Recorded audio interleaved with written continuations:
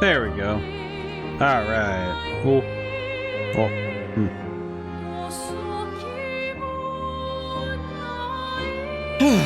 Okay. I hope that this week we get to have a 100% normal streaming week. I feel bad. Alrighty. I'm also still trying to get my microphone and all that back to normal. It's like, I noticed that the gain was a little higher, I noticed that the game audio is a little louder. It's like, I'm trying to figure out how to get it so it's back to the balance I had before. There's like I think it was like right before the repo streams that my microphone was just kind of consistent. Repo streams, and now everything is just different. It feels like all my settings got screwy. But can't do anything about that. At least not right now. So we're back to Clair Obscur. We had just gotten to the Gestural Village when we ended last time, and we had figured out how weird New Game Plus is, because for anybody who's seeing the game for the first time, it's probably really weird because, for one, you have access to all 5 party members from the beginning, and you also have the enemies being much stronger, so that's good. I think it's a welcome addition that they actually did scale up the enemies for New Game Plus. So that's pretty good. Hello, Gustav. But we have Minoko and CL before we've even seen either of them in the actual game. And they just let you have that. It's really weird. But it's also kind of cool. Let's see. You know what? Speaking of, how am I doing level-wise? I'm doing pretty good. I'm doing pretty good, all things considered. Very cool. Very impressive. Yeah, at some point I need to consider... Oh, this actually is pretty good. Oh, well, it's a healing one. I like my DPS more. I'll play ball. That's fine. But we didn't really get to explore the Gestural Village. I actually figured I should run around it entirely rather than just skip over it. I was thinking about starting the arena when we ended last, but I figured it'd be good not to skip it. Hello. Went on many other adventures to still I beat you here. Oh, hi, Noko. Hello. I know you. I know more. I also come armed with new knowledge about SKA, and man, I'm gonna be so sad later. First it's amazing, then it's useless. Alright, have a good day. Pleasure doing business with you. I see. Alright, so they're talking about business. I think a beatdown is in order. Hello, good humans. Enjoying the Gestural Bazaar? Great, I'm glad our eagerness for battle hasn't scared you away. Oh no, I have plenty of clients that are just dead. Huh. Anyway, I have some useful items for you. Whether it's weapons or pictos, catered to every need. The expedition shop is back in business. Alright. Oh, that's right, we can buy a lot of good stuff, actually. We don't really need to buy recoats, so I'm not worried about those, but we will buy everything else here. Because this will allow us to mess with our builds a little more. We'll bring Gustav. We can win this fight. It'll be fun. All right, let's have a fight so we can remember how to play. Ow. Oops. Well, that was messy, now wasn't it? I have to remember how to play again. God, the game. I forgot how loud this game is, though. I forgot that this game is insanely loud. You know, I will turn it down. It looks like it's going right into the red zone, so I'm gonna turn that down. I'll turn it down to like... Yeah, that should do it. That should do it for now. I forgot how loud this game is. Let's see. Lumiere Assault, sure. I don't really play to deal damage, I play to counter. That's my main goal. Ow. Unfortunately, if I don't counter, I'm kind of in a bind. Okay. I could just use a healing tint and just be okay with myself. Oh, that attack has a weird delay. Oh, that's awkward now, isn't it? Well, that's fine. We overcharge. We win. The win button. Never mind. It wasn't a win button, but it did do good. Yeah, that attack is like weird. That is one thing that this game does have in abundance that I sometimes do find a little harder to let it go is that sometimes I do find there are times where I find it a little frustrating that you'll run into an enemy whose attacks have cinematic timing, because that can be a little frustrating. Well, Patat says I'm too small a Patat to fight Nevrons. Aw, poor guy. He starts crying like a fool. Are you alright? Just trade all my junk to get this. Professor Champ de Couvr's chromatic legumes, vegetable seeds from the city of Lumiere. Become rich if I own the bazaar. Aw, poor guy. Ah, he got swindled. I see. Yeah, I think talking to everybody here is good because it gets us some stuff. Old Brush over there won't trade with anyone. I don't know what that's all about. He's just a jerk. I can hear you. Do you trade? I got my junk. I won't sell you nothing. It means I'm calling the guards on you. Got it. Okay. Hey, Naractum. Holy crap, 5 months. Cool. Hi. Hope things are well today. Looking good. Looking good today. Things are looking good. I hope you're doing well. Your stuff is worthless. You're worthless. Want to fight? No, I'll just take a look at your stuff. Okay, cool. I like the gestures because they're so goofy. Hope today's been going well for you. I'm just running around checking this place out. Cliche, but okay. The good stuff's back here, truly. Give us all your belongings, they're ours now. You don't know how to pick your marks, do you? Wrong, we're gonna give you guys a lesson. Oh, we get to fight them. Alright. Is it a full team fight? Yes, it is. Nice. Now we get to fight for realsies. Sort of. I mean, these guys are just being dorks, but it's okay. Now that one I remember. Woo. Yeah, today's been good. Good to see you. Feeling better. Let's see. How about wildfire? There we go. That's pretty good. Do I have anything that gets me into the... Oh, I don't have anything that gets me to Virtuous Stance. That's funny. Oops. I should probably switch that out, because my L does do a lot of damage. She has that one stance, if you can get into it constantly, you're good. You can just kind of win. Okay, we're sorry. Just for you, we'll trade the things we have. Alright, cool. Alright, let me change this out really quick. Yeah, I've been trying to remember all the stuff I need to do on the way through this game. Let's see. My L. Do we have any... What moves get us to Virtuous Stance? That's the problem. Let's see. Breaking rules. That's cool. Let's see. Pyrolyze. I don't know. Switching to... Oh, that's what it is. Swift Stride. Do any of these other ones do that? Or... Stand Tall? Yeah, we kind of just need something that gets us to the stance. I would like the stance. Give me the stance. Give me the stance. Another Sunday game redeem. Ooh. Intriguing. Oh, this is the... Yeah. I'm trying to use up all my pens. I have a... So I don't like swapping pens before the ink is all dry. I grabbed the wrong one, but I did get a new one out. Wizards and Warriors while I can remember it. Okay, hang on. Let's see.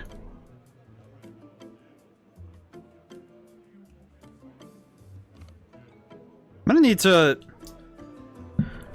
to go look for it. Do you have anywhere that you know where it is? I guess would be the... How would I put it? Brain's working. Hang on a moment. But if you happen to know where it is in terms of like sites and stuff, that would be helpful. We'll swap this out. Oh, that's right, we have Hell now. I have new moves. I should probably bring them along. Don't, but it's an NES title. Okay, I can find it then. I'll find it. That doesn't sound too bad. Let's make I need to make a star on this page so I can do that. I know there's one game I need to go finish on my own time, and that's... I'm looking at the list of games that I need to go finish on my timer, like do replays. And I haven't gotten around to them yet because I've been kind of busy. But I know that one of them... Two of them are streaming ones that I want to... That were more just about replaying. One of them I haven't finished because I streamed it a while ago. But... Let's see. Deals on turn start. Oh, that's interesting. Not the best move though, huh? Not too bad. All right. We're good here. All right, what's my dude got for stuff we can buy? Take a look at our stuff. Seekarum. I don't think I need to spend the money on that. Healing Mark. It's not too bad. That's a lot of chroma, though. But we can buy it, sure. It's an upgrade, so why not? There we go. Nice, nice. Yeah, it's been interesting looking through the library of titles I have, because I have a lot more now that I'm able to take in how much I can get from emulation alone. There is one game I want to get to. I think the month of August I would like to. I'm not gonna lock Sunday redeems, but I'm probably gonna put after we get through the current slate. I think what I'd like to do is I'd like to make a month to hit some titles I haven't been able to get to yet. All right, they're fighting each other over there. They're having fun. But I know, because I know that there's the Sonic racing game is coming out. I wanted to do some. Let's see, my patat. Oh, he's way up there. How do you get up there? You probably go get him down. I just need to remember how to get up there. It's probably really weird. Ah, here it is. Yep. Yeah, I have a lot of titles I need to get to in the near future. Some of it's also just that I know that I need to start cracking on the backlog, at least a little bit. Because I have a lot of games that I haven't been able to get to yet, and I need to. Or at the very least, I might, because I want to keep playing new games, but I also need to get through the ones that I already own. Meow. Hello. Not coming down. Okay. Thank you. This little patat was just reborn the other day. They're still a little thick-headed. Earn yourself a trip to the arena, patat. Huh? Oh, that's cool. Oh, it's a Saka patat outfit for a character. That's fun. I didn't know we could get Saka patat outfits. God dang it. Then again, good old fight to the death in the arena, though. I guess my problem is that I tend to play. I don't really focus on outfits that much, so I guess that's my problem. Hello. Hope is that one of these days everyone's troubles are resolved through jousting. I mean, fighting is so dépassé. I see. Hello. You guys up for some jousting? It's too bad. We break from a fight, we joust. The best game there is. Not everyone knows that. Don't ruin the fun for them. Kiddo prefers jousting to fighting. So if he knows it's just fighting with more rules, he's gonna have a meltdown. I see. But I've gotten around to a lot of games this year already. I haven't done the tally yet, like how we did for. Because I tally up all the games I play at the end of the year, and mostly just so I can not drive myself nuts trying to keep count all the time. But I think this year might be on track to be close to one of my peaks, maybe. I'll have to do the comparison when I get around to the year tier, the tier list. Let's see. I'd rather die than come back to the village injured. Looks beyond boring sleeping all day up there. They sleep up there. Interesting. Hello. Don't really feel like healing people today. Yeah, it's no big deal. I ate a lot of Nevrons. Just kidding. I was born with this terrible sickness that makes my bones grow every day. Every day I wish I was born not to suffer like this. Save very hard, harder than anyone to become a doctor. Save more than 10,000 of my fellow Gestrals. So don't tell me what I am, to tell me who you are. Sorry. So this guy just grows every day. He gets bigger all the time. What a shame. Alrighty. I know that the Gestrals in general are kind of, let's call it eccentric, but we stay focused. They're getting strong for Golgra, I understand. She is big. It's nice that this area is so dense, though, because there's a lot of people to talk to and a lot of stuff to just do. You get one hit. If you deal 9999 damage, you win a prize. Remember, if you hit me, the battle's over, so make it count. Yes. Okay. Oh no, Puncho. Let's spill some ink. Item.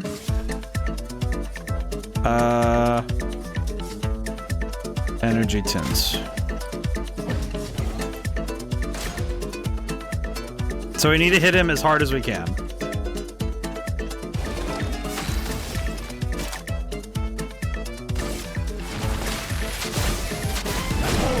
All right.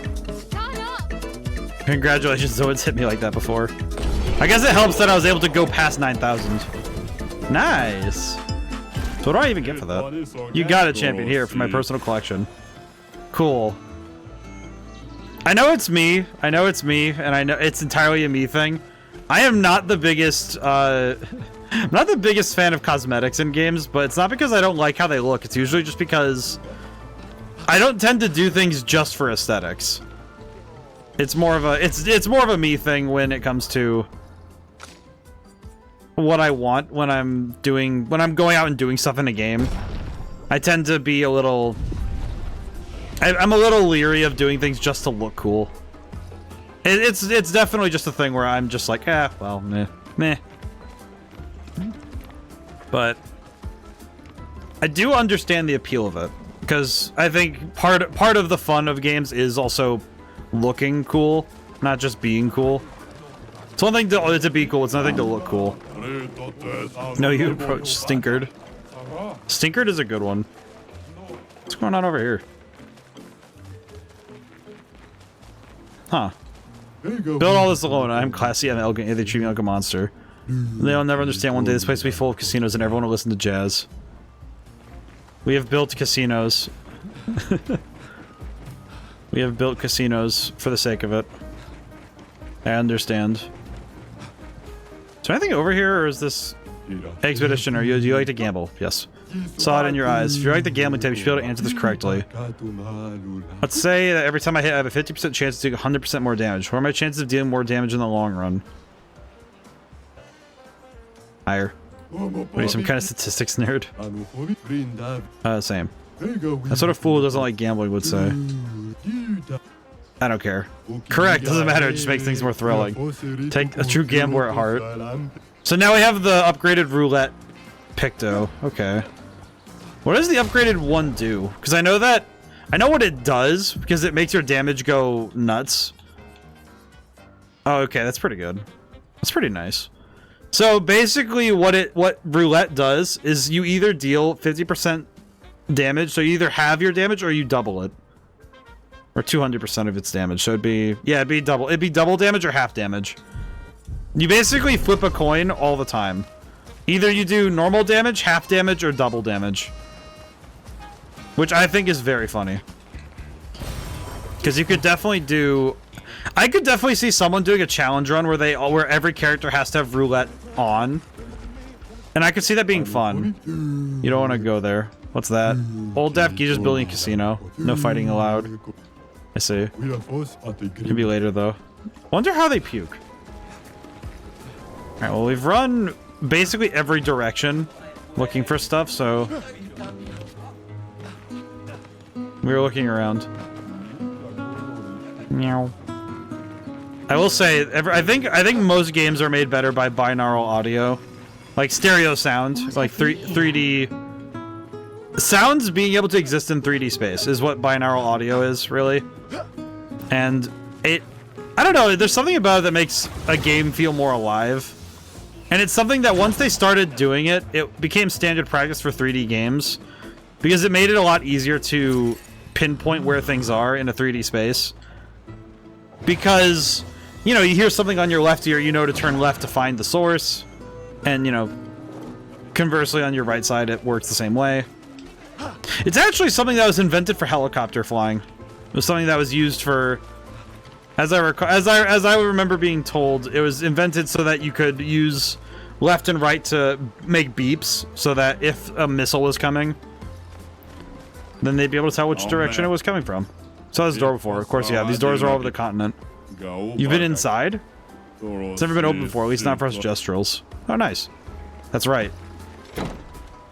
So these doors connect to the manor, and we can unlock rooms. So now we can see more rooms in the manor. I still haven't quite understood where all the doors are yet. And I don't know what the... I don't know what the necessity is for finding them all. All I know is that when you find them all, probably something cool will happen. Let's see. Is anything actually in here, or am I just crazy?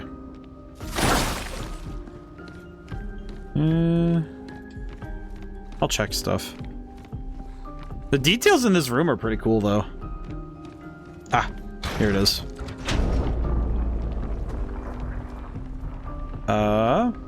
Okay, what did that open?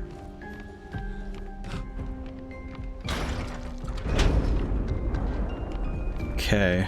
I do have to check the whole room, because there is something I have to spin just right. Ah. Yes? Yes. Maybe? There's gotta be more, right? Or am I... No, there's more.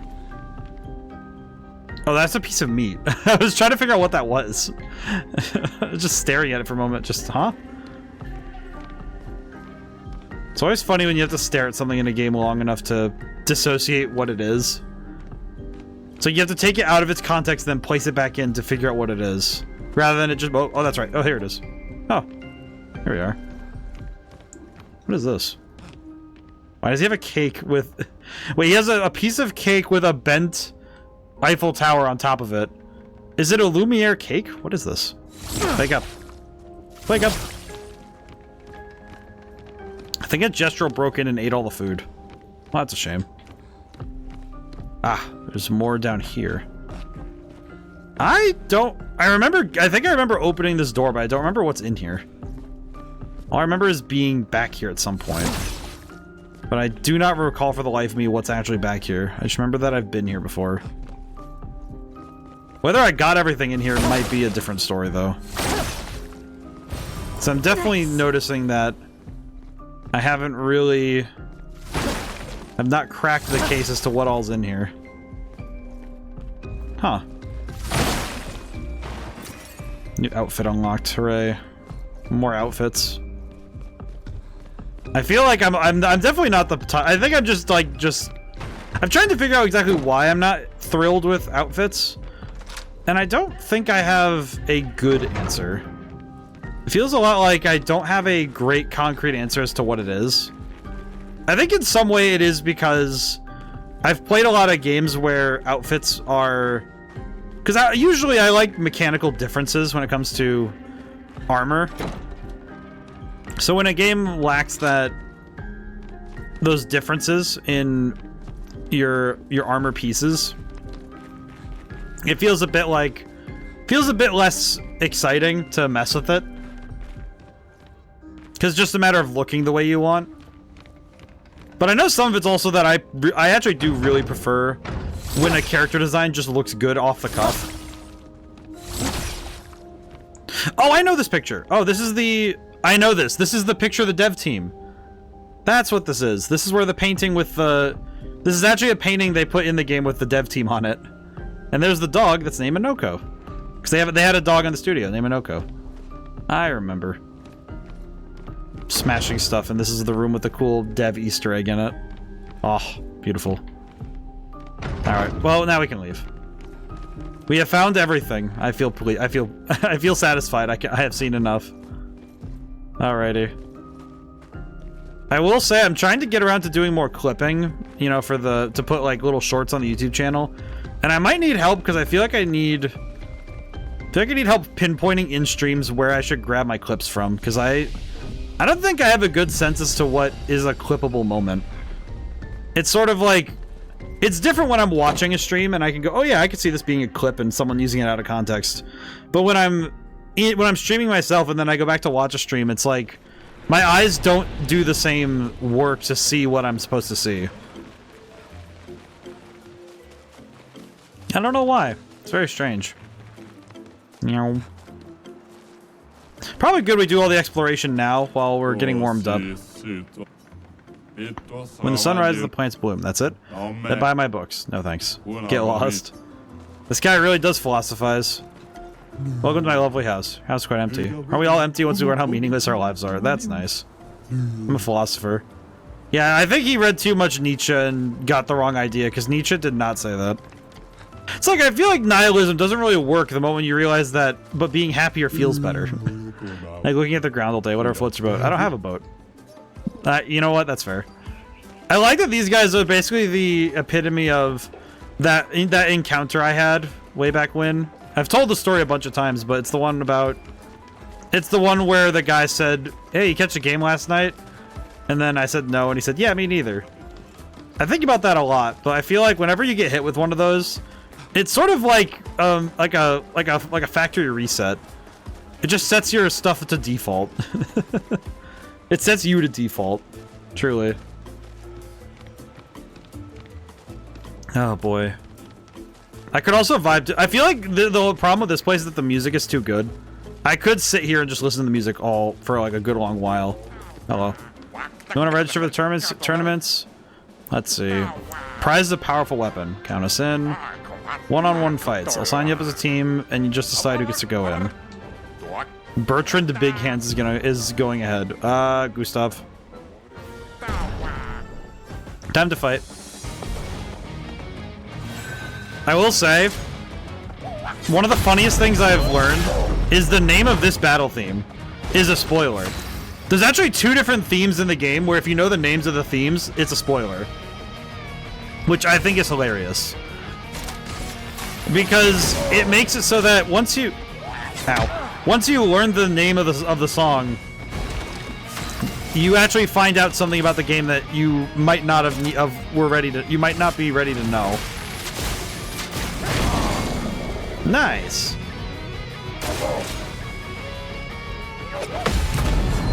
Yeah, my build is a counter build, and I feel like at this point it's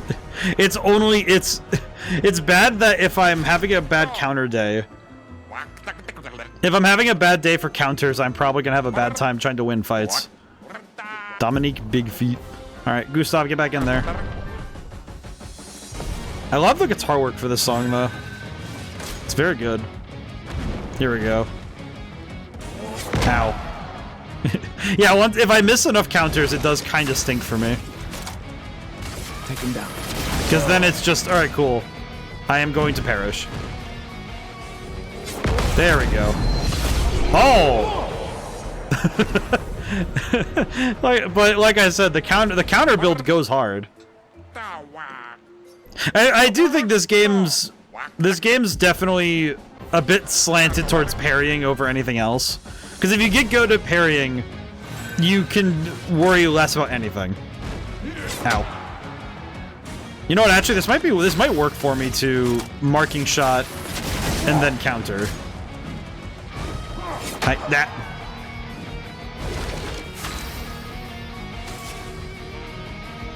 Well, I thought I had it, but then I didn't. Oh, he did the fake out punch. I recognized it too. God dang it. Alrighty, Strike Storm. There we go. This should do it. That should set him up. God dang it. And I know that part of it's just me getting the timing bad. That's okay. That's fine. We'll make it happen. There we go. Yeah, see, it's like... I think this game's parrying is fun, but it can also be... Sometimes it makes my brain hurt a little bit when I recognize that I could have parried something, but I'm off by like a frame. Always makes me a little sad. You won, wow, next time won't be so easy, I'm sure. Yes. Mysterious stranger. In we go. And now we get to have...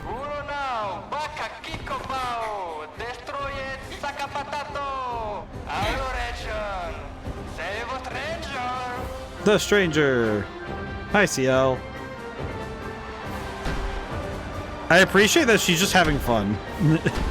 She really did just show up to have fun. Wait, that's... CL? What? How? You guys? You're alive! I thought I was the only one left. I knew you were resourceful. There we are. How did you get here?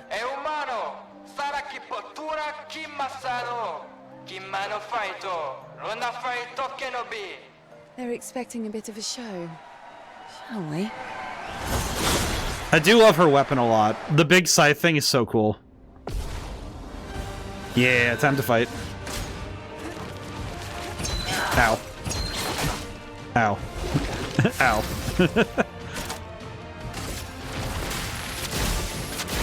This fight shouldn't take too long, I don't think.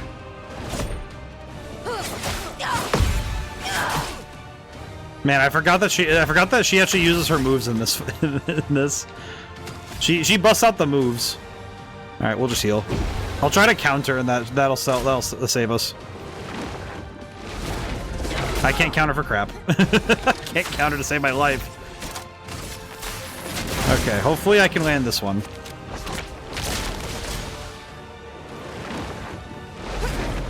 There we go. Hey, not too bad. Counter. Just counter. Good job, Gustav. Gustav wins. Gestrels offer the champion a special weapon. What do you? I forget. Do you get a different one per character, or is it? I actually do not remember. Well, that wasn't so bad. Yeah, it really just felt like beating old people. So it wasn't so bad. Am I one of those old people? One day, I hope. Hey, how'd you end up here? Oh, after the beach, I ended up in an odd yellow forest, not too far from here. Had to dodge a few Nevrons, but luckily I met a Gestrel who guided me here. What about you? He starts playing music. Well, I woke up next to a waterfall and... We can talk later. Let's get back They to skipped the summary. That's crazy. Poor Gustav. No time to lose. At least they're having fun. Alrighty, and then... Ah, we're back to Golgra. Alright, very good. Oh, it upgraded Sakaram. Okay. That's not too bad. Alright, well now Lune can leave the team and I can go right back to using CL. Heck yeah. I really liked having CL on my team. She is my favorite.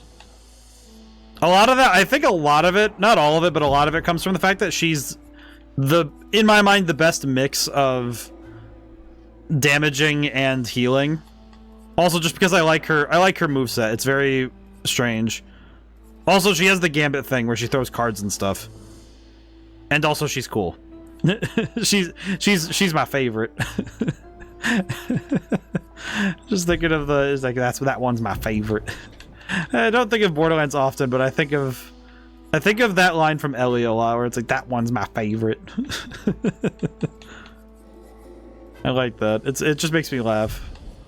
Alrighty, energizing +1. Oh, we don't need that at all. Alright, so I can swap this for a higher power one then, yeah? Let's see. First offensive. We need speed and defense. If we want to keep the same type of stat bonus. Apply slow on break. Actually, that would be kind of sick. Yeah, that's really good. Yeah, now her defense and speed is just huge. Nice. Yeah, I can spend this ad break just getting stuff ready. Let's see. Weakness gain. She doesn't really hit weaknesses all that often because she uses light and dark stuff, so it's not as useful. Each successful parry increases damage by 5%. Oh, I need to have this on everybody. What am I doing? Ooh! Shadow Wolf! Welcome in, Raiders! Welcome in. Let me get a shout out for my friend here. Or how are things going today? Hope things are well. Holy. Let's see. Make sure I got that correct. Oh, you were playing Final Fantasy IX. I am not very far in the game, but how was it? How are things going over there? Ooh. I hope my categories are correct. Just realized. But my categories are good. But how is things? How is stream? Welcome in, welcome in. Holy crap. I'm doing some menuing right now. Well, I have a moment. Let's see. All right, there we go. Everything's good. Ooh, I hope the ad break did not slap somebody on the way in. Ooh. Let's see, what was I doing? Where was it? Ah. Hi, it was a lot of fun. I think I'm up to Disc 2 content. Oh, very good. You're much further ahead than me then. Because as I recall, I kind of just started the game, and then I had to miss last week's stream because the power went out. So I'm pretty far behind. I need to catch up.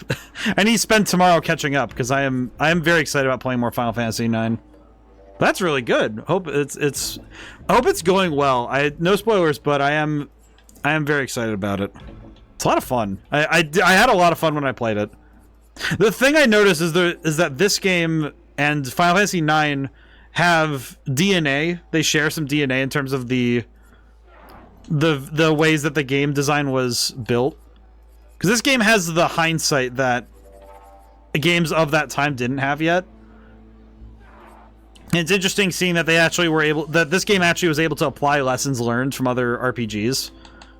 So I actually think this Picto Lumina system feels very similar to the armor system from Final Fantasy IX, because you have to wear them and use them for a certain amount of battles before you can internalize the abilities. Makes sense. I was using the assist content a bit since on PS5. It's one of my favorite Final Fantasies. It's like, it's fun seeing how every Final Fantasy they can be so wildly different from each other, and yet you can see the core is the same in terms of what makes them tick at the center, but it's so good. Let's see. All right, parries. All right, we want to go full parry build. I think I need that. That stuff's good. Let's see. Sweet kill. That might be nice. Yeah, we'll grab that for now. That's pretty good. I like it. I already have empowering parry here. I see. Okay. Oh, he has a lot of points open. But yeah, I've been excited about playing more. Let's see. Charging counter. Oh, he doesn't have anything equipped. What? I see. There we go. Nice. All right, everything's equipped. I still need to go back and learn more. Agreed. I played a few versions, which is weird. The Xbox One version doesn't let you rename characters. Oh, interesting. That's weird because they let you name the characters. It's like it's not necessarily the biggest thing that I'm worried about when I was playing 9, because I've just been letting the characters keep their names, but it is a little weird if you just can't name them at all. That is a bit strange. Let's see, do we have any defense? What is this defense and crit rate? Do I have any up here that are like that? Don't need to swap just yet, but I would like to. I don't really want to use roulette though for that, because I think roulette would be. It's nice, but I don't need to use it. Yeah, we can leave it alone. It's good. We can wait till some of these upgrade. It's good. I imagine playing the different versions of every Final Fantasy would let you notice all the different little things, the different little details. Get out of my way! The password is get out of my way. Yes. Very gestural-ish. Es que nesto te sokiman vilaggio. Sunisu, kupo kisorero. Rico passwordito coranisu. Sunisu gamabibeto. So, As loud as we can. we just yell at him to get out of the way. Got it. Thank you for everything. Io sano biboture. All right, cool. Gestural positivity is so heartwarming. Una forse. Open the back door for you. All right, I'm gonna adjust my mic really quick, just so I can. Because where I'm seated, it's like it's just in the way of. There we go. But yeah, sounds like a fun time though. I need to get. Thanks, chef. I do need to get back to it, to playing. Do need to get back to playing Final Fantasy IX. That'll be tomorrow, but for me. But I'm excited. I'm excited. But yeah, I hope that you're able to. Hope you're able to unwind.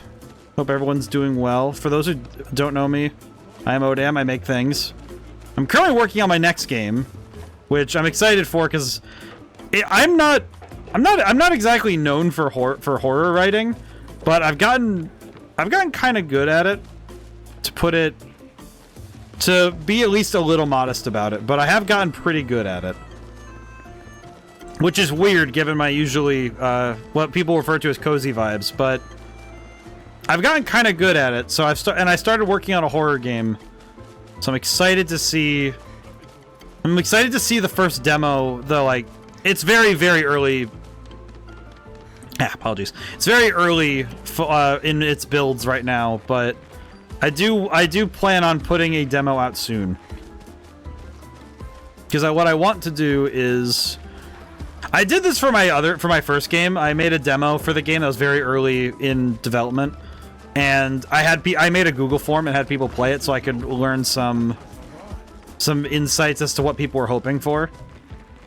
So I'm gonna try and get that ready soon.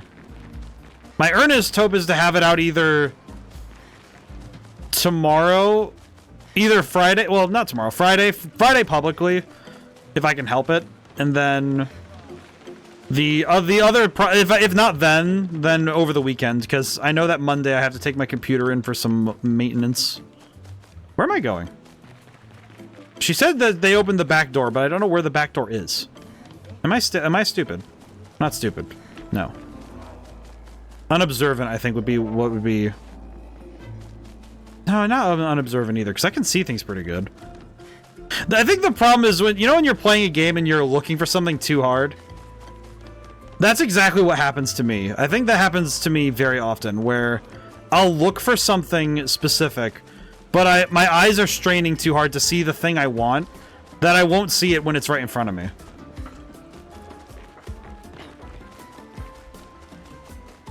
I feel like that's kind of the it's kind of the biggest bane for anyone who plays a lot of games that are big in scale.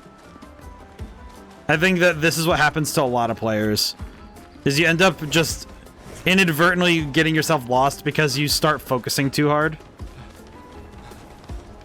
I've had it happen in a couple different games where I try to see the solution the way I want it to be, not the solution for what it really is.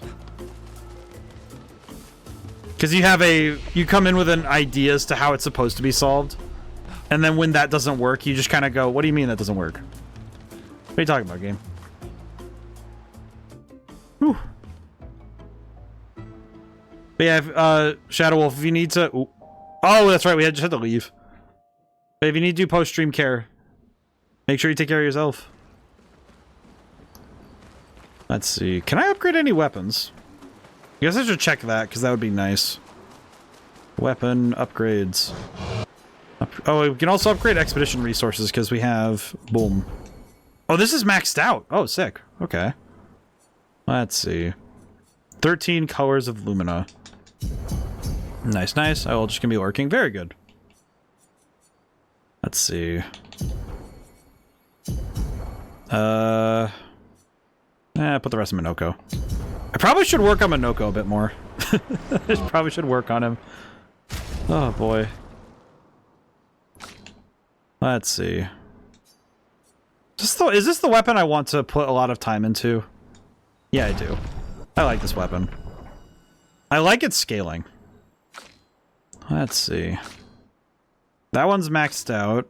And this one... Yeah, I like this one. This one's good. I do think that weapon scaling is something that... It's fun. It's fun because it can be really nebulous what the stat boosts actually are. But I don't find it to be a bug. I find it to be a feature. Because it becomes more of a feeling thing.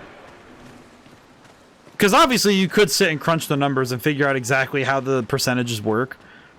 But it's nice that the game doesn't need that to let the player intuit what it feels like. I still can't believe it. I'm gonna drink some water. I lost hope after a while, but you all survived. What was your plan if we hadn't? Be a gestural champion until your gamage? Well, it was a lot of fun, so yeah, maybe. I mean, that's fair. Noko's quite obsessed with your arm. Your apprentices would be extremely proud knowing a gestural loves their work. Yeah, they'd be insanely excited. Well, they did a great job designing your arm. It was quite a creative assignment you gave them. Well, When life gives you lemons. Losing an arm is quite a lemon. Yeah, it's not lemonade. I just realized. So wait, so if the kids designed the arm, how did he lose it? I don't think I ever actually learned how he lost the arm. I just know he did. Which is weird, because you'd think that that'd be something that you could theoretically learn, but I never have found where you learn it. It's very strange. Maybe you should stay. What? It's safer in the village. Missed the chance to meet Eski, eh? No way. Mael. I'm okay. We stick together. Yes. Sticking together is the best plan. It always will be. Knowing this game, knowing the story of this game, it's... Oh, let's see, write in the journal first, so I don't forgore. What does writing in the journal in New Game Plus do for us? Writes about gestrals. For those who come after. I just realized, because I already have the thing you get in the first playthrough, so do you get something else for the second? I guess also, for everyone coming in, I am playing New Game Plus, but I try to keep my talk of spoilers to a minimum, and try to discuss how the game plants and pays off its storytelling. You okay? You've been quiet since we left the village. Yeah, sorry. Just bad memories. Wanna talk about it? No. No. I'm glad you're here. I would never abandon a member of Aquafarm 3. Aquafarm 3. Aquafarm 3. That was so long ago. You and Sophie were inseparable on that project. Yeah, we were. Aw, that's sweet. That was a good project. It fed so many neighborhoods at once. Kind of nostalgic thinking back. We really thought we were making a difference. I mean, I feel like that Hey, it did. we're still making a difference. Oh, it's so interesting. Yes. Of course. So interesting. Because I can tell that this is one of those scenes where you can tell a bit more that the lip flaps were made for the French rather than the English. Because other scenes do a better job of kind of covering it if it's not quite close, but that one, you could sort of feel it a bit more. I do think though, it's not feasible to ask developers to do multiple animation rigs based on language, though. I don't think that's reasonable, because then you have to do all the cutscenes more than once. I think that would kind of bloat the code a little bit. Because I could see that causing issues if you tried to do something like that.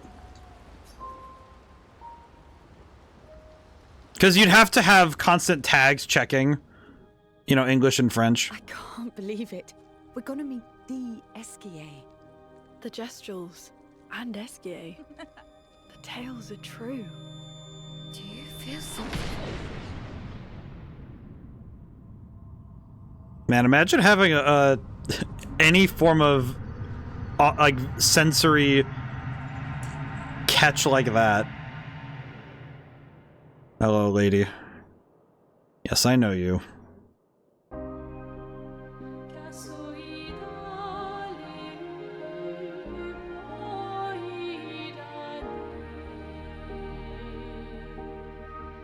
White hair. Who are you?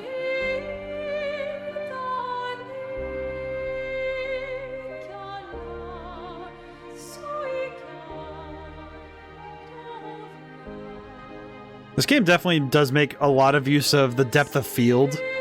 You know, being able to focus the camera in and out on things.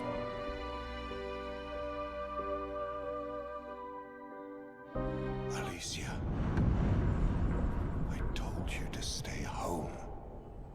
It's not good for you to see this.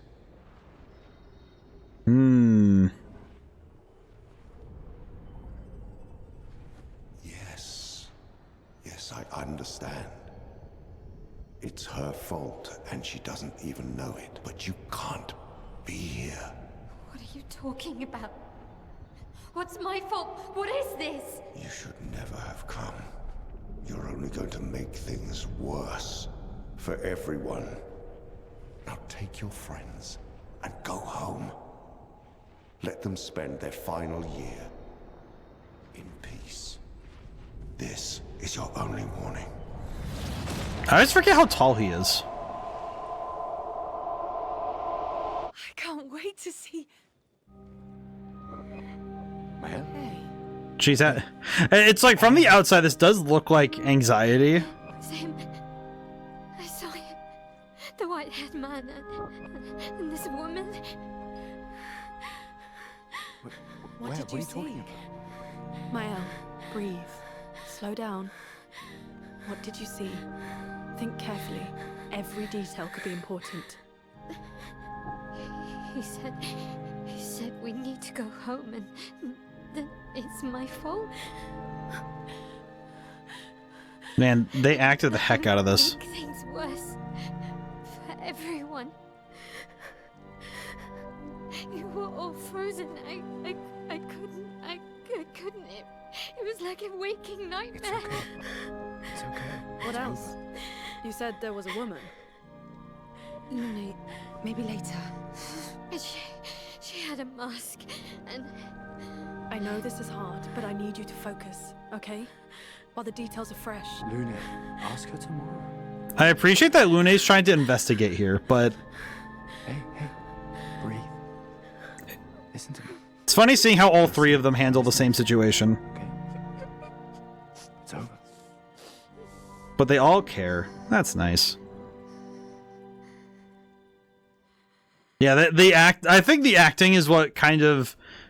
It's like any gameplay dips. Because in my first playthrough, there were some times where, if the game's difficulty kind of gets a little bit weird near the end of the game, I feel like the story and the performances of the actors definitely do a fair bit to lift the game in any moments where it has a bit Yeah. less We can debrief momentum. along the way. Let's head east to Esquier's Nest. Because I think that's something that some games have the ability to do, is that you can use the writing to sort of uplift parts that are a little less interesting gameplay-wise, and vice versa. You know, if the story's a little bit less grabby, you know, there's less hooks going on. I think it works out well that you can utilize the story or the gameplay to tag out in a way. It's not good to do that all the time, though. I think it can be bad practice to think that that's a move you can always pull. Let's see. Here's your card. Alrighty. And then 1. Man, that is still very loud, huh? I do like that this game is very bassy with its sound effects. That is one thing this game does that I appreciate. I shot the wrong target. Ah, that's fine. Well, that works out. Blade cut through the blades. There we go. Alright. Ready to parry. Ooh! Big parry. Big parry.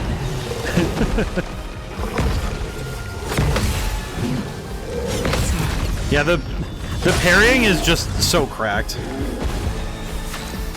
Alright, let's see. I think we can just finish the fight. Almost. On gas. We might be able to finish it here?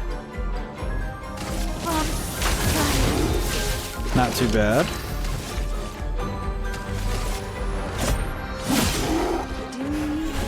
Oh yeah, no, yeah, now we do big damage. Whee! Finesse and grace. Or we just... I think this is the finishing shot. Yoink. This game, in a weird way, I think this game gives me the same gameplay vibes as, like, in some ways, as Lies of P, where if you get good at parrying and your rhythm is really strong, you can sort of off-put most challenges. Not necessarily that you can just negate them, but that you can offset some of the difficulty by having your defenses be impenetrable. The key is that your defenses are just hard to get past. You know what? Sure, I'll buy them. I buy. All right, now we can buy the aesthetics. If we can get the achievement for all the costumes, I will. I may not be a fashion. I may not be fashion king, but I can at least do my best. Do my due diligence to explore everything. Let's see. Do I need to do anything else on this part of the continent, or no? Not yet. Okay. Let's go talk to Esquier. Hi. Hello, friend. You seem pretty lost to me. You stay at Arcane if you like. I'll call for Sastro in the meantime. Yes. Alright, the lost gestrels, that's right. I did not find all of them last time either. Should probably do that too. There are many things I need to do in New Game Plus. Alrighty. Oh. Time for best character. Truly. I do think that it's unfair that Esquier... Because Esquier is just such an insanely, like, fun character. So it's almost difficult at times to compare him properly to other characters in this game. In my opinion. Oh, my owl's 100% crit rate. Wow. Oh, there's an item there. You can't get it. Oh. Tragedy. Insanity. Oh, Password. Golgra said to shout the password as loud as we can. Well, Gustav, you're the loudest. Really? I like how they're like, we have agreed that Gustav is the loudest one here. Hey. Come on, don't be shy.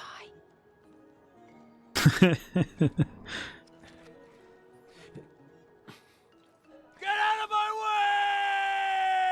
way! Jeez. No. It's just the... It's the password. It's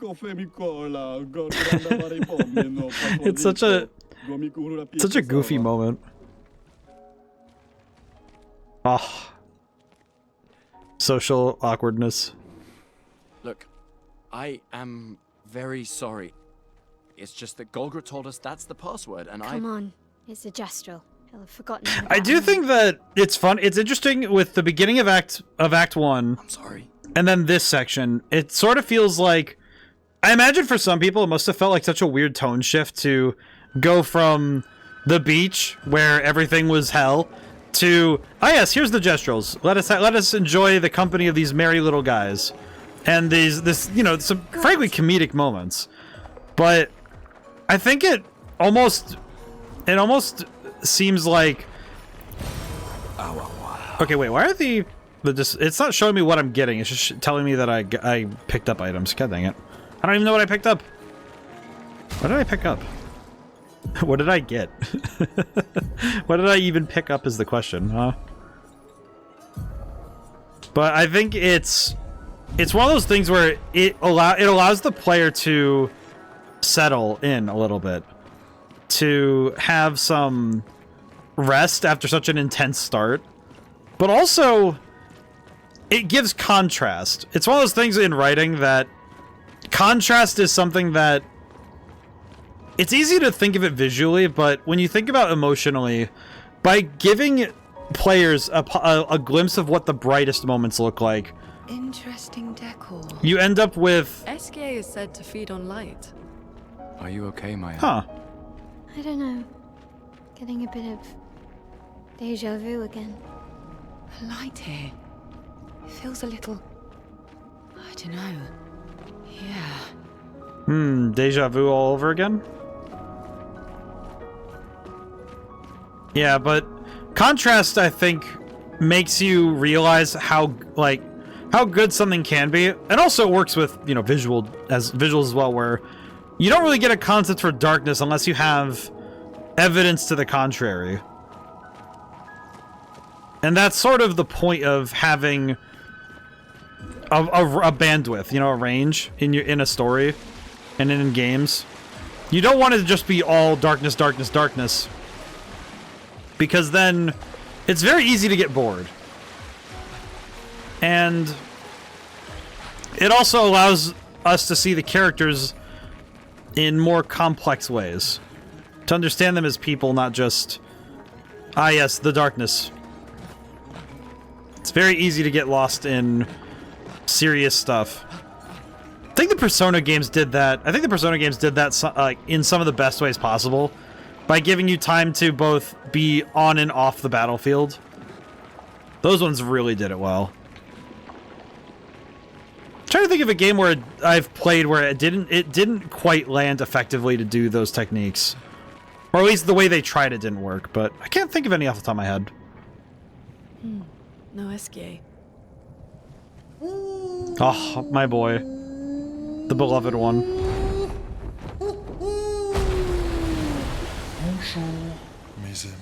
Hey, I love seeing him. CL? I love my guy. Odd. I don't know. He seems nice. Oh, it's you. Hello again, my terrible swimmer friend. You finally come to learn to swim? No. I'm not that fond of water. Actually, that's sort of why we're here. We need to cross the sea. Golgra said you could help. Mon ami, a rolling stone gathers no moss. Pardon me? In the stories, they say Esquier likes to speak in riddles. In what way? I don't get it.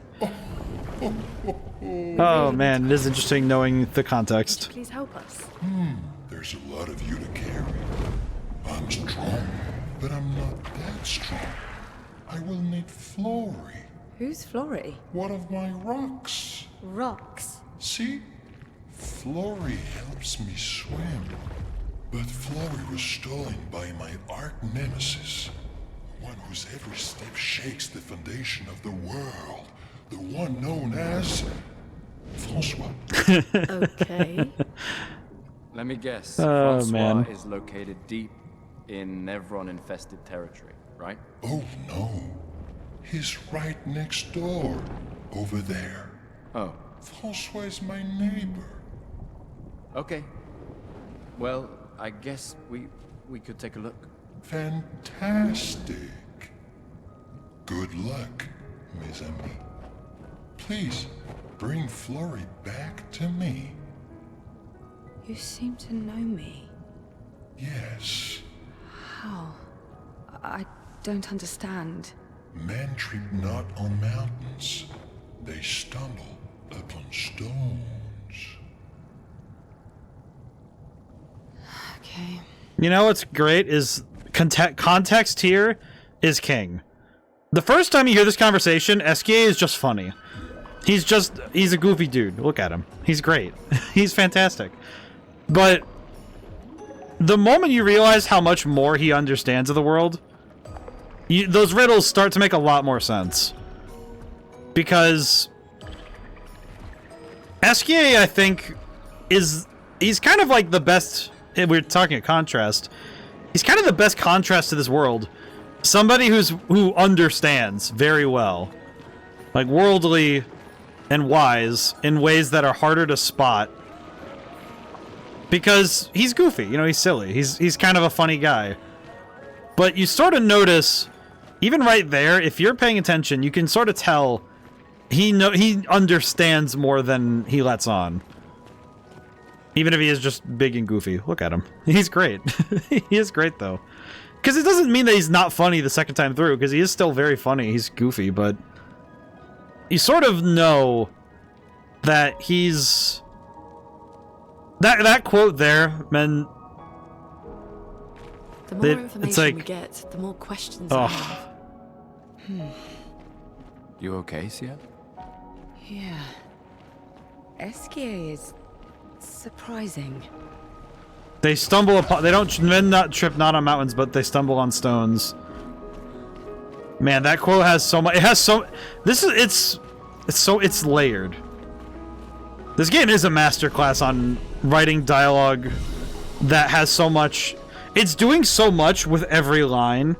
And there are some lines that do less heavy lifting, but so much of the primary dialogue, the big important scenes, it's like you have like text, subtext, and then additional context for when you've played the game and know more. And then there's that, like, this game hits the fourth layer of it comes together entirely differently based on how much you know. Hello, Francois.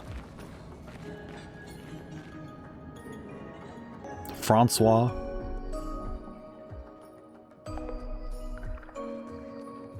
There's nothing here. Oh, heavens. Ah, eh. Whew. The SK statues. Who dares enter my lair? He sounds a lot like... You can't just walk into someone's home without sorry. knocking. That is incredibly rude. He kind of sounds like Clavicus Vile. Are you Francois? He's just a talking rock. Wait, I thought Florrie was the rock. A rock? I am not a rock. Do you have rocks for eyes? You certainly have rocks for brains. I am clearly a turtle. Esquier! Stop sending hooligans over here! Stop being a meanie. They're nice humans. Then keep them on your side of the caves! Now get off my lawn! It's okay. We'll leave. We're just here for Florrie. So, not only are you intruding, you're here to steal? Oh my word! Humans! Well, over my dead body!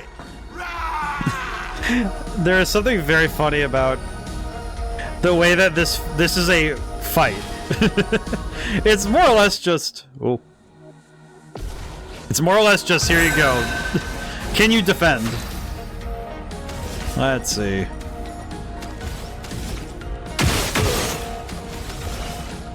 I saw your future. I kind of forget if I kind of forget what if there is a, you know, best practice for this fight. I think it's just break his defenses and land defenseless, maybe? Should help. The strongest ice attack ever. He is not incorrect. I missed. I missed the timing. Crap. It never feels great when you miss the timing, huh? Alrighty. Time to attack.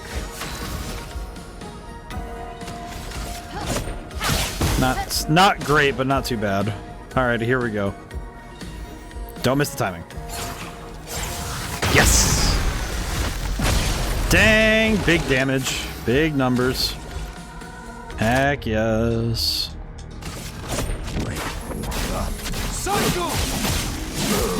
Nice. Alrighty, and then Here's your card. that should do it. I think these next big hits will do it. Oh man. Yeah, this should do it. Lady Luck smart. Nice. This is why CL is queen. Nice, nice. For augmented first strike got leveled up.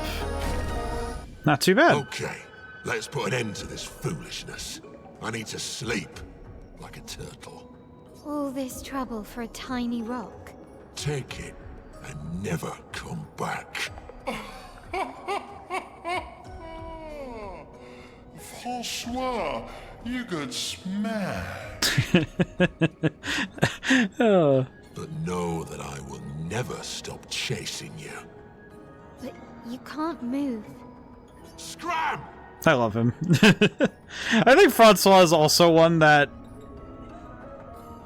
Another character where there's a lot more going on with this guy than you'd expect. Give him back a stingy stone, I don't care, now scram. Oh, they don't voice that one, that's funny. Huh. It's back here. Is this where is this the journal, maybe? Francois and Esquier are very different from Gestrels and Nevrons. You think the Paintress created them too? Hmm. If not, who else? Now that's a question and a half. Maybe they came from another world. Oh, there is so much there. There is so much there to their questions that... Oh. Again, I think this game, the greatest lesson that any aspiring game developer would ever get is taking time to dissect and understand how to properly plant and progress and pay off. Nice. Both story and gameplay. And this game does layered dialogue so well. it's almost painful to know that it is that hard to get it right. This is the sort of writing that takes ages to get mastery over. Absolutely cracked. Beautiful. Ooh. Hello. Hello again. It is a rock. You got Flory. That's not Flory. What do you mean that's not Flory? Ha! I never had Flory. Your rock is still on the Stone Wave Cliffs. He got me good. Wait, does this mean you won't help us? If you promise to get me Flory, then we can be buddies. Can't you swim without Flory? We saw you flying just now. Oh, you're much too heavy. I need my rocks. Your rocks? Alas, I've lost them all. I can do much more than swim. I can fly into space. I used to fly all the time with my best friend. That name. Want to dub that guy an honorary library fox? Oh, how lovely of you. Wait. You know what? I might just do that myself. I might just do that on my own. All the way to the north. Just aim for the big 33. Ooh, I'll meet you outside. I feel like I would invite SKA over. He'd be a nice guy. He'd be fun to hang out with. I do think though that I've been doing art. Sorry for the later pie. I was busy. Hey, no worries, no worries. I know that life sometimes comes at us sideways, and we have to catch it. No worries. I feel like the only thing that stops me from immediately wanting to add SKA to like the rotation is I try to reserve it for the series that I like to go for like for the most popular ones, but I might do it anyway just because I love SKA. I think he's probably one of my favorites. Expedition. All right, so SKA. SKA's crying because he accidentally fed expeditioners mushrooms, and these guys did not survive. Poor SKA. I do seriously like what SKA. I like SKA as a character just also because he's limited by game mechanics in the funniest way, because he is limited by the world, and it's because he was made that way. Energizing start. How good is that one, actually? How good is energizing start? 26? Yeah, there it is, yeah. Energizing start. It's only an HP one. That's sad. Alright, and now we can hang out with SKA. Because now he's our friend. He's our cool buddy. Also, I just love his design. His design is very funny. It's both very good. Like, it's actually quite a good character design, but he is also a bit comical. But I think that's the point. Also, yeah, the one thing that catches me off guard here about SKA in specific is he mentions the name Verso right away, which to me feels like such an insane thing to do. And I'll bring it up again later when it becomes relevant. But there's a reason why hearing the name Verso is so weird in context, because I'll show why in a moment, but it's so interesting to me that they are like, yeah, we're gonna throw this down really quick, this detail, and then just let players have it. What is this? 62. Vergier, Expedition 62. New Nev is coming. Big Nev is coming. They count for double. They were scoring. The 62 was having was having scores. I see. Alrighty. We are at the hour mark. I hope everyone's had a wonderful week so far. I've been doing pretty good. My workflow has skyrocketed. I've actually been doing a lot of extra work this week. Very happy with myself. And if I do good this week, I should have a demo out for the game. At least, well, it'll be the first level of the game in its current state. Oh, lovely. We'll see if I need to make some radical changes to my game design, or maybe everybody will like it. Who knows?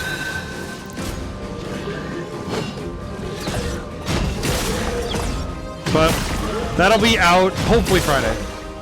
I spoiled myself to the ending last week looking up the meaning of flowers. Oh, did you? Oh, I'm so sorry. Oh no. That sucks. Sucks when you find out things you weren't expecting to. Stuff like that. Holy crap, that did so much damage. Ooh. Greater defenseless. It is one thing, though, that I have found this game... That is one thing this game has that I do think is actually... it can be an actual problem for this game and as players, is that it is almost impossible to avoid spoilers now. Because you look up anything. Even talking about the game, it's like, if you want to get into it, it's just, how do you get into this game without running into spoilers, right? It's insanely hard.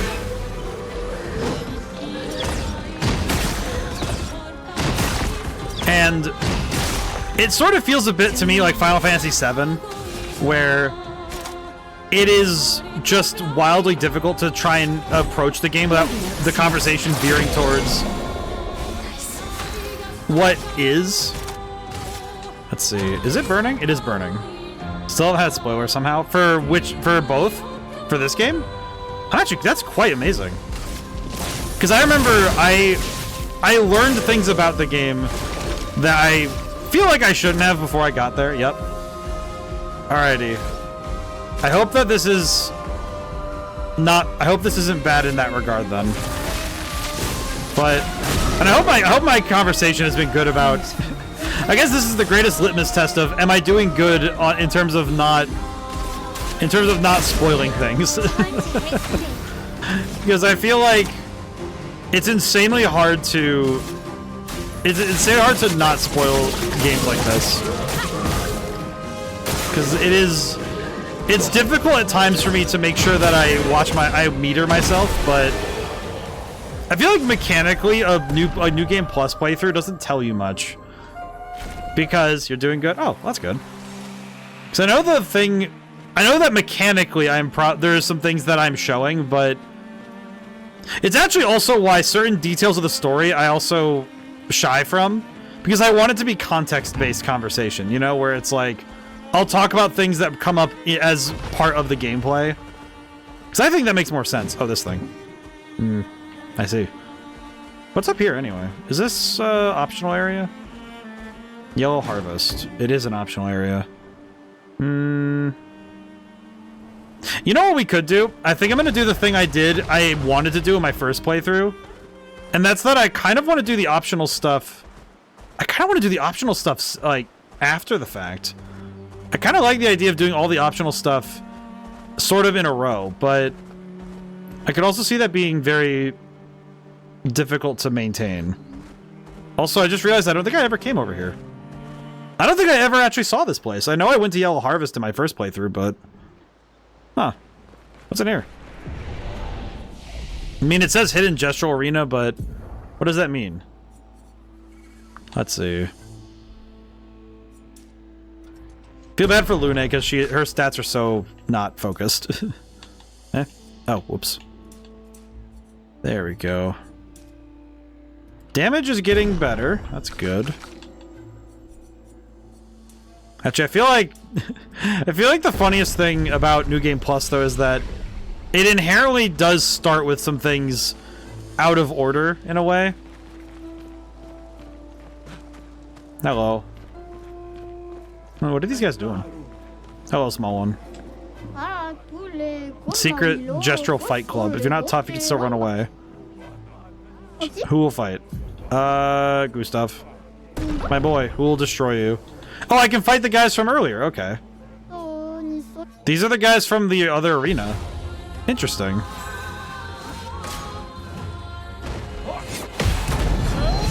I'm a bit surprised to see that they allow you to get rematches with these guys. I guess that's the point of this arena. You can get rematches against those fights if you didn't do as well as you wanted. Okay. Not too bad. And the fight's over. I do think mechanically this game does, as I said earlier, I do think this game does have one little problem. Not a problem per se. Side note, I wish there was a way to chapter select a Dragoon, only because I want to see how you fare against Faust and trying for the starters without having to redo the entire game. Oh. Yeah, that's fair.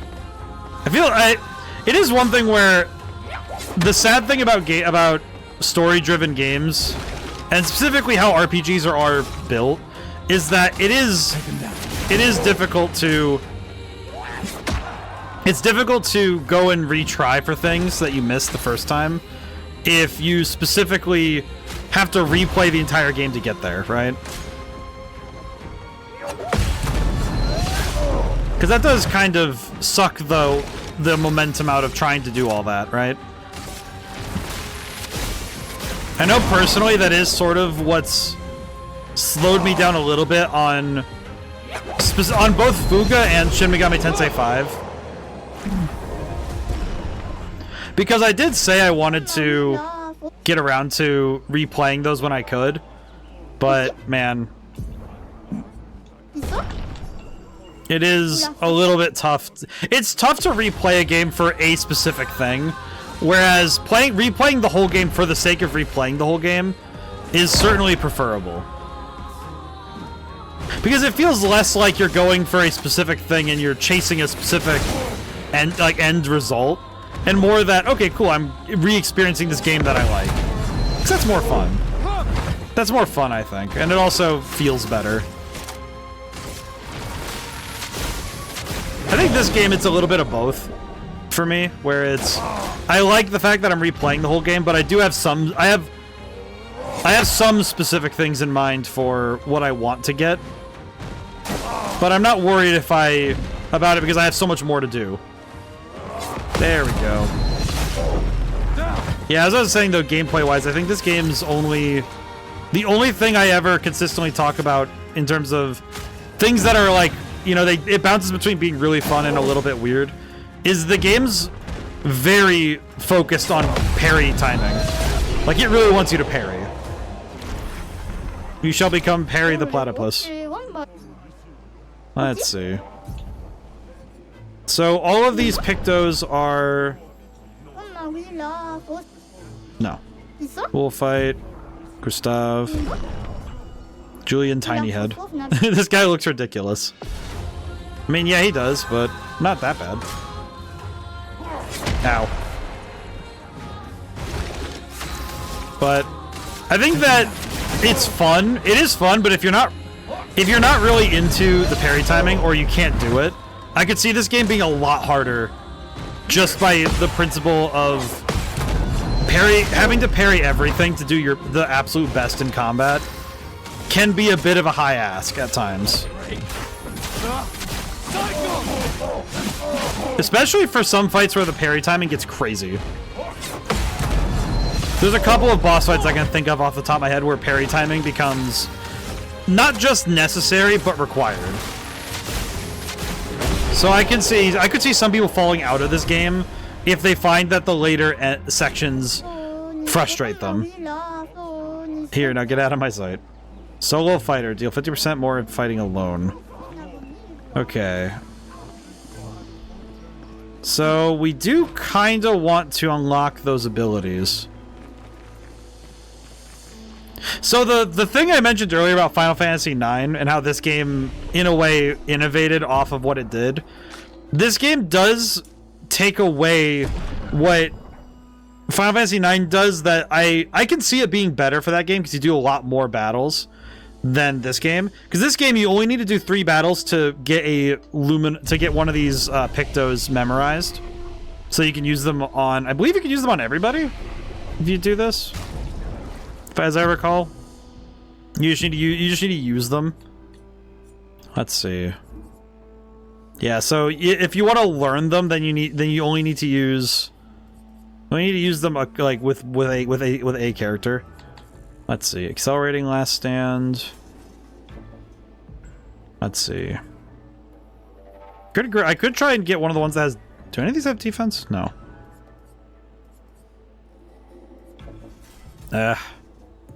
Problem is that if I take these off, I know I'm gonna forget.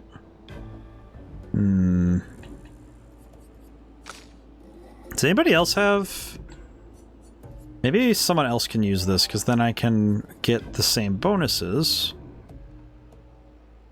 Okay, I could swap out. Wait, which one is it? Powerful revive, speed and crit rate's the same. Well, that's. Oh wait, that's not the. Let's see. Descending, ascending, sort by. That'd be level. God dang it. Trying to think of how I want to do this. I guess it's where I'm stuck. Is where I'm thinking about what I want to do. But this game does, I think, it does make evolutions in places that make sense with this stuff. Being able to learn them in faster succession, but I think it's different because Final Fantasy IX expects you to have a lot of fights rather than this game doesn't really expect you to have a ton of battles. It expects you to get a fair number, but not. I don't think they expect you to hit the hundreds in terms of battles that you win. Whereas I think Final Fantasy games expect you to do a lot more battling. And I think some of that's also because some battles are a lot shorter. At least from what I feel. Yeah, I think we'll do the optional. We'll do most of the optional stuff. Oh, we'll do optional stuff, I think, later. Because I think that'll be more. That's more my speed. Grab this, grab this, grab this. Gobloo. Oh, hey, we got the record for Gobloo. Nice. It is also one thing that I noticed in this game's side content.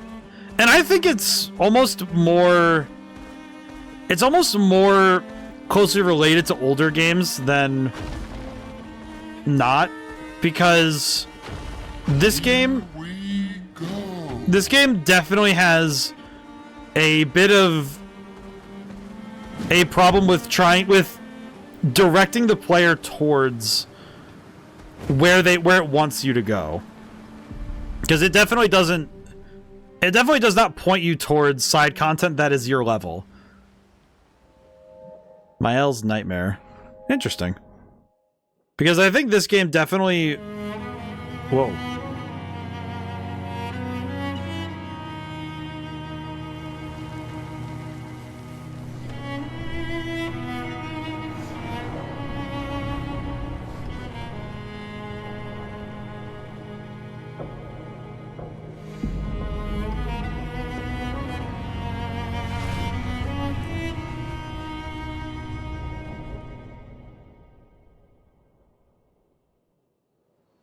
That nightmare has so much layered symbolism.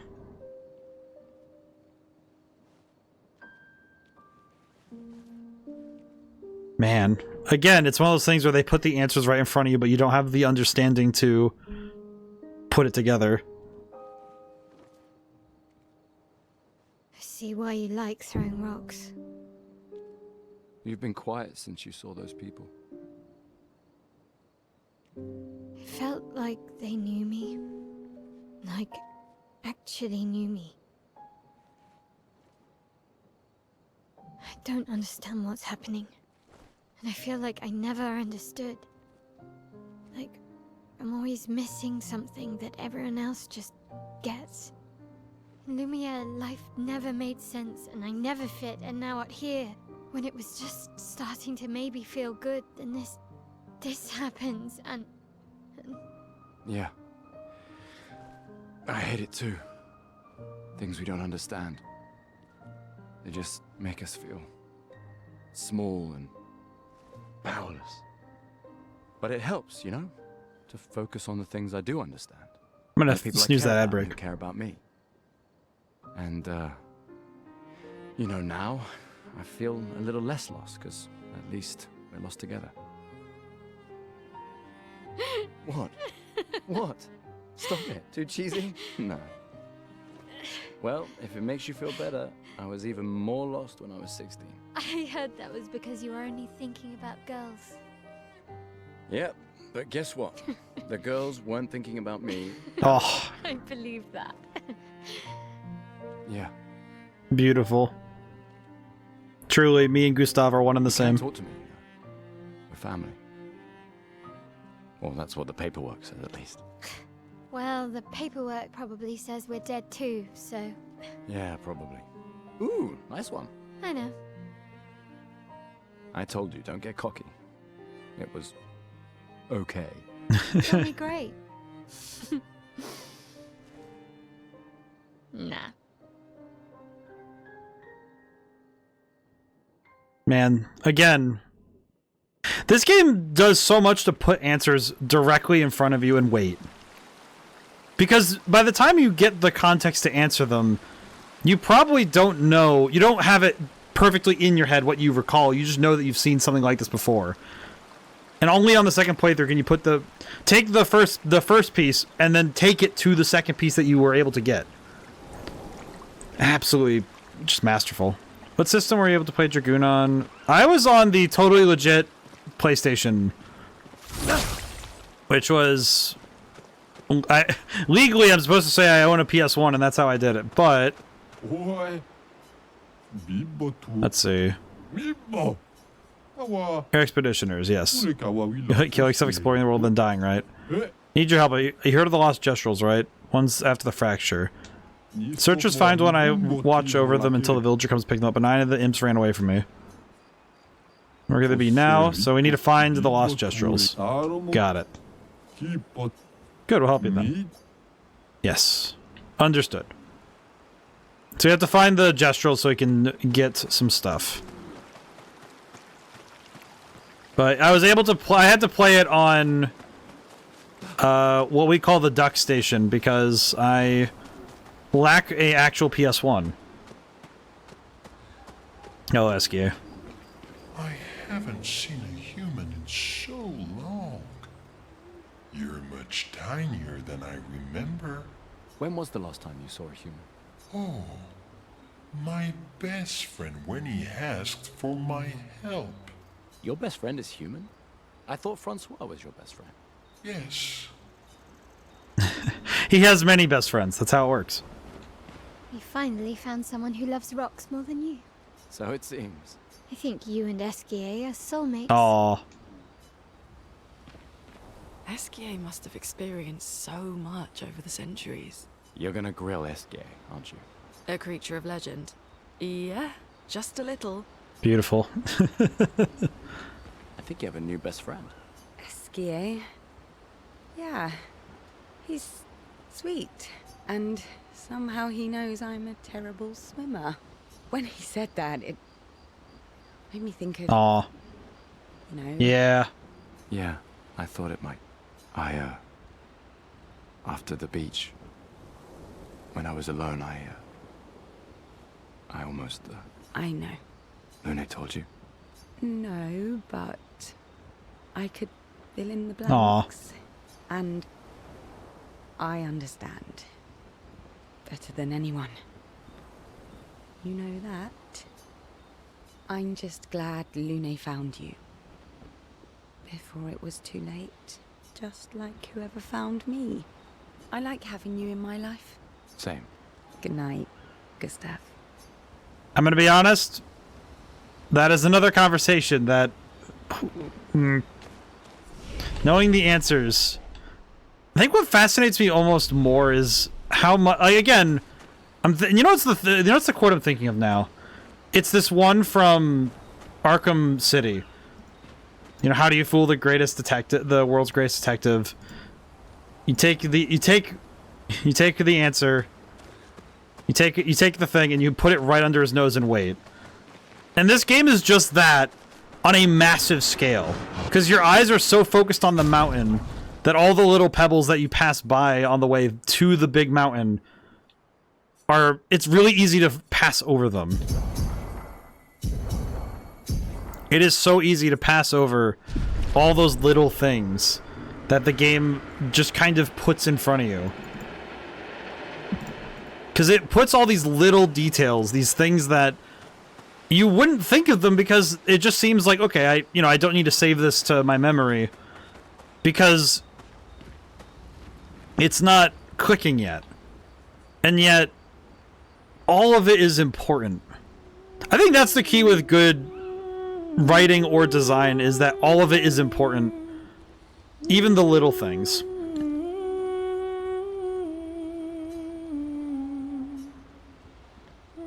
I guess the way I would say it is, if you're going to write books or write music or make games or do any creative art, little details, big picture. Those are the two best places to focus on, because as you start working both sides of that the little details get really, really honed down and the big picture parts are honed down, you'll start to understand where those middle spots, the things that connect the two, will start to take a better shape. It's a lot easier to see those when you take the sketch, you draw your rough sketch, you have the big picture out, you start putting the little details together, and suddenly things all start making sense.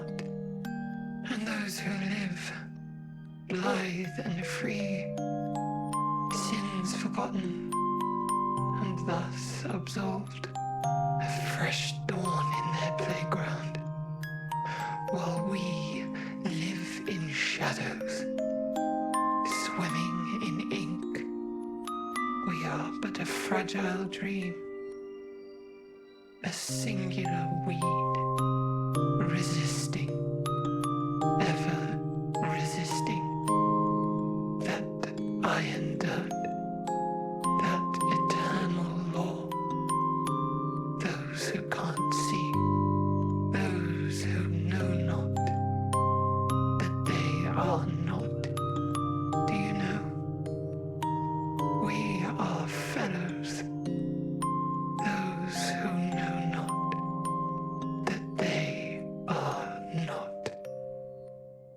I don't remember that cutscene at all, I'll be honest. I kind of didn't realize that was a thing. Some good poetry. Oh. Am I ready to deal with this? Yeah, I'm ready. Hooray! Oh. Hooray! Time to fight Borgion. And friends. Borgion and friends. Yoink. Here we go.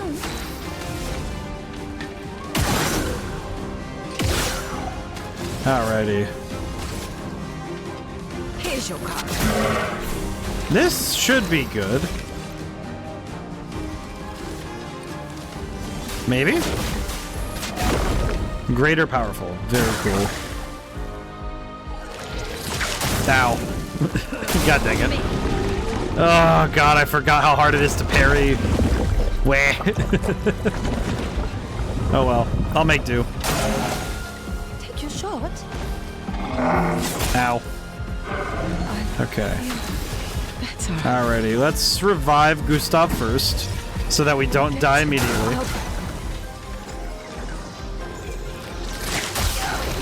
God dang it. My parry timing has never been better.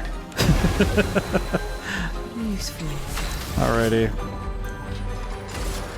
I saw your page. I think as long as I knock out the side guys, we should be okay. Try me. Careful now. Careful now. Yeah. Look out. There we go. Big damage. Big damage. Very good. Alright, cool. Here's your card. This is probably one of those fights where I probably shouldn't have come down here, but I'm sure it'll be fine. Hey! Yeah, my parrying is good. Alright, never mind. We're so back. We're so back. It's fine. Yeah! Big parry damage.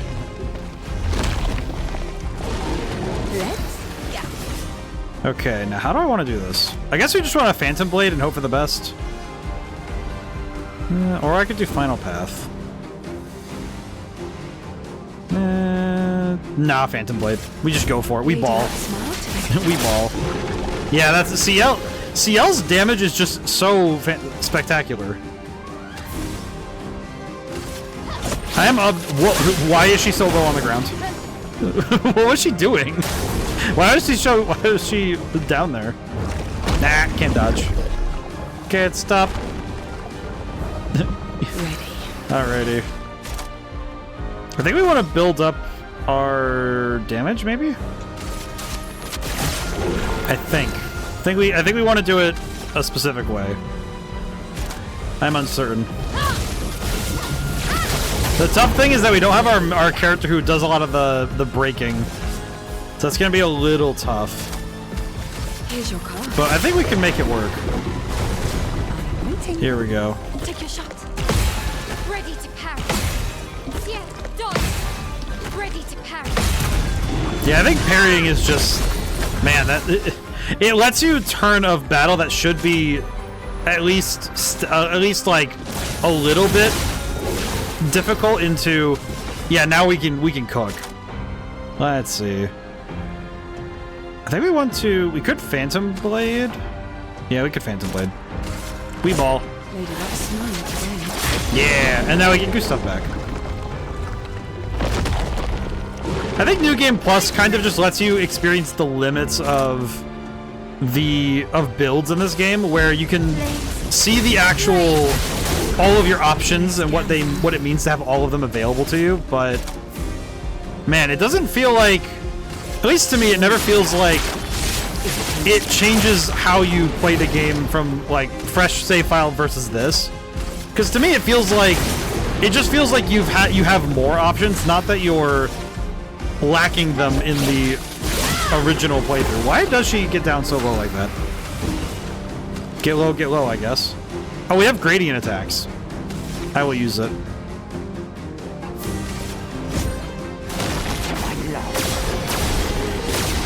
Ho ho. I feel like it's just this area just looks very goofy. Yeah, there we go. Big damage.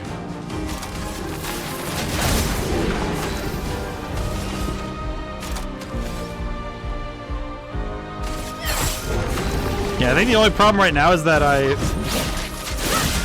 I'm really curious why this particular fight does that. Yeah, you can't dodge this, which is a bit of a shame, but it does give this fight a gimmick that can be really fun.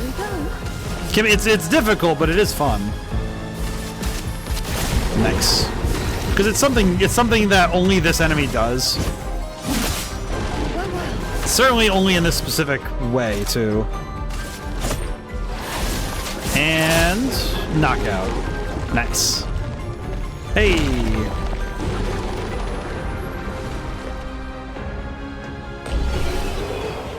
Alright, cool.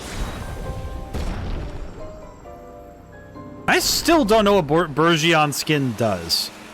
I only know that you get Burgeon skin from these guys, but I don't know what it even does. You there. Ah, lost Gestural. Sastro is waiting for you.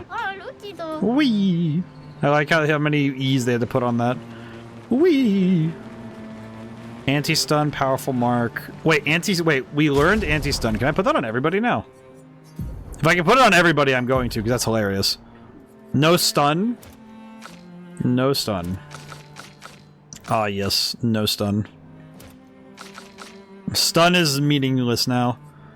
Okay, I will say, if I could get anti-burn and anti-charm, if I could get all of those on, that would be huge. Because that means that almost all of the status ailments in the game would be in they would be entirely nullified.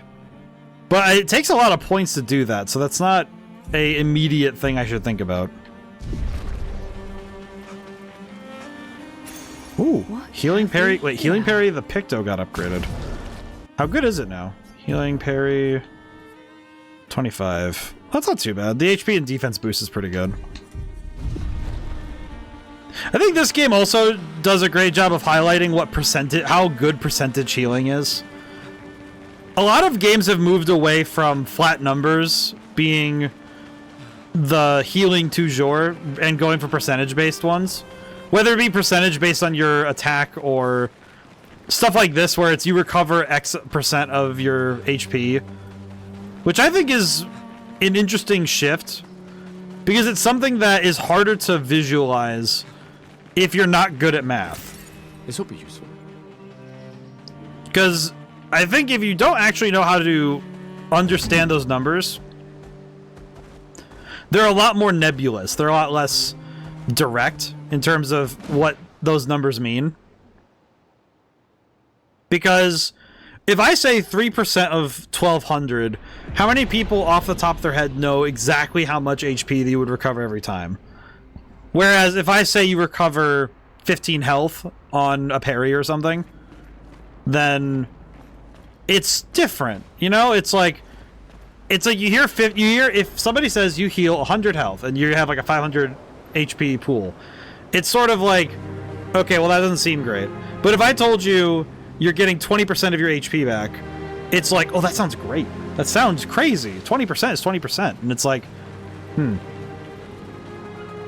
that's a big Ferris. You know, ever since I learned about the history of the Ferris wheel because of Defunctland, it is always weird to me when I see a Ferris wheel in France. But not because it doesn't belong there, just because it wasn't invented in France. It was invented in America by a guy named Ferris. Well, his surname was Ferris, but yeah. How big that wheel is, man. Thing is huge. Wanna go for a ride? Apparently, that was where people went on dates, you know? What do you think happened in those cabins? No, actually, my guess is this was Expedition 50. You see, they created this giant wheel, and they tried to cross the world. Okay, Professor. She's so... Mes amis, Florey's close. I can feel it. Come on, you can fly. Can't you get Florey yourself? Oh no, too much effort. Too much effort to go find that, however.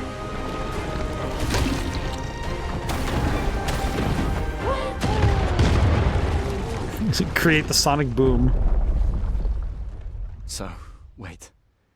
Esquier is that powerful? Apparently so, but also lazy. All right, let's go. What a weird creature. It does strike me, you know, it is like, okay, but why isn't he fighting everything then? And it sort of feels to me like mythology. You know, why can't the gods just do X, Y, and Z? It's like, well, yeah, they can't. If the universe doesn't work that way, then of course they can't. They can only do certain things. And Esquier is a great example of a character being written to be only so much. He's the best boy ever, and he is very strong. But he can't be that strong. Or that strong. Nice. Now then. Oh, that's right, we leveled up. Because Mael got a level. Okay, I will say also, one thing that does confuse me a little bit sometimes is the idea alone of having 100% crit rate. Because then it's just, okay, then that means that all attacks are crits, therefore none of them are crits. You just do 50% more damage out the box. I always thought that was a bit strange. In this game, you can actually go beyond 100% crit rate, which there's not really a reason to. You just can. You know, it's like, oh yeah, you can. It doesn't do anything for you, but it's fun. I wonder how far above 100% crit rate you could get a character in this game. Because it doesn't do anything for you, but it's funny. Let's see. Bing bong. Also, I guess while I'm thinking about it, I did watch an interesting movie last night. Tuesdays have become my... I watch a movie with my friend, and they were the one who made some of the custom artwork for Red Genie. And we have a habit, we have a thing now where on Tuesday nights we watch movies. And we watched this movie called Mad God. And it's a stop-motion film now that was made by one of the practical effects gurus. He worked on Jurassic Park and he worked on RoboCop. His name, it's like, I think it's something Tipper, Paul Tipper, I think is his name. My brain's not doing the best remembering it all, but remembering at least that part. But this movie is, frankly, it's a little bizarre, I'll be honest with you. It's a little weird, but I do think it's one of those movies where if you go and watch it, you're never disappointed, because it is a feast for the eyes and the ears. It's really cool, but it's also just really freaking weird. Let's see, how about... yeah, Phantom Blade. Nice. But very fun movie to watch, but I don't know how well I'd recommend it, because it is very... It's not like hyper gory or anything, but it's very graphic. It's just... It's very hard for a squeamish viewer to watch, I would say. Like, because there are some, like, minor... Even though it's stop motion, it's like there's body horror stuff in it that's a lot harder to watch for the discerning viewer. But it is very interesting. It's a very fascinating little movie. And the stop motion segments are absolutely gorgeous. So, if you're into that stuff, if you're into stop motion, I'd recommend it. Because it's very cool. It's called Mad God. It's on Shudder. I don't think it's on anywhere else, though, unfortunately. So if you have a friend who can watch it, that would be the recommendation. I did really enjoy watching it, though. I think it's more of a vibes movie. You know, you put it on and you enjoy the way it feels, not necessarily getting into the plot. Because there are so many interpretations of that one. Great. Actually, in a way, I guess it feels... I guess I could loop it into talking about this, where some aspects of game design, and by extension the way that we play games, sometimes it isn't about story or direct plot, but more about the feeling, the vibes. It's sort of like you hit a chord in a song, and you stay on that chord for a very, very long time. Why is this... Is this good? Ah, got loose. My pop filters was, like, sliding around for some reason. I don't know what the deal is. Oh god, it's being goofy. Hang on. Apologies for weird mic noises. Alright, we good? It's like... Why is it dropping? Doesn't need to do that. Okay, there we go. Ah, okay. I like the pop filter. What is this again? The 78. Max Arms. Ah. Stealing I the see. airships. Alright, I'm gonna drink some water. We knew we had to try, and it worked. We deserve strong leaders, not those old fools on the council hiding under the dome. Under their control, our people are condemned to a slow, inevitable extinction. Their timid half-steps achieve nothing. I do love that all of these are voiced. And we have a lot of them. We have a lot to go still. I'm gonna make a point of trying to watch all of them at once when we can. Okay. I like these treasure chests because they're a puzzle rather than being just an item to be claimed. Then again, I like my rewards to have a bit of challenge. It's not all that fun to just walk in and claim something, you know? It's not quite the same level of enjoyment for me. It's actually something I've noted in I've talked a fair bit about how I play trading card games. I'm not a big fan of playing what would be considered meta-relevant.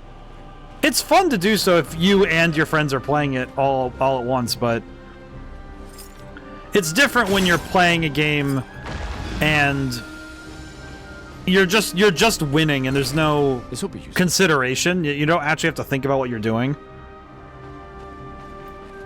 Because when there's only one pathway to getting your end state in a game, it's a lot less fun. It's the same in other game types as well. You know, role-playing games, I think the singularity of builds can kind of suck away a RPG's enjoyment, because you don't really think about your builds. You just go, I know what the best build is, so I can sit on that, right?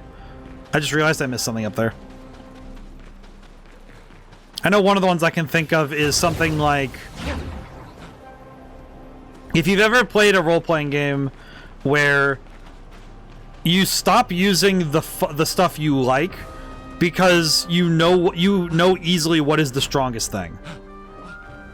I think that's a great example of the game having a build singularity, where you stop using what you want and use what is working.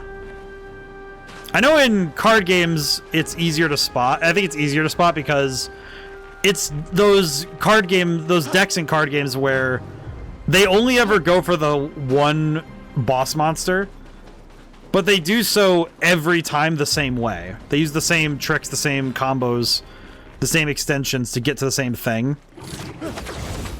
It's less adaptable, less interesting. In role-playing games, it's when you find out which party members are the absolute best, and the other ones, you don't really have any reason to even give them a thought. That's when you have the singularity. That's when you have this problem. This game thankfully dodges it by not only having a very good sense as to what each party member can do and what they are capable of, but I think this game does a great job of dodging it by making each character different from each other in ways that allow you to find your favorites, but you're not wrong for choosing a favorite.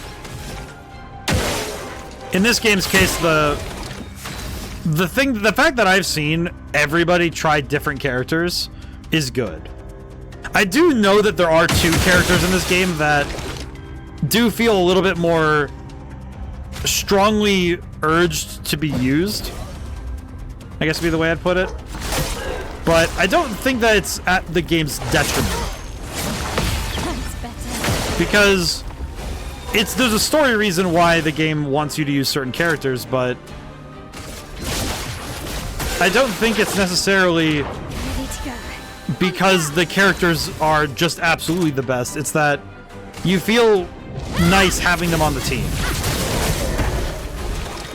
I think the fact that this is the team I like, it doesn't invalidate someone else's choices. Like, let's say somebody wants Lune on the team the whole time. They're going to be rewarded for it because you can do that. You can have fun with those characters no matter what. In D&D 3.5, I built a wall character because I saw combos in it for a fighter build. Basically, I boosted all AC values and saved so high that was basically DMS, do I even touch you? Well, and it's like, and every build has weaknesses. Every single strategy has a weak spot. I can see building AC like that. The only problem I would foresee would be that your damage output might be problematic. Ow.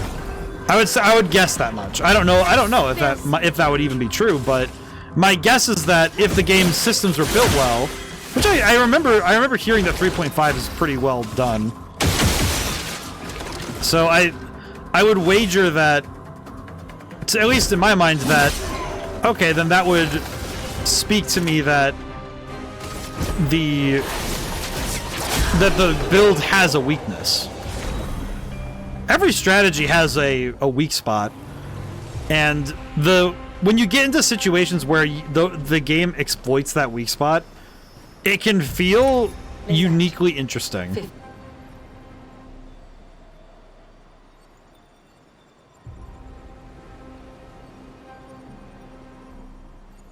I see. Interesting. And it's something, I think it's funny when you're playing a game and you run into the thing that counters you. I was actually going to say, I know in Balatro, weird segue, but Balatro does this very well. And sometimes it is very annoying when it happens, but the game has a thing where sometimes you will just run into a blind, you know, a boss blind in Balatro where you are just going to be screwed.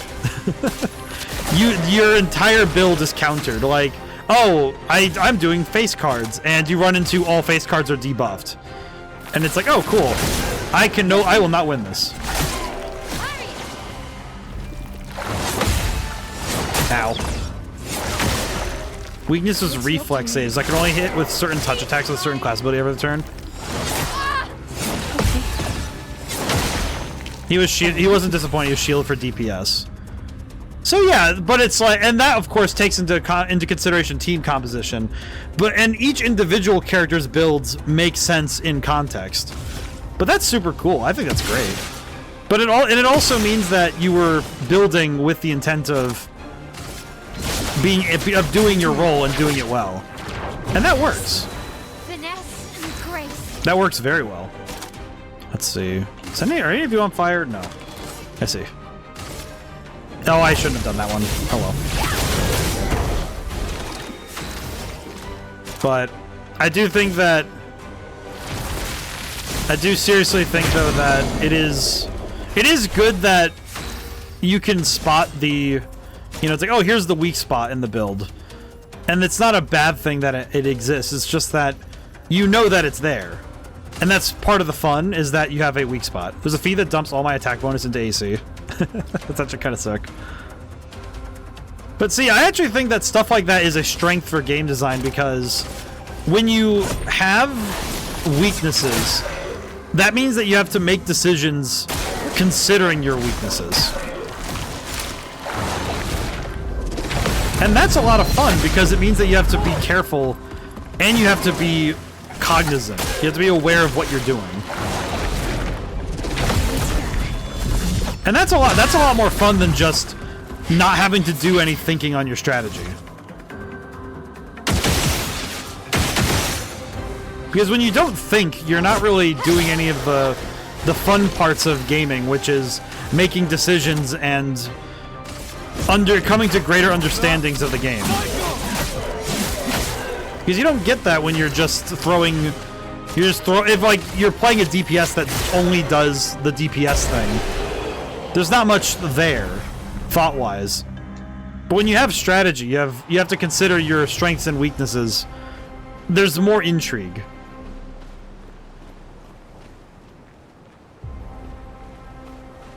Like, I think this game, the greatest problem, my build's strength is damage. Only reason reflex save was a weakness was because of the bonus, because of fireball type effects. Yeah, because it's harder, because those ones require like specific saving throws. So you can't really just, you can't tank those. Oh, hello. Hello, it's you. I know you. You know us. I've seen you countless times, yet I've never grasped your essence. You're not from here. Our essence. I can feel it, familiar yet so different, like everything she created. Like the creature of darkness at the end of this path. It is but one of her many creations. Beautiful in its own way, but deadly. Her favorite combination. Indeed. She was my best friend, but she outgrew us. She had more important things, more important friends. She left me behind. Oh, I understand what he means by that now. Reflex for half damage. Yeah, so you take full damage if you can't make the save. That always feels bad when you get hit for full damage. I know in D&D 5th edition, getting hit with not being able to dodge fireballs can feel very sad. Especially when you really need to. Well, as I've said, I think every game feels better when you can't just make a single decision at the beginning of the game and nullify challenges. Hi, how's it going? It's going good, Julian. How are you doing? Hope things are well. Today's been a good one. We're currently at the Stone Wave Cliffs, which is very cool.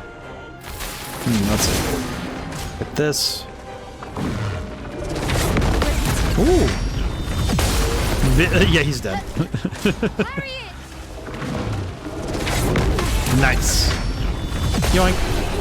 Second at the second hour. Yeah. We're able to claim the rhyming number. That will help.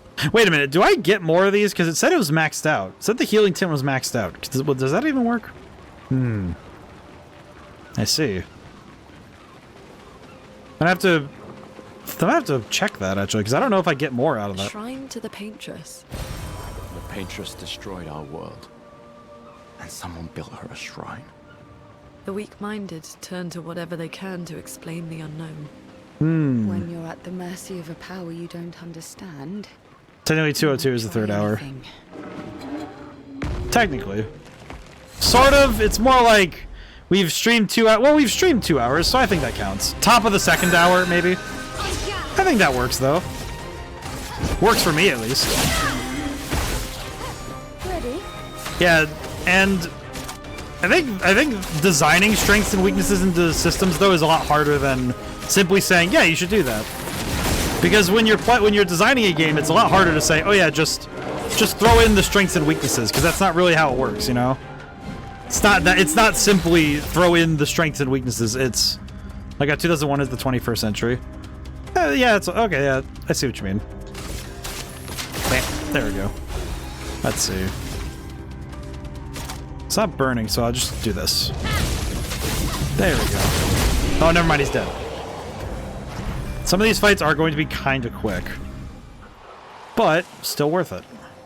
Probably well that I don't rest at all. We can probably just go straight through. Or at least, you know, we don't have to repeat fights. Lucille of the Fishes. Our beautiful wheel. The wheel is broken. Wedged upon the rocks. A casualty of the massive serpent of the sea. So there's a lot. Wow, this one's one of the long ones. Holy crap. We'll probably go through and listen to all of them in a row if I can get them all. I'd like to get all of the journals this playthrough if I can help it. That is a goal of mine, is to get all of the journals. Chroma. Interesting. Meow. That is my goal. I have a lot of goals this playthrough, and I think one of them is getting certain things 100%. Not everything, but some things. Oh, hello. Whoa. Okay, we're in the rocks. Let's see. Oh, in the rock. But I covered everything I could, even initiative. I even had my fortitude saves basically so high that if I recall correctly, all poison I was effectively immune to. It's pretty good. I think when it comes to designing a system so that every build has both a reason to play it and and a system of pros and cons, I think the best way to go about it is to consider what your goals for the player are. You know, what do you want the players to feel? What do you want them to be doing more often than not? And even if the character's the same, thinking like Lies of P or Nier Automata, it should be paramount to that the player's choices still matter. Because choosing your build means that some fights will allow you better access to certain strategies. It can be hard to plan those out, though, you know, to be able to say, okay, what is this going to look like by the end of the game and at the beginning? What is this going to feel like? What do we want the player to feel? What do we want them to do? And how do we achieve that? Let's see. Let's do Strike Storm. Let's see. Get an update. So I spent today... I did spend today doing... I spent today doing a lot of audio engineering work because I had to get sound effects. I'm basically trying to get the game to feel more like a... I want it to feel like a Game Boy title, a little bit. Sort of like a slightly up-res Game Boy title. But I want the crunchier... I want that crunchier, bit-crushed audio. I want that feeling. A little bit more abstract, I feel. And I'm working... And the game's demo is nearing completion. Let's see. I am almost... It's almost ready. I think I could have it ready for Friday if I'm really able to cook. The art is gonna be not final. The artwork is gonna be not final stuff at all, because I need to spend time figuring out how I'm gonna get the art style I desire. Because the thing I want most of all is I want that sort of pixelated Game Boy feel. And I've been trying to figure out how best to do that.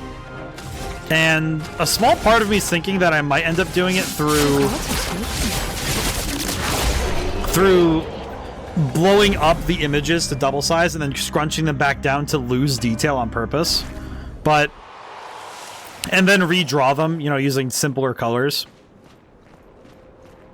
But I haven't figured out how I'm going to do that yet. I have to experiment a little bit. Apologies, had to mute the mic for a moment. Yeah. But I spent today doing audio stuff, and I spent a lot of today doing... the big one was that I got a lot of it implemented. Because I got a lot of the stuff I did put out implemented in the game. And honestly, I'm kind of liking how it sounds. I think the music for this one will be some of my most intriguing, in my opinion. Sounds like, I think it'll be... Because it's more experimental than than Red Genie's music. Miss. Whatever. Because Red Genie, I think... Not that it played safe by any means, in terms of the musical identity, but... I do think that it was a little closer to what is expected for a RPG Maker game.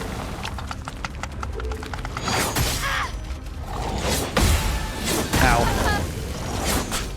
Whiff. But yeah, I hope to have the demo out for this weekend so that you guys can check it out and maybe play the game in its current state. It is very early build though, so certainly not final, certainly not reflective of the final product, but I am very excited to see how people take to it. I think it's going to be a really interesting time. I think it'll be a very fun game for everybody. I do think as horror though, it's going to be a little bit stranger than... It's not, because I'm not really going to jump for the... I'm not really jumping for viscera or horror, like horrid things, you know, not... I don't really need excessive violence or even really... I have, like, I did throw in a few jump scares, but that's because I can't help it. But it's not my intention to just, you know, flashbang the player with a million jump scares or give them, you know, horror, like, intensely disturbing imagery or grossness. It's that I want to use all of the darkness and every angle I can and write it in a way that's very me. Oops, let's see. When I went to build, I mainly just wanted to see how high I could make my AC though. No race of mine, so I gave myself the most restriction. Even made him be able to switch from defense to offense at the drop of a hat. That's pretty cool, though. Like, honestly, reading through that, like, understanding that you put a lot of time and effort into building it, honestly, I think that's great. Big message, but I also think that you did great. Because that's the point, I think that's the point of like, Dungeons & Dragons, is that you're supposed to make the character you want to play. It's supposed to be fun. And the fact that you had a lot of fun making this insanely weird, like, crazy build, I think that's great. You did good. Alright, also, I don't know why, but for some reason, reading dwarves were reduced in speed made me go, wait a minute, you missed something. And I think I missed something, so hang on, I need to go back. I think I missed something, so I'm gonna run back really quick. I could come back later, but I might forget what I missed.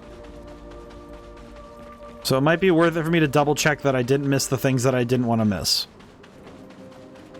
Okay, no, it's ahead. Never mind, I'm a fool. My foolishness is here. But when we make characters for ourselves, it's a reflection of us. And when we make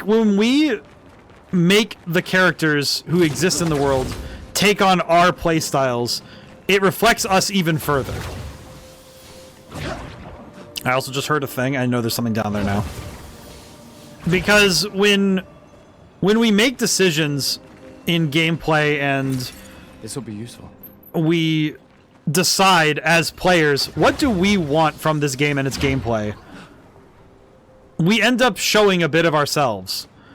In that way, the game, the art, is both window and mirror. It lets us see both the world we're visiting and maybe something of ourselves, you know? Like, if we choose to play defensive strategies and we want to be these big tanky characters, why do we do that? looks like a farm. Like old times, eh? What drives us to play defensively? What drives us to play builds that are chasing a certain goal? And when it comes to character writing, what characters do we find ourselves most driven to understand? You know, it's like, what does it tell us when our favorite characters are the ones who are so happy and cheery and enjoying life? What does it tell us when the characters we like the most are the ones who want to be quiet and take in the world through careful observation? Because I think there's a lot to unpack with that. Because it means that we understand ourselves better by playing the game. And I think that's neat.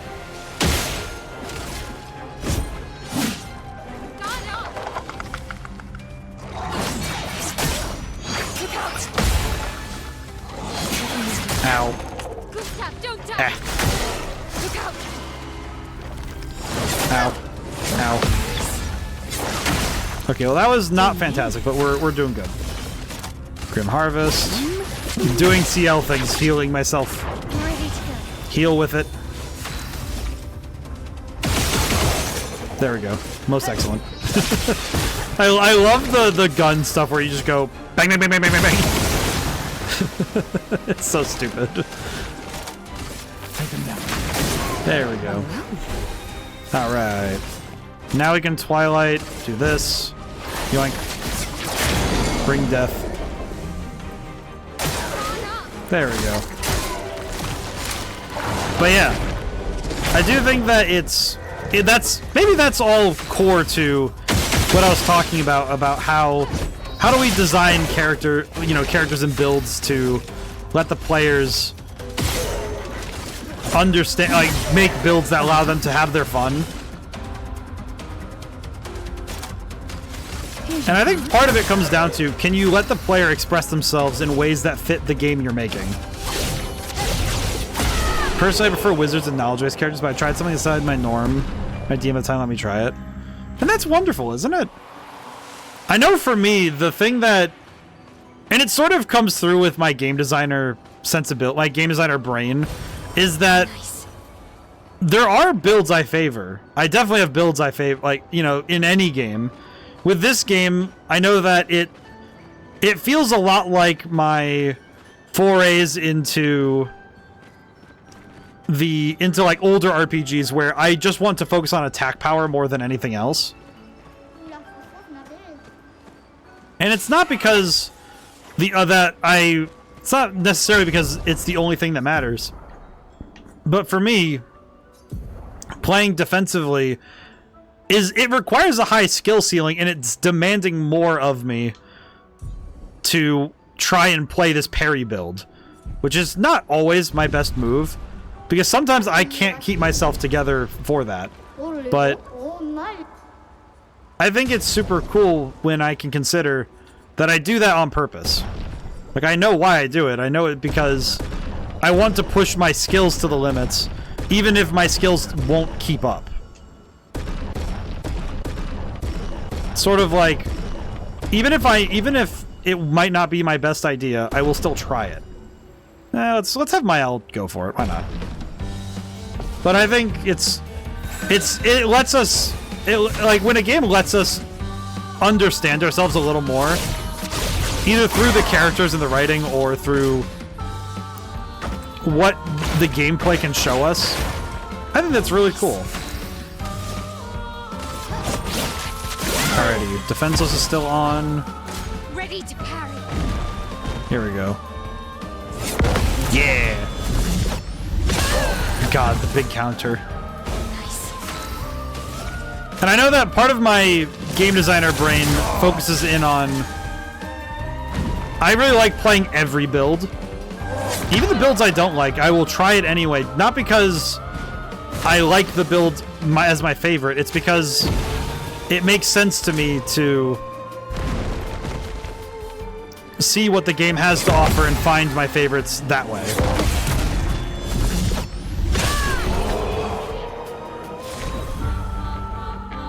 Nice. Nothing in this universe will stop you now. Beautiful. Thank you, my boy. Thank you, Jerry. Thank you, Jerry, for the weapon. And for everything. Jerry. I like Jerry. Alrighty, let's go. But designing these characters, you have to start from the base, from your basics of what game system are you going for? What are you trying to design? Do you understand what is going to be the end feeling? What's the end? But also mechanical is also like what do you want from that? What do you want from the mechanics of your systems? The armor I chose is Mountain Plate. It's 225 pounds, 10 AC, 0 max desks. That sounds absolutely nightmarish, but also very fun. Where does the petanque want me to put it? Okay, I'll deal with that in a moment. In a moment. Where's the symbol it wants me to run it into again? Oh, it's for gore. Ah, caramba. As they say. Let's see. Ah, there's one. And I think that when you, like, looking at that character as an example, it's like, with your goal, it's like, okay, what do you do with the system? What does the system do, and what does it tell me that the system is capable of making a character who can entirely wall off damage at its core? Great. And it tells me that the system is very flexible when it comes to what characters are capable of. Because some characters are just going to do crazy stuff. Okay, let's see. I think I want him to go down the road. I swear, getting these guys to move where you want them to go is its own nightmare. Yes, there we go. Go, petanque. Yes, it's this way. Okay, I remember now. Into the hole you go. Huh, I haven't stretched my neck today. All that much. There we go. Huh.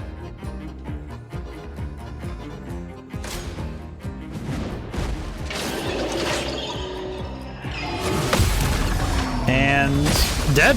Basically dead. Good enough. Good. Let's see. I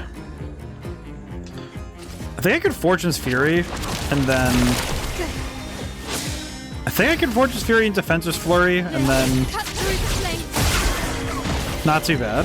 Oh, right, petanques have a million, like... say a million, but it's a lot of HP. Never mind, I'm dealing damage. We're good. We're cooking. We're cooking. Okay, I think what I want to do is... if I'm not mistaken, is Strong Energy Tint Mael. And then... I think I want a Phantom Strike, because that's a lot of damage. Prepare for annihilation. Okay. Ow. Ah, well, that sucks.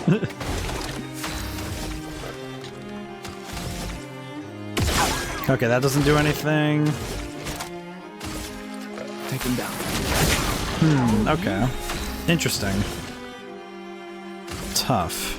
Here's your card. Yeah, but I think on the system side, one of the things that's important is knowing what. With RPGs, I'm thinking about with Red Genie. I had to sit and do the mathematics a lot because it's one of those things where you have to sit and understand what the numbers are going to feel like. Because do you want the characters to feel strong, or do you want them to feel? Do you want your characters to feel like they're always going to be on the back foot? Do you want your Do you want your players to feel nervous, or do you want them to feel confident in stepping into battle? And I think that can be weird to understand on the hypothetical. So you have to sit and really read and understand what the game's at, what you want the game to be. That comes from research, which is the sort of stuff you get from playing a lot of games. Like, I think this game's numbers are pretty darn good. I think the numbers game here is pretty darn good.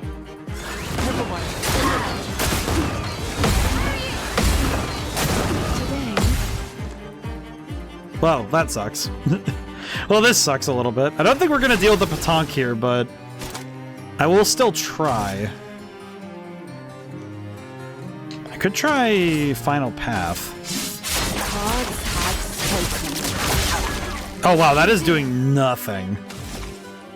Okay, I think I need to... If I want to get this Petanque, I might need to retry it, because... Careful now. I don't think I fully grasped... I don't think I fully grasped what it wants me to do. Well... Because I know that Petanques need certain criteria. One thing I have learned about those enemy types is you need to follow the criteria of the fight, which can be hard on a first this is a rerun, but I don't quite remember what I did to deal with him the first time. Because I know I beat him the first time, I just don't know how I did it. Ironically, I probably didn't focus too much on what I did there, so might need to take another crack at it. Let's see. We can respawn them anyway. I think let's see. A couple of the psionic feats of the Mithril +5. It's able to added to touch AC. I think it's fun. I think, like I said, I think that the best way to design these systems, though, is to understand your goals and to understand your numbers. Again, mathematics are going to play a big role in it, but I think it also matters what actions are always going to be available to your characters. Because when you know what characters are supposed to do, that lets you make fun characters in those systems, because you can take the system and say, okay, what is this character going to do? What's their role? When you're a single character in a game, you know, something like the Elder Scrolls series, where you're a guy who can build out in so many myriad ways that's not really... I'm gonna put my boy back because I think he needs to go do something really quick. But it's when you're able to build in so many myriad ways that the character themselves becomes a unique fingerprint based on the player and their experiences. I think that can be... That's a different feeling than you have a party of characters who will inevitably fall into certain roles. And I think that's fun, though, you know, to try and to take that apart.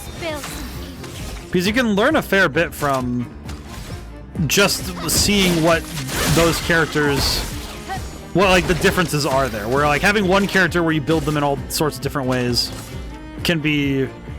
It's a big difference then over trying to build a single character. I actually did something interesting with Red Genie where I tried to do the turn-based role-playing system, but let the player build out how they wish by making both magic and physical attacks viable. And that's hard to do. I don't think I would recommend it for everybody. It is certainly not an easy thing to get it right.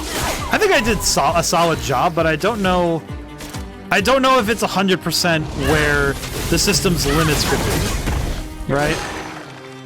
Get ready. Ow. Okay, well, at least he's down, so that's fine.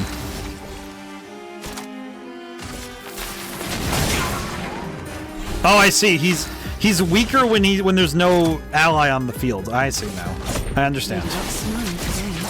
Yep, there it is. Ah. It's that you have to keep dealing with his ally. I understand. Okay. That makes more sense. Okay. The win has been acquired, though. Those Patong are always worth it to a takedown because they always give you something worth it. That is never the case that you feel it feels like a waste to go for them. That's actually, I guess that's also, I've been talking about characters this whole time, but I think it's easy to divorce the idea of characters and building characters from the games themselves, because I think it's really easy to think about, you know, the way that game design is done on the character side without thinking about the game itself. Because I feel like this game does a great job of that, of making the characters fit the game they're in. Because I would say that there are certain other games where if you brought those builds into this game's balance would crack right open. Like, let's grab a Final Fantasy character and put them into this game. Like, build and all, and, like, you know, format the numbers to scale that. Not necessarily that the numbers are the exact same from one to the other, but that they scale accordingly. And I feel like you'd end up with... I think you'd end up with some weird shenanigans, numbers-wise, in this game. Because I feel like a lot of Final Fantasy characters would have too many options to be able to naturally fit in this game's world. Because one of the things that each character here has the limitation of is that you cannot cover all of your bases with a single character. You have to sort of... You have to know that you have to sort of know what you're dealing with and pull in characters accordingly. Because there is always a fight where my particular team doesn't work. Because I don't have access to the various elements like Lune, and I don't have the ability to buff like with Minoko. Because Minoko has some buffing abilities that I don't use, and it's to my detriment that I can't use them. And that's the sort of stuff that is sort of key to this game, whereas other characters I think would be... Actually, I think the one I'm thinking of right now is... I'm thinking of... let's say that if you added a character like... for some reason I'm thinking of Saz Katsroy from Final Fantasy 13. Because I feel like if you had the ability to both buff and do... And, like... Let's say he gets everything. Okay, you get 6 abilities to choose from. Okay, if I could mix and match his synergy stuff and his commando stuff, you'd be cracked. You'd be able to do so much damage. And you'd be able to give speed boosts, which... That'd be crazy. I think this game Rush isn't something I use very often, but it's definitely something that I understand could be really good if I used it.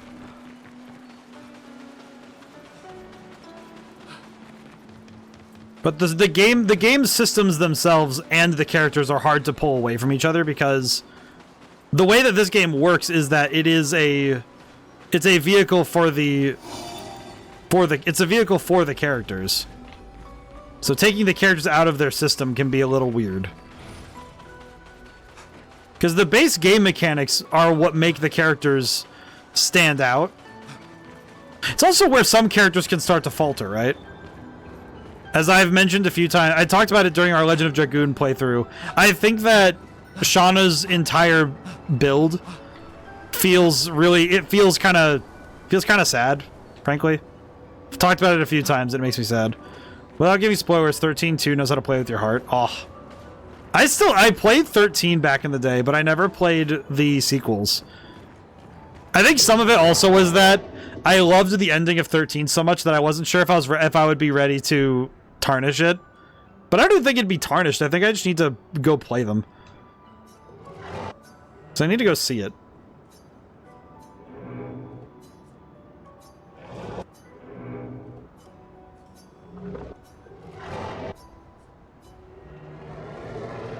But I'm thinking, though... I'm thinking about how I should get to that, but... I know right now the only reason I haven't played it is also because I haven't had it available. When the games first came out, I wasn't able to buy them, so... That was just much of me being a teenager and only having so much money. But that works. Because I played 13 when I was... Man, I was still in... Would have been high school, middle school? Roughly. I remember finishing Final Fantasy 13 the first time on Christmas. And that was fun. Me and my brother were like gathered around the TV and we were playing it. And I just remember seeing the ending and being so just flabbergasted. That's a pretty ending. No spoilers, but it's just very pretty. Oh. This place is dark. Man, I just realized for you guys, this is gonna be very dark. This is darkness. Imprisoning me. All that I see. Oh. Oh boy. Man, it is... Man, it's hard to see, huh? It's very pretty, but man, I might need to jack the brightness a little bit. That's hard to see, man. Okay, now it's better, but man, that contrast is crazy. That looks wild. I just realized the stream, the VOD, the video is gonna be so goofy when it goes to YouTube later. It's gonna, the pixels are gonna hallucinate. I swear. Let's see. There we go. Oh, I didn't even realize there were other enemies here. I just was going for the one. Oops. Alright, well that'll work. It's fine. 13.2, I was playing a full Japanese version of the game on Xbox One that I have on disc and then got English digital and the save carried over. Oh, that's cool. I'm kind of surprised to think that it would carry the save over from English to Japanese, but that's cool. Ow. Heck. Heads up, Sia. Ow. Ow. Man, my parries. My parries. Eh. That's fine. You know what? That's okay. We can... Not Twilight Slash. We can Grim Harvest and heal back up. It's fine. It's fine. Boom. There we go. Ready to go. Man, 30% HP is actually really good, huh? I think it's really neat, though, that you're able to just play through like that. Oh, the ad break. Why? I'm in the middle of something. And a conversation. Weh. Well. I have to make do. I do really like the... Man, I like the idea of that, though. Just being able to play... Of having the game happen like that. There we go. Man, that is so hard to see in the darkness. Holy crap. That is insanely hard to see through. Holy. At least my parries are getting better again, but ooh, that's a little scary. Agreed, I was shocked as well, and I was far into the game. Cool. Let's see, how about... Actually, you know what? I might want to do this and then... Swift Stride. There we go. Not bad. That's pretty cool, though. I like that. It's just kind of sick, all things considered. I wonder if how they designed it to... Like, I wonder if they designed it purposefully to do so. And if they did, I wonder why. I wonder what drove them to such things. Wonder why. I'm just thinking, I'm wondering why now. Huh. I feel like I want to get out of this area fast just because I feel like this is going to take... This is gonna tank the encoding of the VOD. Hello, excuse me. You know what? Yeah, let's get out of this area as quick as we can, eh? Ooh. What have we here? Excuse me, lady. Meow. Oh yeah, there's this hole down here that I don't... I forgot about that. Very good. You know, I feel like jump scares get a bad rap, and it may be me just being a bit of a dork, but I think jump scares are hilarious. Because I feel like they're the ultimate release of tension. Like, they shouldn't be overdone, of course not, but I feel like you jump scare somebody once, you suddenly make them aware of the fact that you make them aware of the fact that you do indeed know that you can mess with them, which I think is just great. I think it's just fantastic because you can end up with so much just amusing material from that, you know? There's something you can get from a jump scare. Oh, hello. Excuse me. There's something you get only from a jump scare that you don't get from building all that tension. It's just like, you hit somebody with a fast screamer or something loud, and you break their guard. There's something about just giving them, taking their sense of security and just grabbing it by the back of the neck and throwing it upwards. There is something about it that is very funny. And I think that's great. Here's your card. It's like, again, it's one of those tools in the toolbox that should be used sparingly, but when you use it, it should be funny. It's locked on you. Oh, I see. I just realized this is the enemy later in the game that I have trouble with dealing with every time. Oh god. Agreed, I just started playing Phasmophobia. That game has plenty, like the lights turn on and you can be like, I am gone. Honestly, I feel like there is something specifically powerful about being able to suddenly change the mood. It's actually something I did. It's probably where my horror game ideas started to take root. Is that I recognized I'm kind of good at scaring the players because I did it in Red Genie a few times. Not a ton, but I did it enough times that it was very funny. Oh, nuts and bolts. Let's gamble. Time to go gambling. There we go. And I think with Phasmophobia, the best way you can see it in that game is just by observing how the game gives you some warning, sure, but then it ramps the tension suddenly. It jumps. It leaps the tension, which is, I think, funnier because it means that your attention spikes up really fast and then drops back down when the chase is over. And I think that's worth it, you know? Mael got an outfit. That's nice. Just realized that Ciel has all those tattoos because it lets her use the magic, the Pictos. Very cool. I do like the... I think one of the aspects of Phasmophobia too that's fun is that, yeah, it's like once the chase is over, you know you're safe for a time, but there's something fun about suddenly ramping the tension way out of proportion, you know? I think it's great. Agreed, like seeing that spirit board and suddenly seeing it being destroyed. Yeah, because I think the big pull is that your sense of safety sits on a tightrope, and it's very easy for the game to push you off of it. But it's not like it constantly spams it, it's that the game gives you time to settle in, and then it rips it away. It's one thing to be in a game and in a story where the horror and the tension and all that stuff is laid on thick the whole time. It's another thing to have the sense of security and to know it and have it ripped out of your hands. It's a much different experience.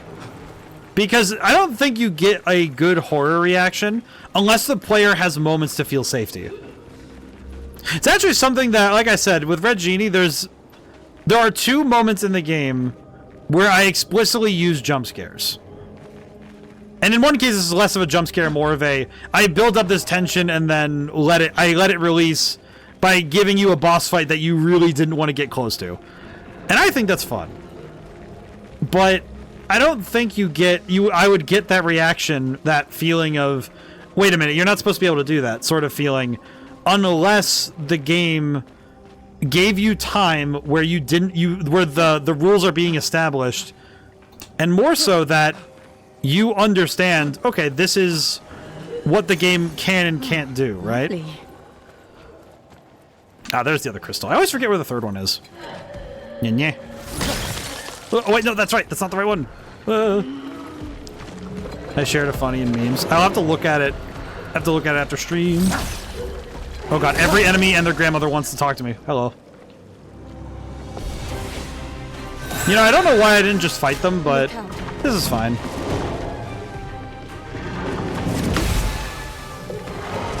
There we go. Boop.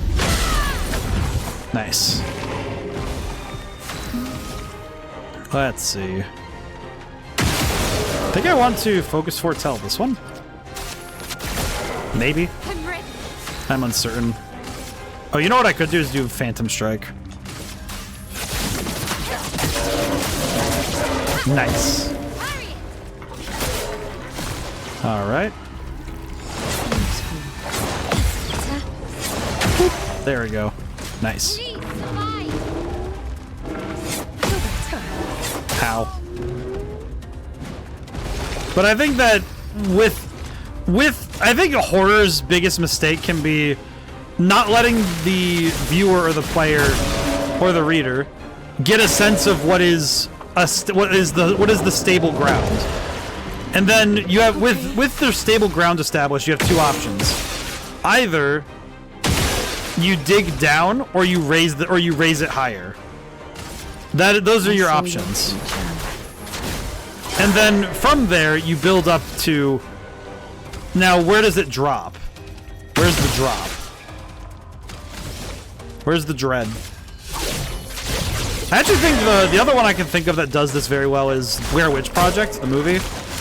I think that one hits that vibe very well because it gives you a sense of what safety feels like and where the people come from, and then it strips that safety away.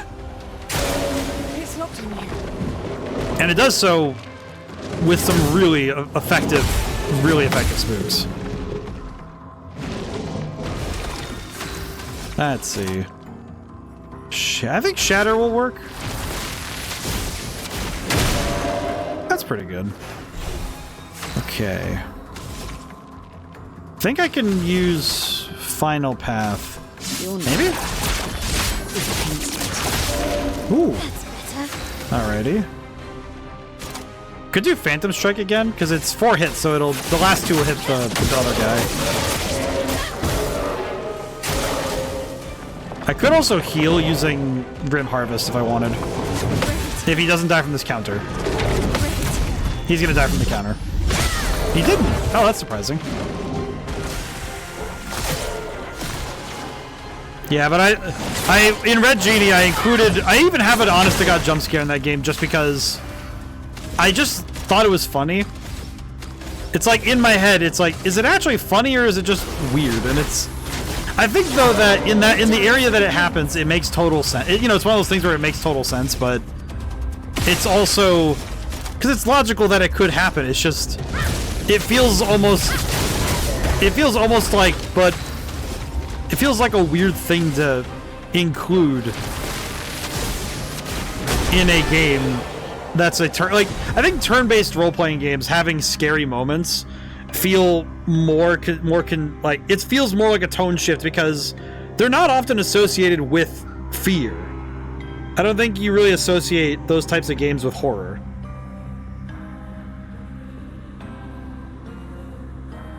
And I think that it's interesting when you see that particular bridge being... Oh, hi. Oh, lady. Why? She chased me so far. She's like a Dark Souls enemy. Chases me across the dang map. Ow. Okay, well that kind of sucks, but that's okay. We make it work. Just realized, could I do this and then... Well, we don't have Phantom Strike, but we could do Fencer's Flurry. Not too bad. Ow. That kind of sucked, I'll be honest. Ow.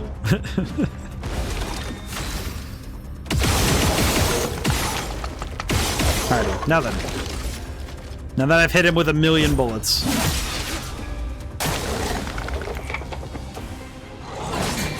Ow. Okay, that kind of sucks, but that's okay. Well, well.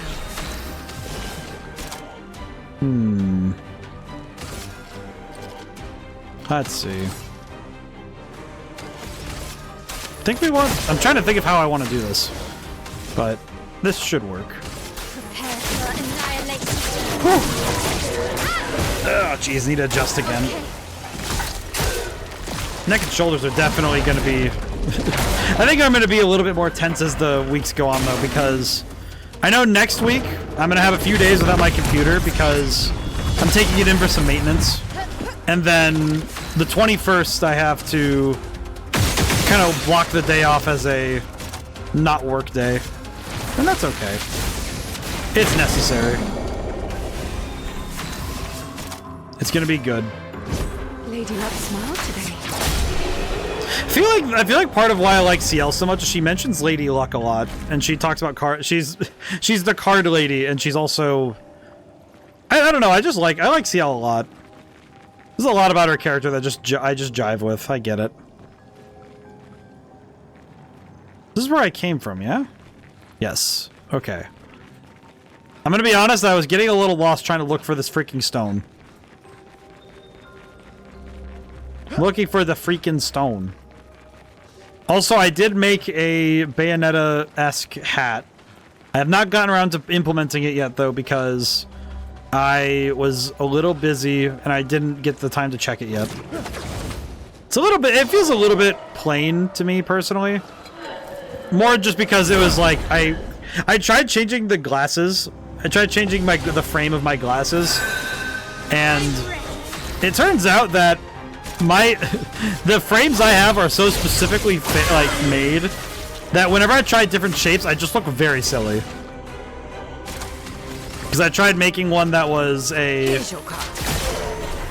more square shape like Bayonetta has, and it just looked very silly. And it kind of felt like, okay, yeah, the eyes sort of disappear with the glasses. Whew, there we go.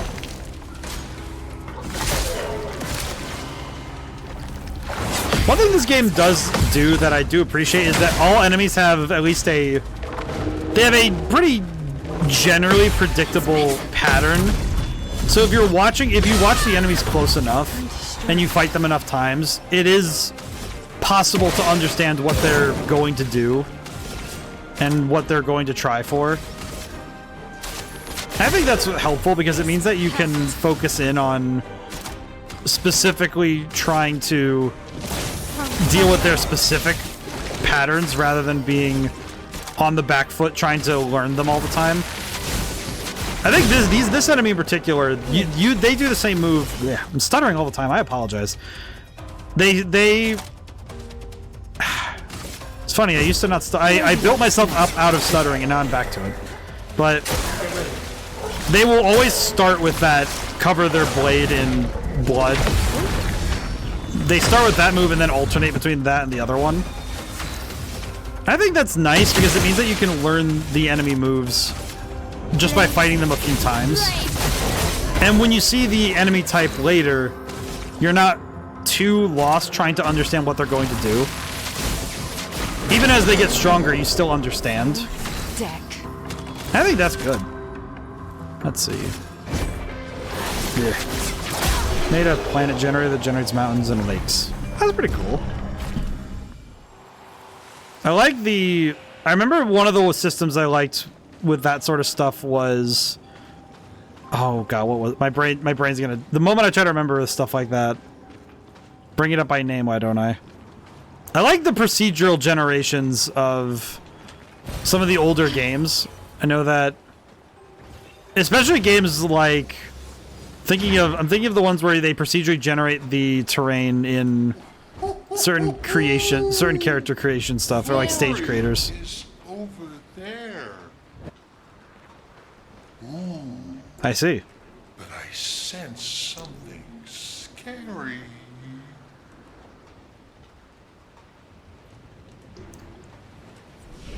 Alrighty, thank you, SKA.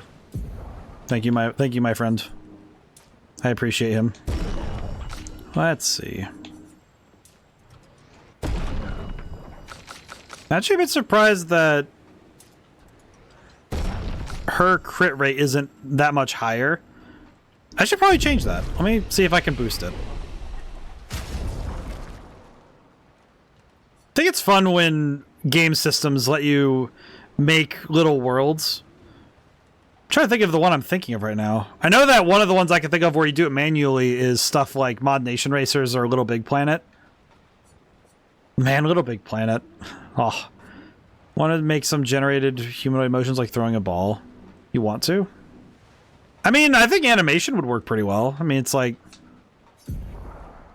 Thinking of the one I'm thinking of off the top of my head with, like... Thinking of animation stuff is I'm thinking of, geez, my brain's cooking, but I'm thinking of... When I took animation classes, one of the things that I was taught was the 12 principles, and... I remember that there was some games let you mess with the animation stuff a lot. That was fun. I guess I just I'm really showing my my colors when I say that I just consistently miss playing Little Big Planet. I miss it a lot.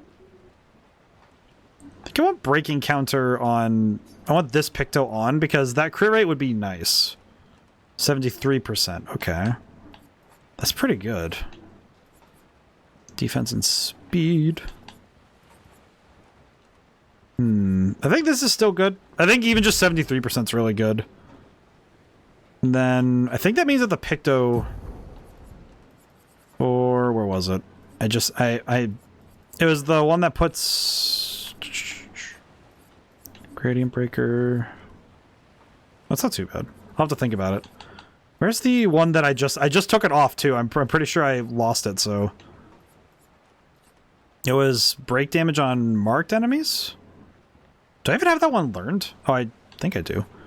Yeah, game powerful, here it is. Yeah, we'll grab that still. That's still nice. Energizing gradient. Per gradient charge. Yeah, we'll grab that. Alright.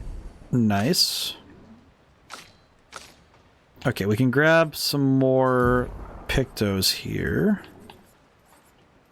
I'm trying to do my due diligence before we go in. Gradient Breaker. We're not using gradient attacks with her because those are spoilers. We don't touch those. Alright, we don't touch that. I think though that... Man, I can just think... I'm thinking of animation classes. I remember taking the classes, but I remember the most important tool was practice, I find. Now, of all things that make beautiful art is practice. Because that was the thing that I was taught a lot. But I was also taught... I think of all the people in my college that understood the condition that creatives go through, my animation professor was probably the best one. He taught the 2D and 3D animation classes, so I got to see him 2 times. 2 different semesters. And... How are you liking Grim-styled Mario and Luigi? That is a fascinating way to put it, Luke, but it is pretty good. I do like this game a lot. How are you doing today? New Game Plus has been very interesting. It's interesting seeing this game with the context of what it is. Exactly how the combat works. You're not wrong, because you take your turns and then you react to the enemies when they attack you. It's quite impressive. Let's see. Take him down. But we were talking about animation, and I think, and also with art in general, is that he understood. Attacks even have button prompts. Yeah. Was that I learned that because he understood how burnout could really mess someone up, because he worked for an animation company, And he saw some people really mess themselves up physically and mentally because they overdid it. And I think it's good. And he understood that, you know, he came to understand what the proper work-life balance was. And he wanted to make sure that none of us made that same mistake of like overdoing it. Which is funny because then a bunch of my peers would go and not do that, frankly.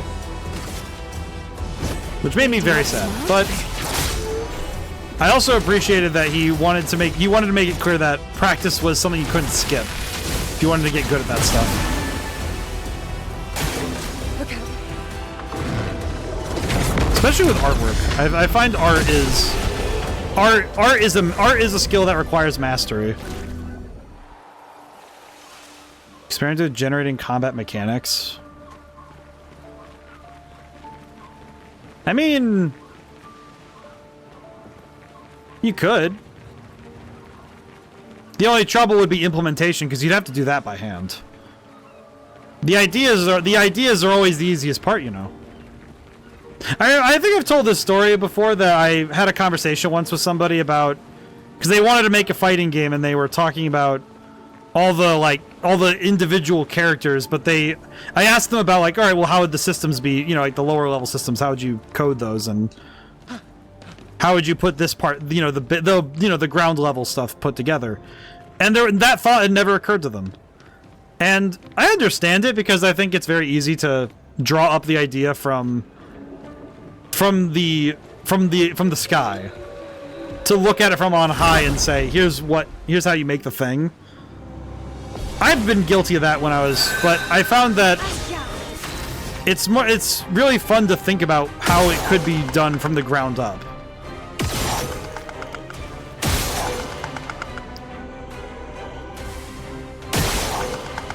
And of course, I'm also firmly of the mind that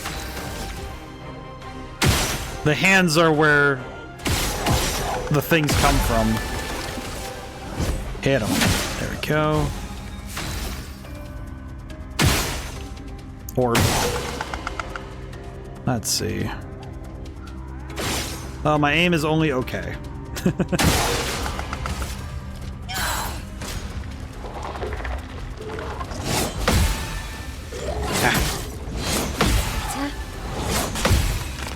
Think a pattern that works decently is implementing one version, generalizing and adding additions.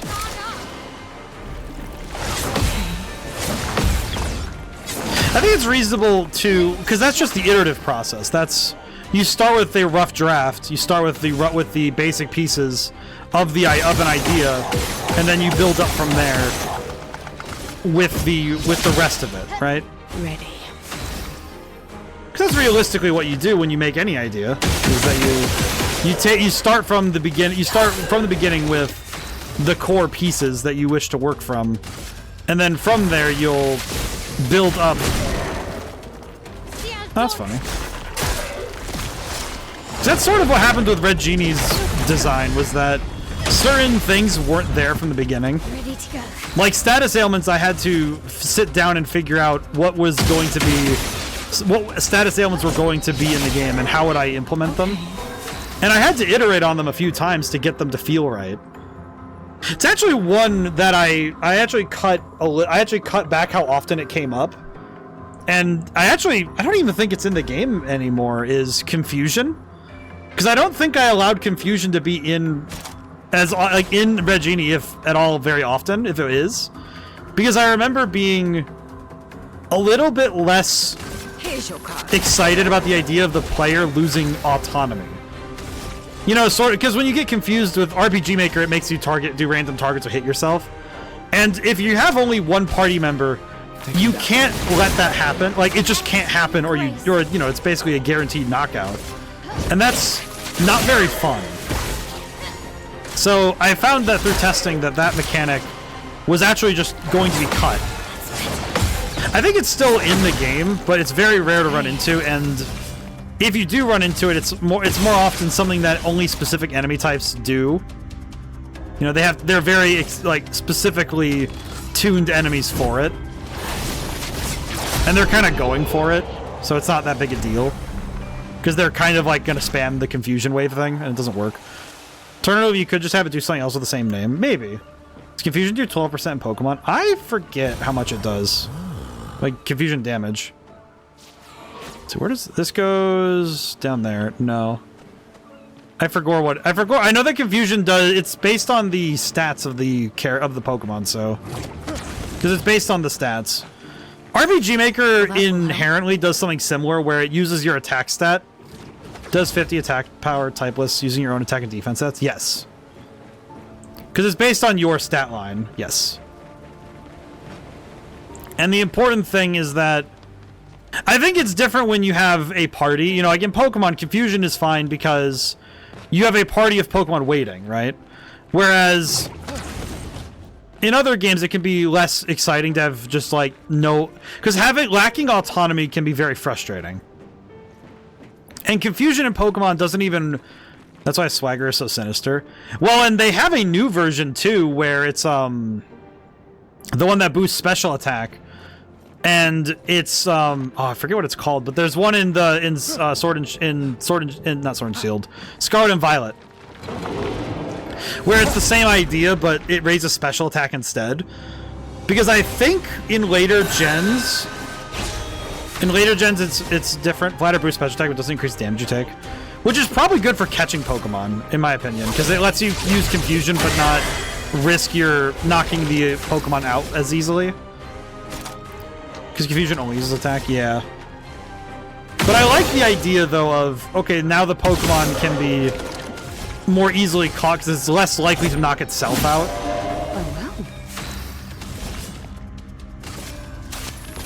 But I think...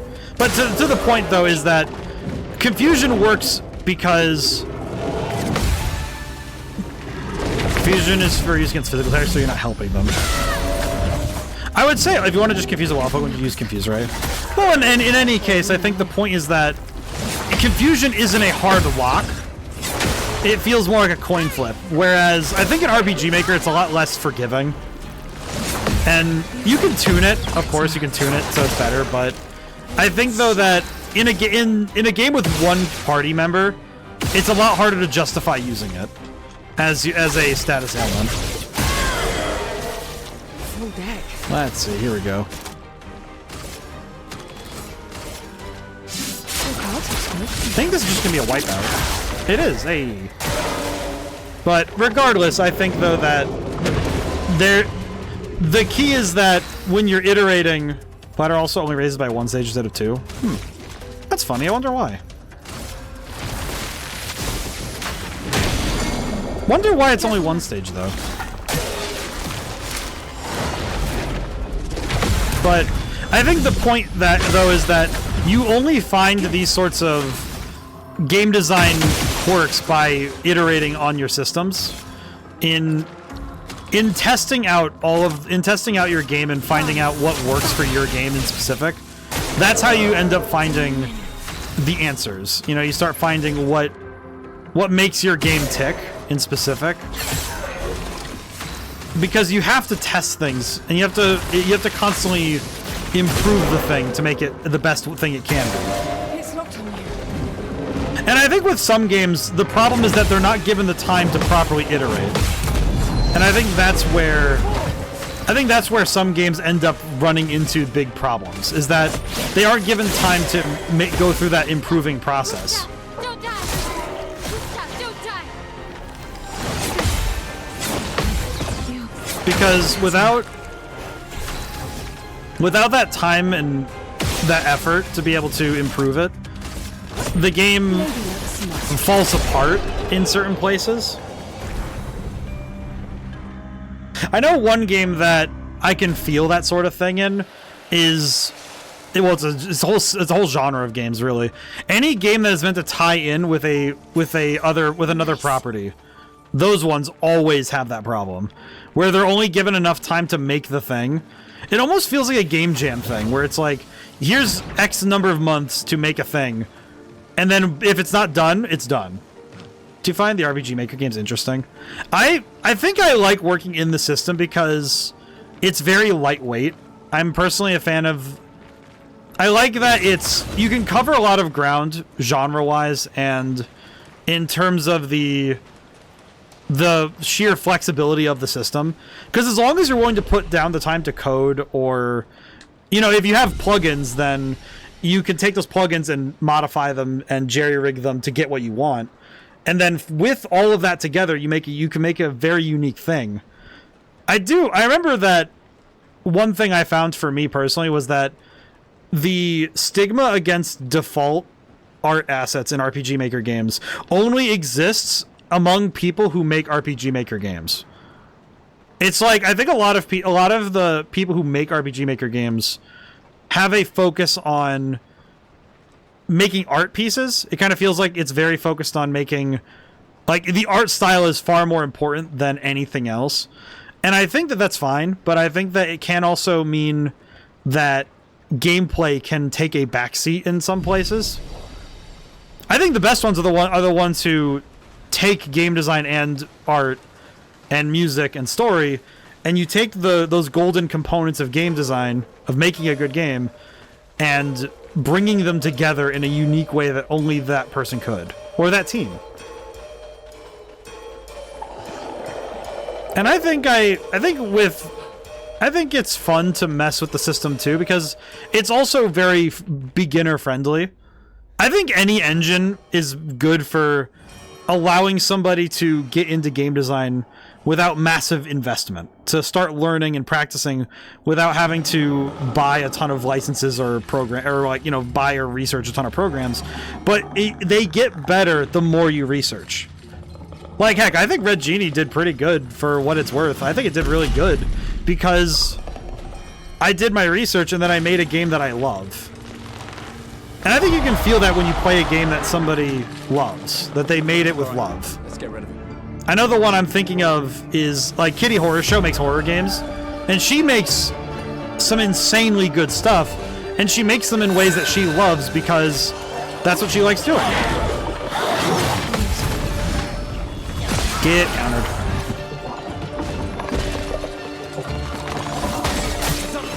Ow. Well, that kind of sucks. That's okay. Can I shoot those out? I always forgot. Ah, I can. Okay, cool.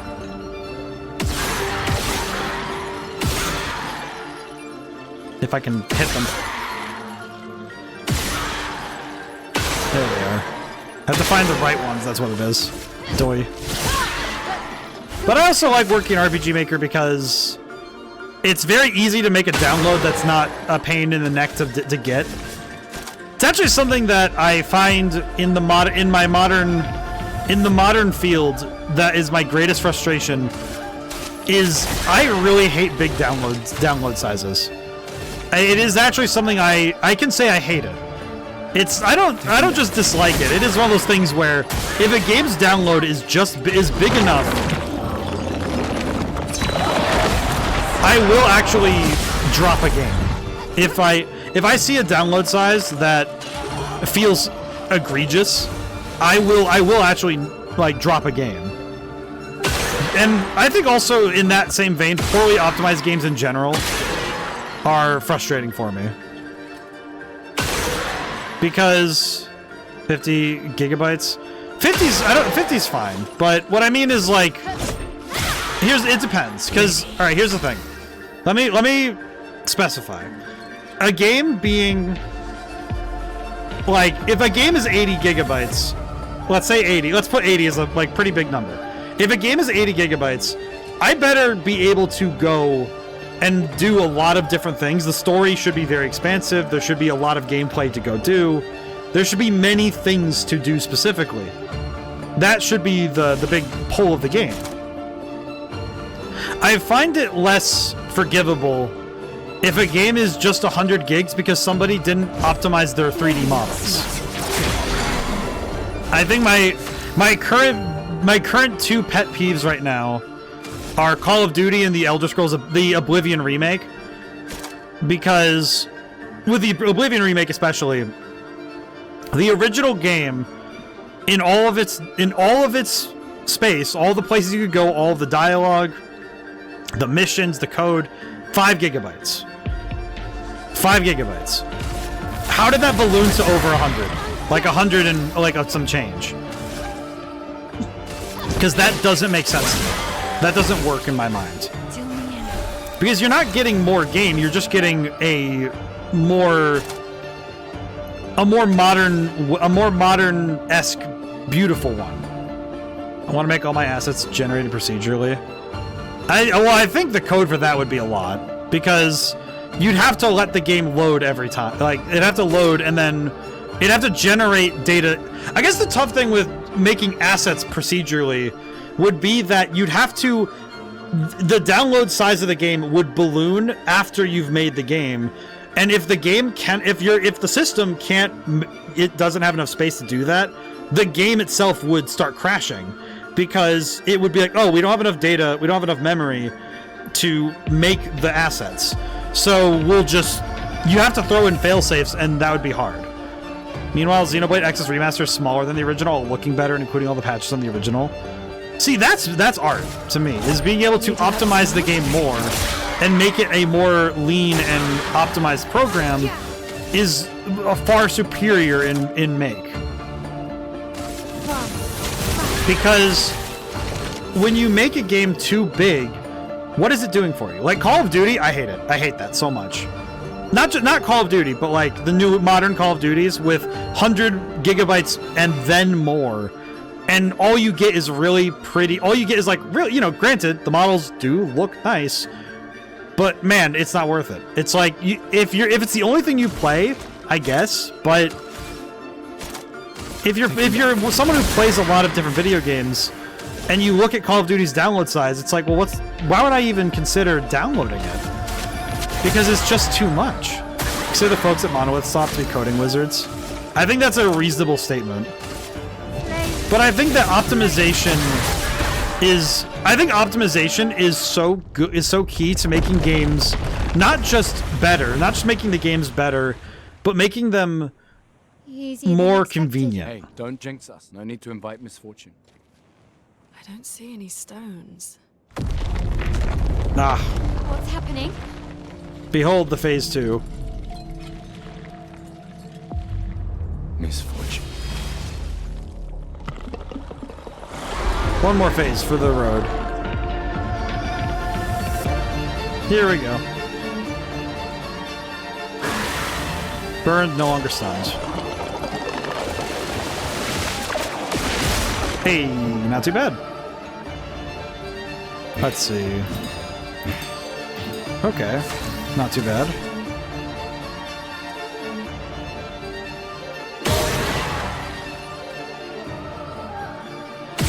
Oh, I missed. Ah.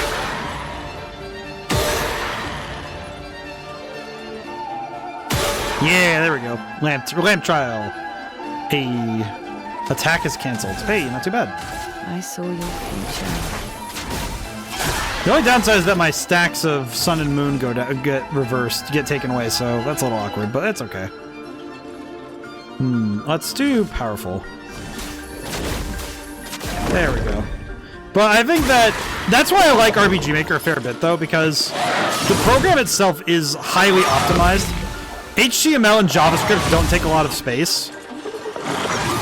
So it means that you can make download sizes that are negligible in terms of the player side being worried about it, right? I was not paying attention to what the pattern was. That's my bad. I think it was... Was it right, left, down, up again? Or was it... Failed the lamp trial. Understood. I see. Okay. Well, that's a little awkward for me, but that's fine. I think I can just... Yeah, we'll just do this. Nice. But yeah, I do think that... and with, like... Uh-oh. Hey, Namaha. Hope things are well today. I'll hydrate after this turn, because I can sit and listen to this music. I should actually also stretch, because I've been very bad about my stretching today. Let's see, summary. So, we got to talk to Esquier, who is the best boy. He's a big guy, and he's very funny. And he gave us some riddles that will be very pertinent later when it comes to storytelling stuff. Men climb mountains but stumble over stones. And what have you. Oh, jeez. And we went to the stone wave cliffs to find a rock for him so he could swim and carry us while he's swimming so that we could cross the ocean to go find the paintress. So to do so, we went to Stone Wave Cliffs, which is this place, and we're fighting this big Lampmaster because he is within proximity of the rock, and it wanted to be our problem. And nothing quite says we have a boss fight like this thing being huge. We also got some characterization with Gustav and CL being good friends, and Gustav and Mael got to talk more. And Gustav's been a good guy, great guy. SK is also honorary library fox. He gets to hang out. He may not be a fox, but he is a friend. I don't know if I'd call people honorary library foxes or if they get to be honored guests. Like Koromaru gets close, but he is still an honored guest. That is the truth. But now we're doing this boss fight, and we're cooking.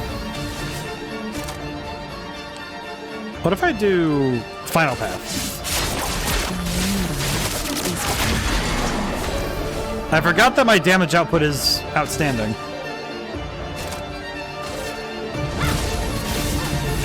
Oh, I have won for the sake of the chat. Alrighty.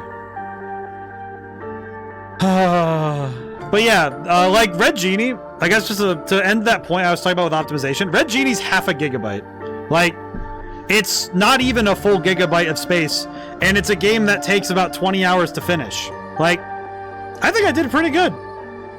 And it's replayable. It's really easily replayable. I'm proud of that. Like, okay, cool. You can just like, oh, I want to play Red Genie again. Guess it's the true title, so honored guest it is. I think honorary or honored guest is good.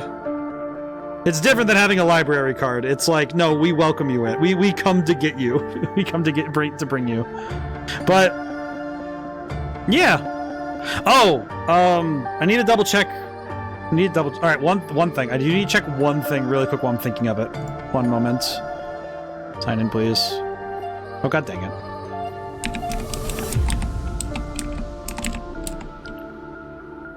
Apologies, one moment. I'm checking something very quick, like, because I just wanted to see something. I'm probably triggering a bunch of stuff on my stream while I'm looking away for half a moment.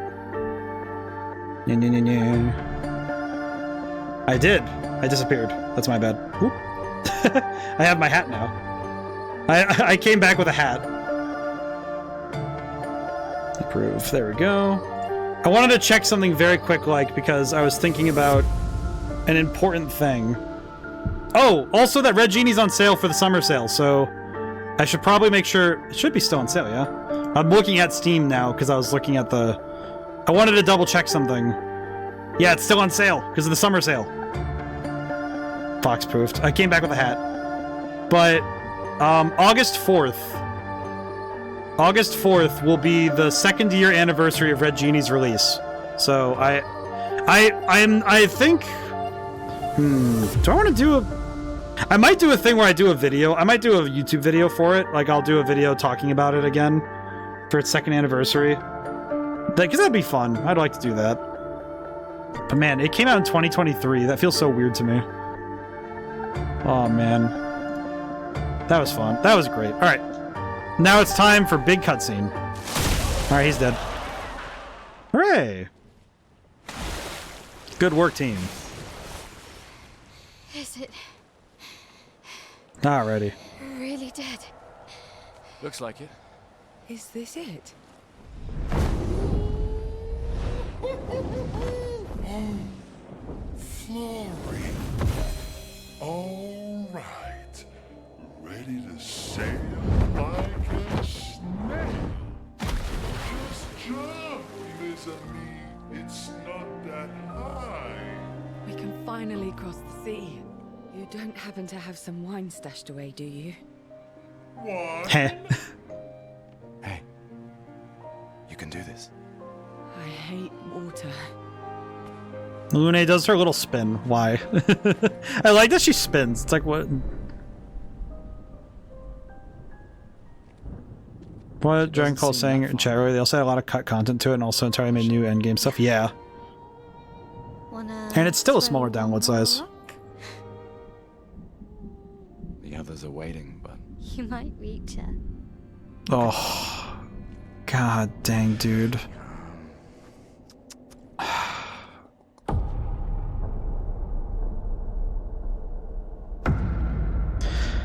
Oh, this is the scene of all time. Ooh, what about that one? You know, even knowing what the future holds. Does it really matter? Well, you know, like I always say, it's not about the rock. It's more about the...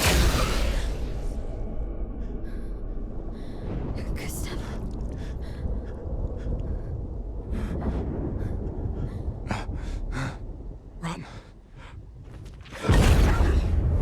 Oh, man. You know... you'd think knowing what's coming would make this easier.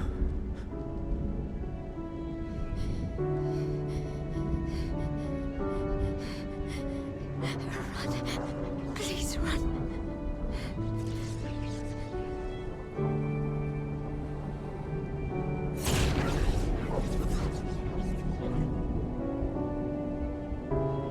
Oh.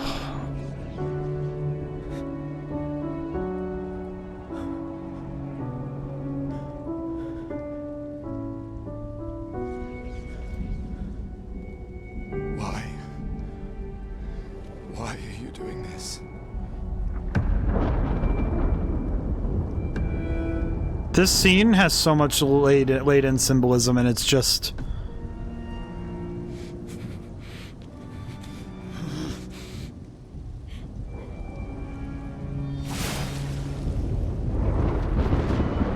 It's crazy to me how much this scene does.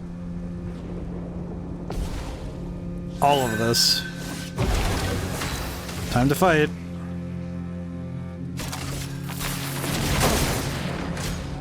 We've done nothing to you. We should be on the same side. Alright. I'm going to... energy tint. We'll go for it. Let her go. He's just standing there menacing me. I can't deal with that. Strike Storm, go for it. Hit him. Hit him. Name of the game itself is a painting term that means half light. It's also a writing style term, as I recall. That idea that, you know, light and dark need to come together. Something's going on up there. Escape! Get us up there!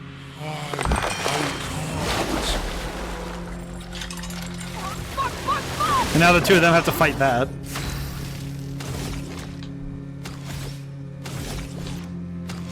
Overcharge is charged.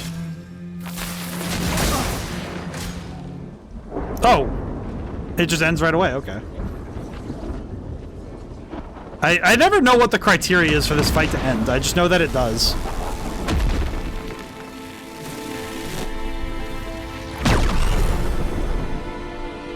Oh boy. I like how it says kills like...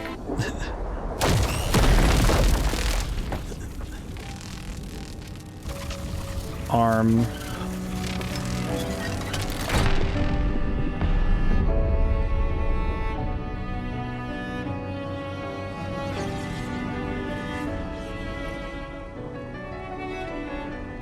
My man just gets back up after that? And just picks his cane up. It's like, come on, man. For those who come after. Right?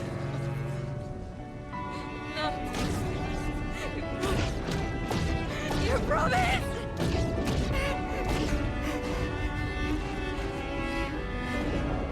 Oh, the motif of the game again.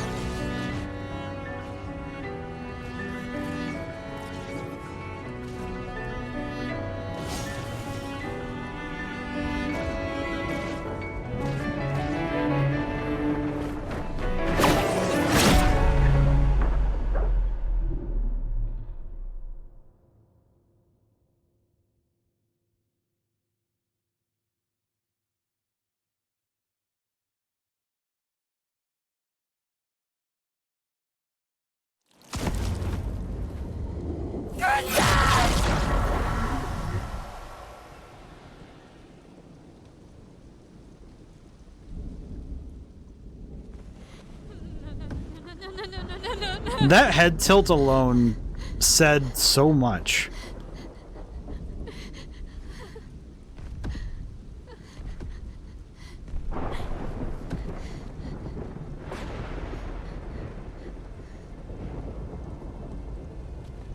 You won't yet understand. But this is a kindness, not a cruelty.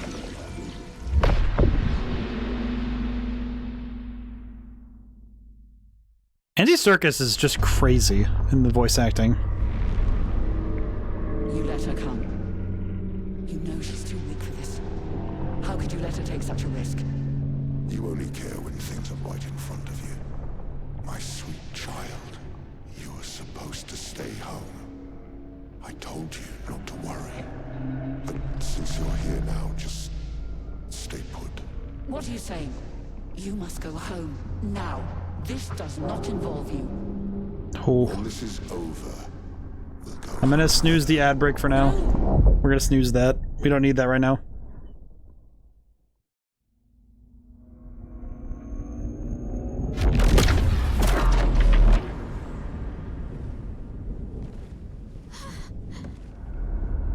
I feel like an out-of-body experience like that must be the most terrifying thing to feel. Like, physically. This won't make sense to you now. But we both want what's best for our families. I'm sorry you're caught in the middle, but I did try. Remember that phrasing. Hello.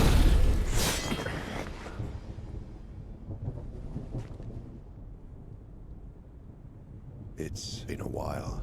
Yeah, it has.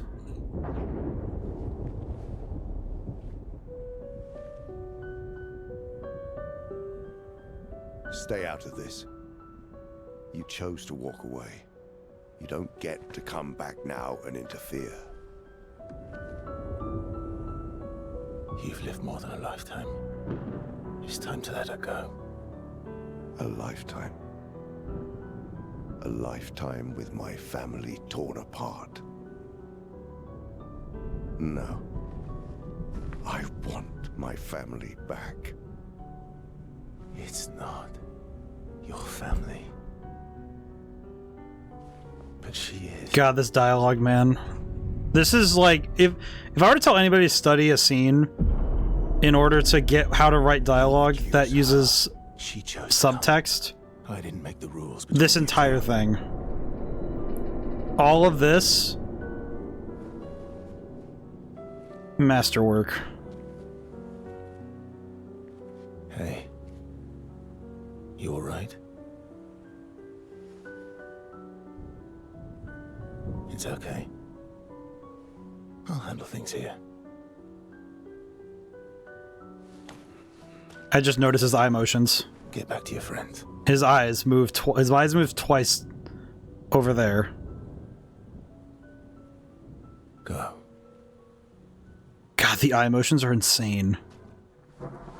I wish I could animate like that. That's crazy. So that's it. You've set us down this path. But are you ready for the consequences? She'll never paint again.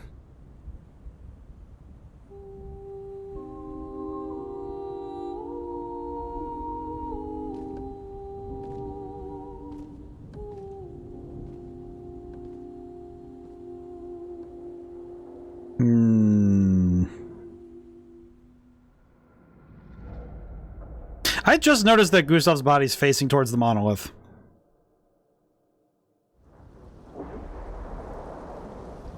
Man. Just made me realize that the last thing he probably saw was the end. The goal.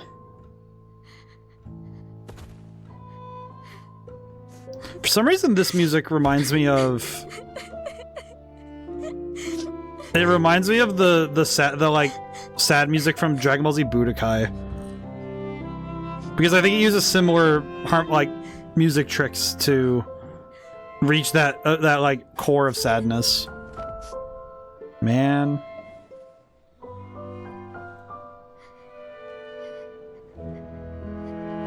Aw, the goat.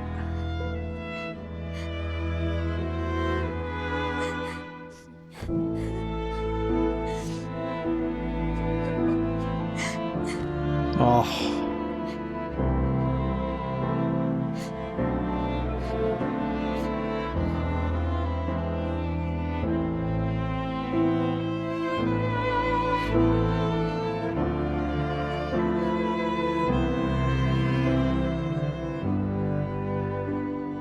They really wash you with the despair in this one.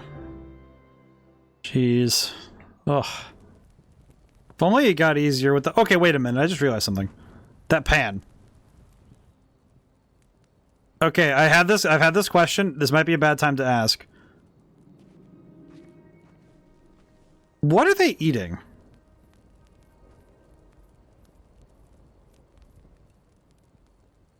Last time we sat together like this. In Lumiere. Mourning our parents. Seems like every time we're together, it's to grieve. Well, that's sad. I wish we could have spent more time in less hopeless contexts.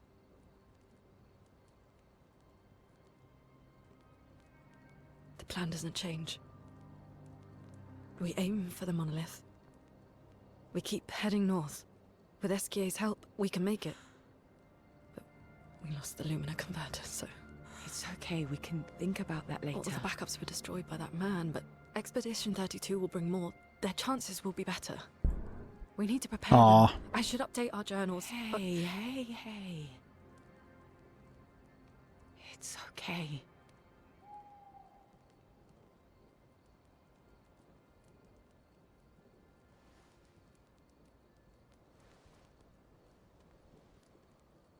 Ciel is such a sweetie. Tomorrow will still come. Ciel is such a sweet lady. I appreciate her. Hey, there's our guy.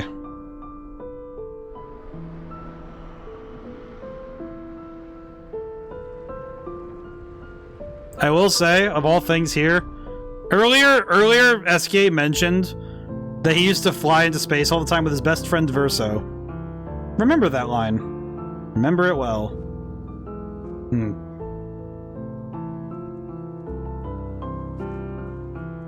Ciel. This seemed important. I don't know why, but the first time I saw this scene, I didn't see the Lumina converter. If you want to reach the monolith, I saw the arm and I was like, the quarry up north. Who are you? And where did you get that expedition uniform? Strange way to say thank you. Ben Starr, my friend. Sorry I couldn't save your friend. I'm wearing an expedition uniform because I, too, am an expeditioner. What? What do you mean you're an... I've never seen you before. First expedition. Expedition 0. Expedition 0? But how are you alive and not... Old? I don't know exactly, but some of us stopped aging and were not affected by the Gamage. Some of you? Like the man on the cliff? Anwar, our commander. Why? Why did he massacre our team? How could he turn on his own people? He believes his immortality is a gift from the Paintress. Killing her would kill him too, and he enjoys living forever. And you don't? Burying everyone you know while you live on can weigh you down a bit. God, this scene. I couldn't help your friend, but perhaps I can help you. You want to join us? If you don't mind the company. Yes. Oh. So, if I want to kill Renoir, I have to kill the Paintress first. What's your name? Verso. God, Verso. Act 2. Verso. God, he's cool. God, he's cool. He is probably... Okay, time to tip the hand. So, oh, that's right. It resets the build every time. God dang it, I forgot about that. God dang it. Hang on. Forget that they reset his stuff every time. Actually, I'm surprised they actually reset everything for him. That's weird. That's a weird one. Lanceram. Is this the one I was using? Yes. Yes. Okay, good. But they pulled a Legend of Dragoon here. They hand you your boy, and he takes the spot. Oh, Verso gets fully reset. What? That's weird. Okay, so New Game Plus, they actually fully reset Verso when you get him. Okay, weird. I didn't think about that. That's weird. Alrighty, time to reset my stuff. Do I want HP or do I want agility? I know I want this. Yeah, let's do this. Let's do it this way. Yeah.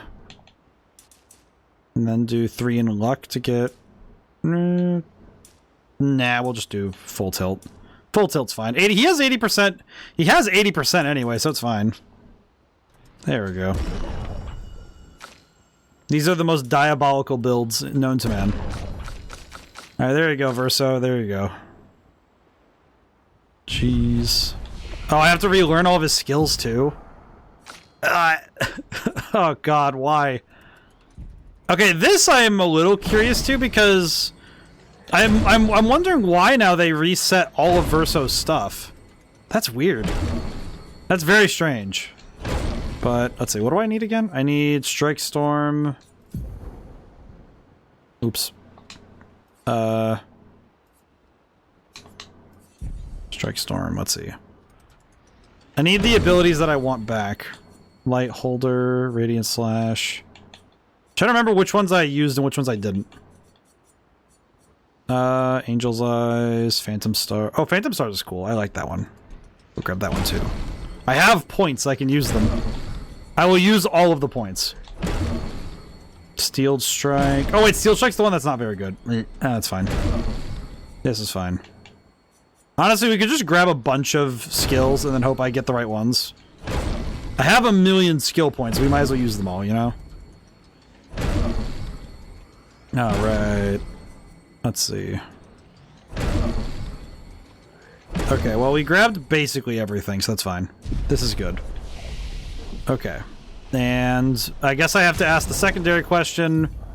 Okay, no, all of these are still the same. Okay, good. That's good. Just have to double check everything now. Strike Storm, replace Quick Strike. I have to remember what skills I like having on my boy here. I like Marking Shot. Let's see, Phantom Stars. Phantom Stars is cool.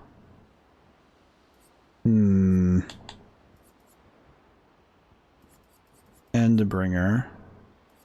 Maybe.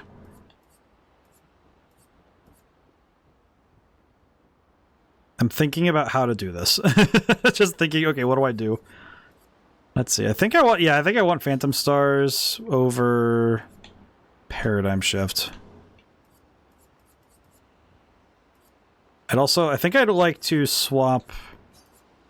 Can I swap it? Oh, no, I can't. Okay, well, okay, there we go. Nice. Okay, cool. So now we have everybody sorted again. Yeah, now we have the damage. The damage. Nice. Nice. Very cool. Okay. No, it's swapped my party back around. Alright, there we go. Are you able to summarize what just happened? I was trying to pay attention but missed it. Okay. I can do so. That I can do. So... Whew, okay. So... Do you want me to... Alright, I guess let me start from... Let me start from the boss fight, because we beat the Lampmaster guy, we slapped him into the ocean, and then Gustav got laser beamed through the chest twice, basically. And now he is dead. So, Verso this guy Verso, shows up with Gustav's arm and the Lumina converter, bringing it back to the party because he wants to help them get to the Paintress, and also Renoir, who was his commander, who is defending the Paintress because he likes living forever. So he wants to. At least that's what Verso has told us. And now we have Verso on our party. And I had to spend that entire ad break resetting his stat line because I had to go fix that. Also, this is just like reminder of what we've seen in stream already, is that Verso is the name that Esquier mentioned about his best friend. So, interesting note. Hello. Mon ami. Oh, you've put on a lot of weight. I could say the same for you, you giant marshmallow. Bet you lost your stones again. You know me. But now you're here. We can go find them. Yeah, buddy. We'll find them. Tell me, did you tell them about... you know what? Oh, Maman's the word. I promised. Great. I'm counting on you. Always, mon ami. I love the relationship. I love Verso. I love Verso and Esquier. Verso, mon ami. Esquier, mon ami. I feel like I haven't seen you in years. 3 years, 67 days, and roughly 10 hours. 10 hours and 7 minutes. Oh, you've been counting too. Roughly. Did Francois finally move out and get his own cave? Francois would miss me too much. Aww. He hates napping alone. If you're here, then isn't he napping alone? Oh, he must miss me so much right now. Poor Franfran. I'm sure he'll survive. Yes. So how did these expeditioners convince you to leave your... I will say, I think I appreciate so much getting to see these conversations again. They're all so nice. Well, the super nice one died, but the others are cool too. Aw, he liked Gustav the most. You can make some friends too. It's been a long time since you made new human friends. You know what I think about friendships with expeditioners. Losing a rock is better than never having a rock. Now that is some real wisdom. Ask me how I know. Debatable. I hope we won't lose them, like the others. So, you lost your stones again? He's so sad. Did you lose them this time? Yeah, I lost them on our trip back from the Chestrel River, right after you left. Oh, don't worry. I hope you get them back. You are the best. I missed going on adventures. I like this scene. Me too. Rekindled the flames of their friendship. So now we have friendship levels where we can have friendship with all of the party members. So we'll try to make sure we get all this. Adventure. So we'll try to max these out. Big objective, but we will do as best we can. It's not too hard to do so. You just have to check in on everybody. Hello. They're over there. Where's Lune? Actually, where is Lune? Like, had to do a lot of stat. I will say the stat reallocation did kind of throw me a bit because I wasn't expecting to have to redo all of Verso's stuff. Let's see. All right, we can max this out. All of it is maxed out. Outstanding. Let's see.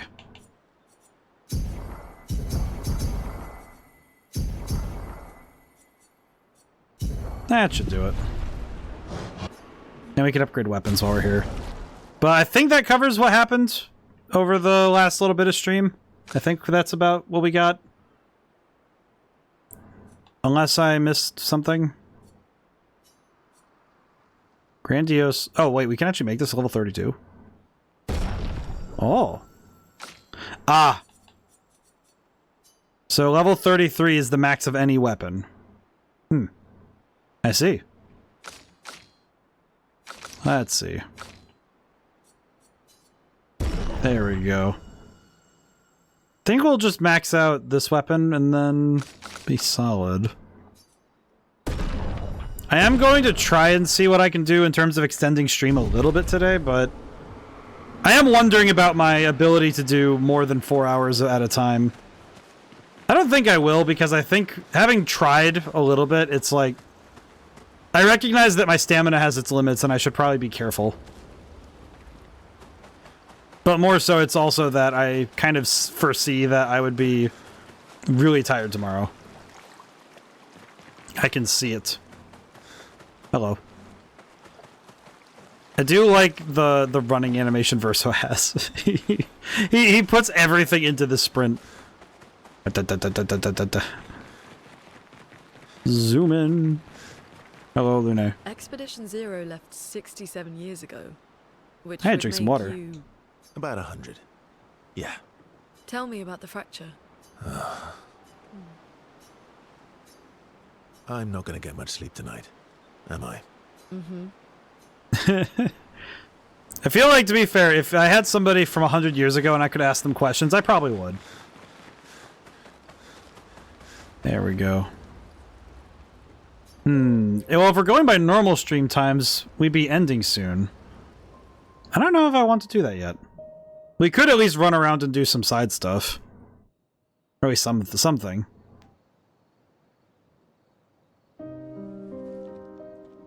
A good rock.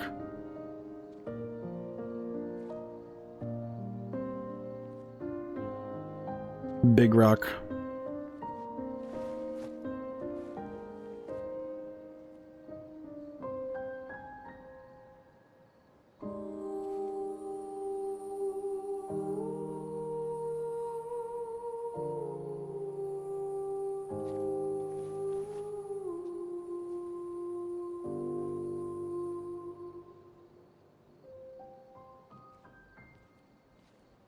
This game really does capture how losing somebody can feel. Man.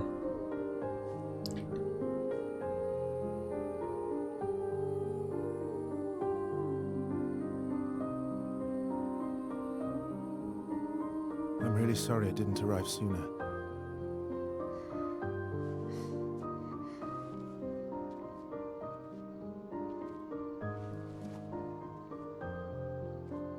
He was your brother? Something like that. Losing family is difficult. I know. I know what you're going to say. You want to offer your condolences. You want to say something comforting. But I don't need it. I've had enough condolences. I've lost so many families now.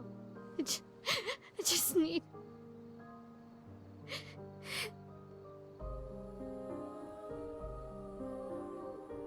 Can you please go?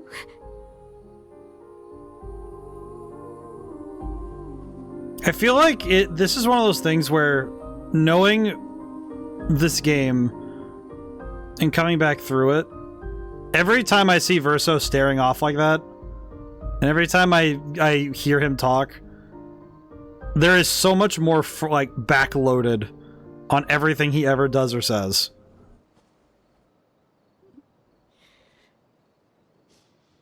Another one of those, man, how did they do this? I'm wondering what the process must have been to even get the story to, like, all the pieces to click like this. Because it all clicks. It all works together. It all feels like it fits. It doesn't feel like... anything's missing. Let's see. So, we have... Oh, wait, there's... Time for a swim. Hello. Can I buy... Cool. Thank you for the hairstyles. We swim. Let us get wet. Whee! Alright, time to swim. And we also got Flory so we could swim. First person I watched play this said he hated both endings. We won't discuss the ending specifically because we wanted a shulk option. I feel that. I've been keeping spoilers to a minimum. Like obviously if we hit something we you know, I will talk about it, but the only reason I've been keeping spoilers to a minimum is so that discussion wise some people will be able to enjoy, like, see the gameplay and the playthrough without too much, like, that, like, I'll mention stuff, but I feel like the endings of this game, though, I feel like they thematically fit. I think the problem would be if there was a, like, not to spoil, not to give too much out, but I feel like if the endings were, so do I feel like the thing I would want that I wouldn't want for this game is an easy answer. I don't think that's what this game would ever make sense to have. Because I think with all the themes of grief and loss and the way that life and death interplay in the story, I feel like if you had an easy definitive answer, it would kind of negate the point to me. I feel like it would be like, it wouldn't work.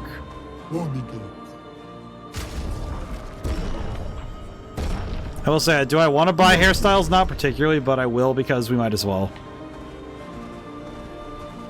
Hello. What is this? Stonewave Cliffs Cave. I think I am gonna stick to my guns and do optional stuff later.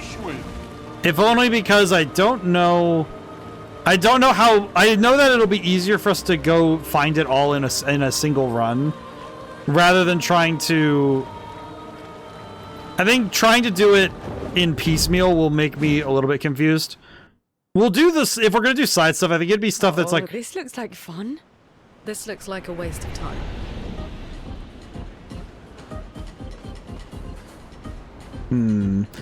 So it's kind of like an easy answer being kind of like a slap in the face kind of situation.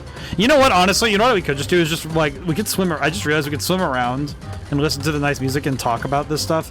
But yeah, I think the problem is that an easy answer feels like it would negate and simplify down all of the discussion that this game invokes. Because I don't think, because when it comes to stuff as universal as life, death, and loss, if you try to give an easy answer to it, something that feels like you put a rosy facade over it, I think it misses the point.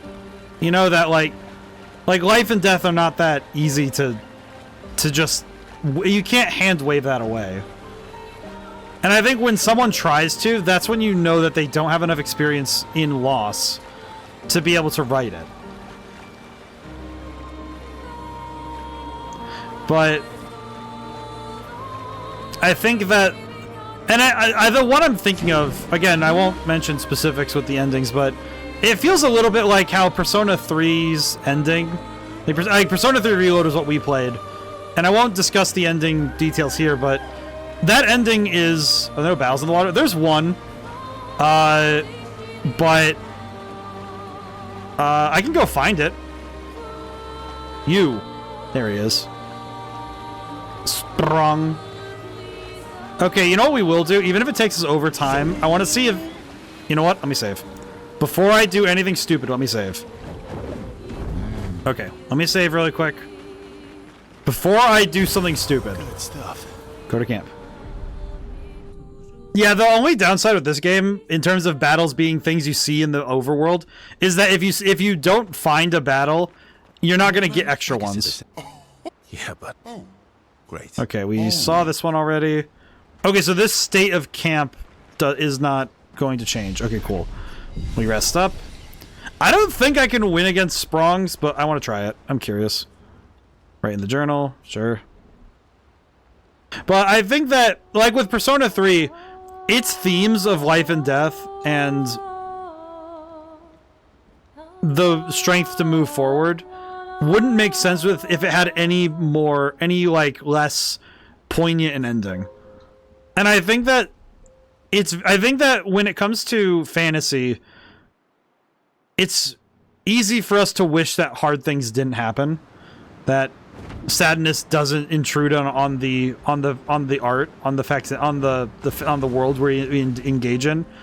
But I feel like avoiding those hard topics, avoiding those difficult conversations, and even not just like difficult as in it's hard to do, but just also nuanced ones that take time to understand and digest, not just life and death, but other topics as well. I feel like it misses the point to simplify it. Oh, not impressed. Sprung.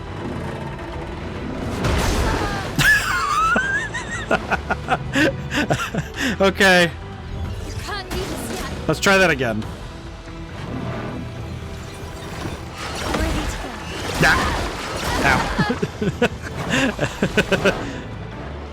I forgot that this thing's parry timing is cracked. No, I'll try again though. I'll gladly try again. I would like to try a second time, please.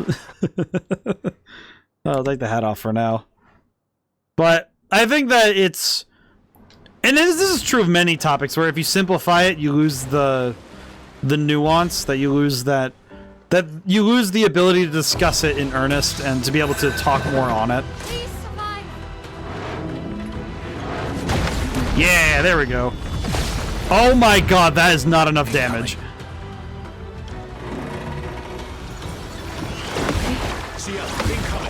Ow. Yeah, there we go.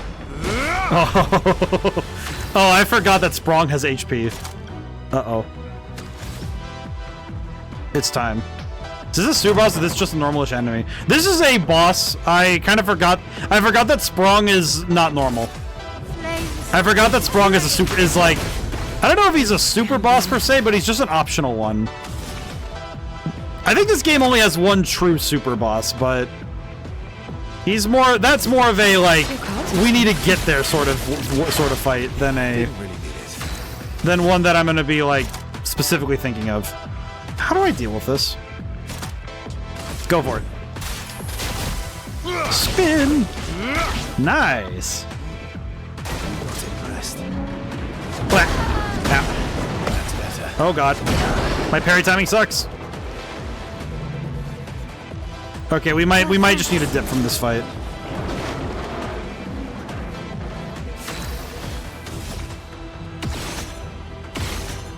Can I cannot hit the thing, I see. Okay, revive. Okay. Yeah, I think this, I believe this would classify as at least a excessively difficult boss, if not. Because that's the thing, there is only one true, I would say, true super boss. And that boss is, I have never even seen him in person.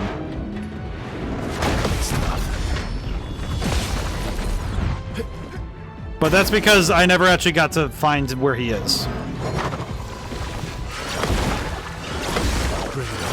Ow.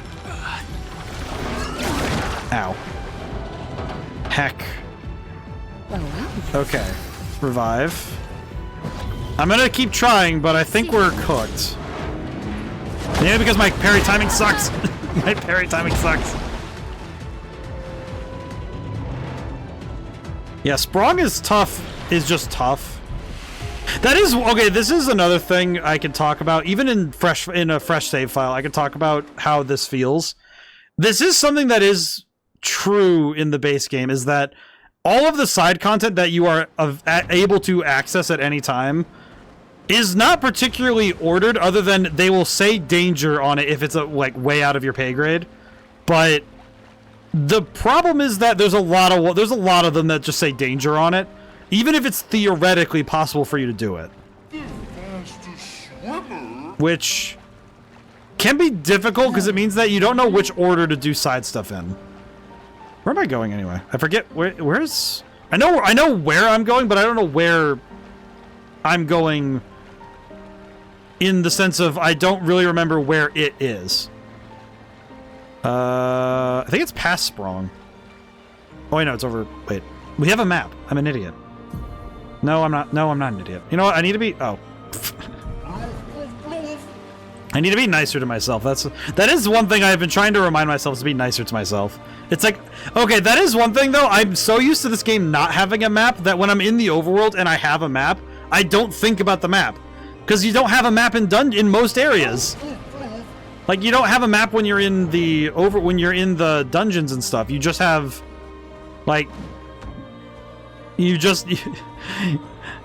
know what I mean, though? It's like when you don't have the functionality for so long, you just forget about it. Actually, I could say this game might be to blame for why I stopped checking maps in other games. Because I got so used to this game not having a way to check where I am in dungeons that I realized that other games I stopped checking where I am in dungeons. I just said, I'll figure it out. Everyone okay? Yeah, he's so nimble. So we are going to spend some time exploring later, but it's a whole thing. It'll be good.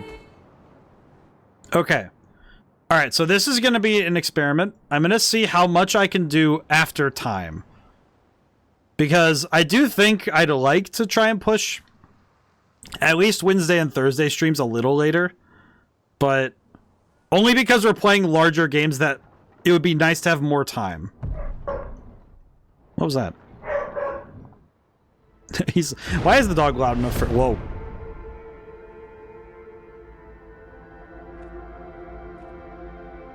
You know, I've never figured out how many people...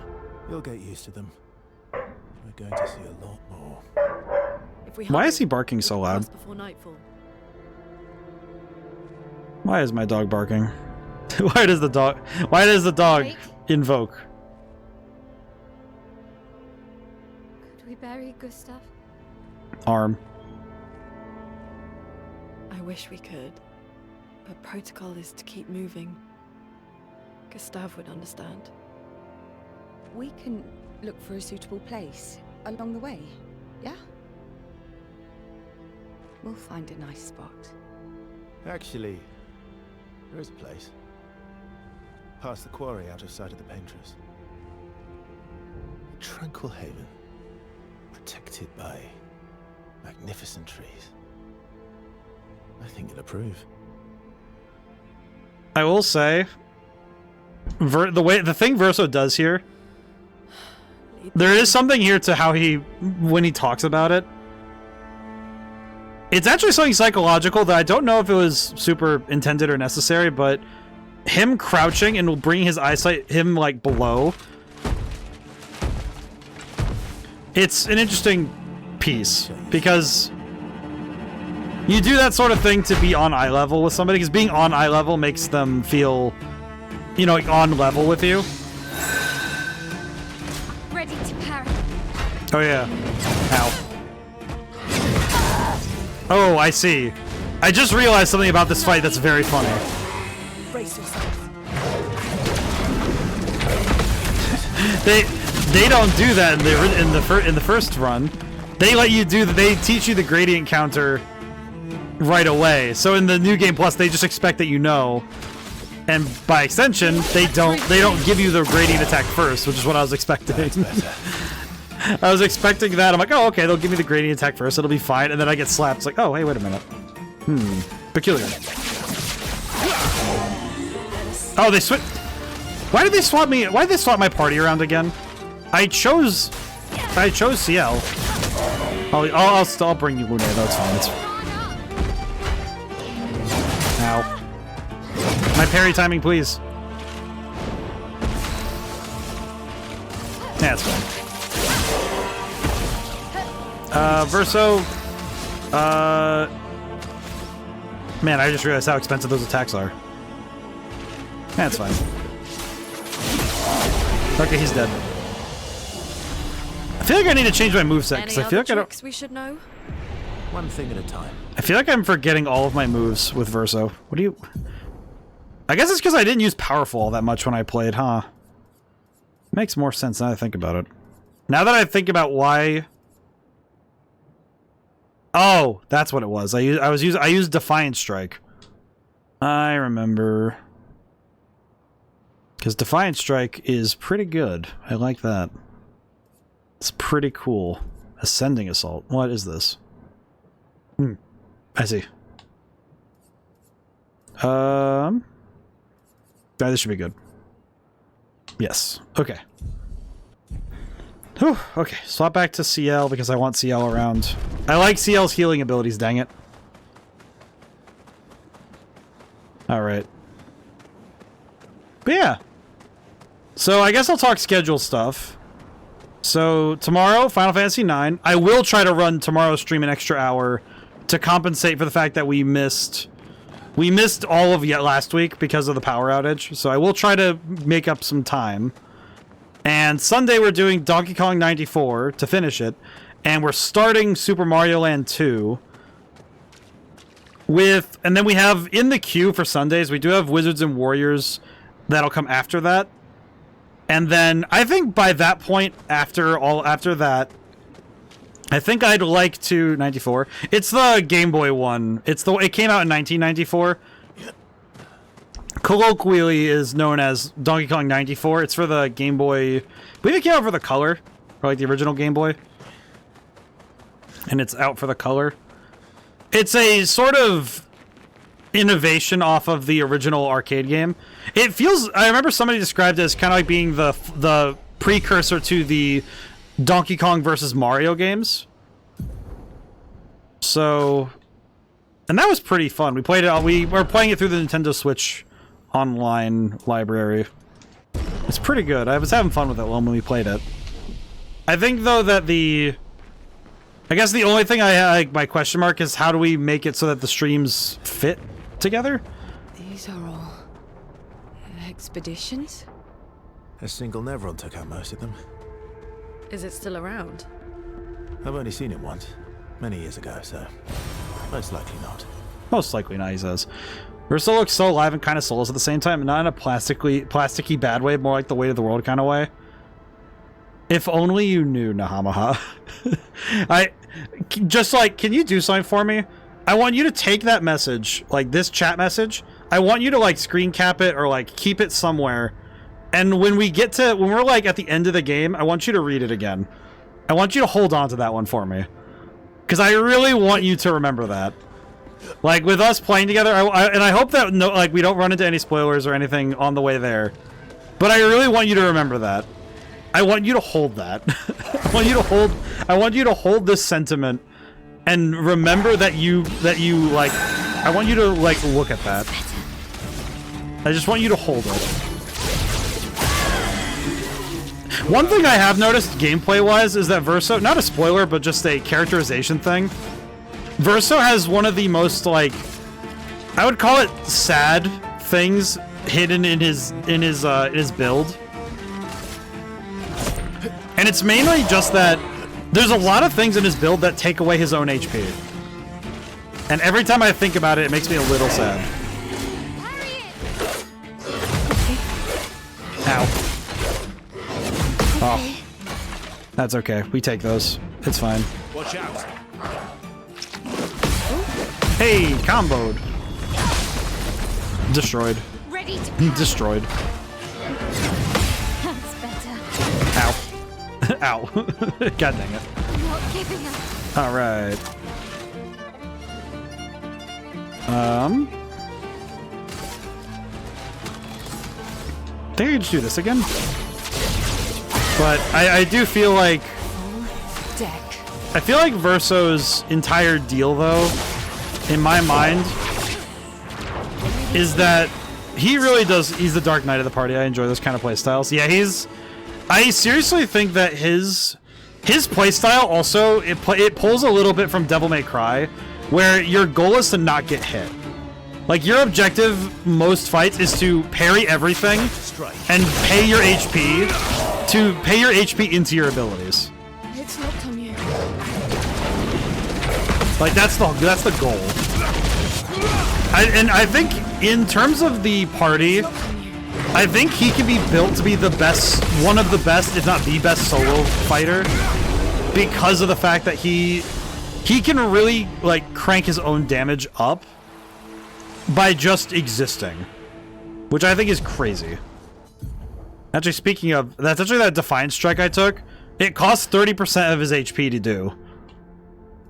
Okay, I do need something cheaper to use in the interim. Do I have any... I don't think I have anything else I really want to use ability-wise. But I really like Verso. He's really cool. I think it doesn't hurt at all that he's voiced by Ben Starr. And even though I haven't played Final Fantasy 16, man, it's like, I feel like him alone makes me want to play Final Fantasy 16. It's like, his voice performance is always so freaking good. It doesn't hurt either, though, that he's just kind of a cool dude. He seems like the kind of guy who would be really chill to meet. Which is funny, because I don't really tend to put much focus on meeting voice actors. I actually think that I had the most... I didn't even meet the voice actor, but I just felt awkward because I didn't go to meet them. But it's because they expect you to buy something or get something signed.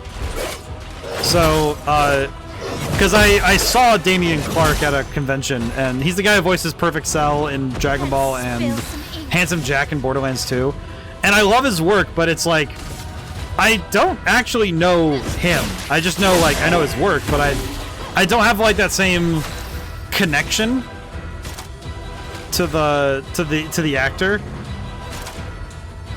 And sometimes that can make me feel kind of awkward when I see celebrities, because I don't actually know how to. I frankly don't know how to actually meet people who are famous, because my brain just goes, "Oh yeah, that's a famous guy. That's neat."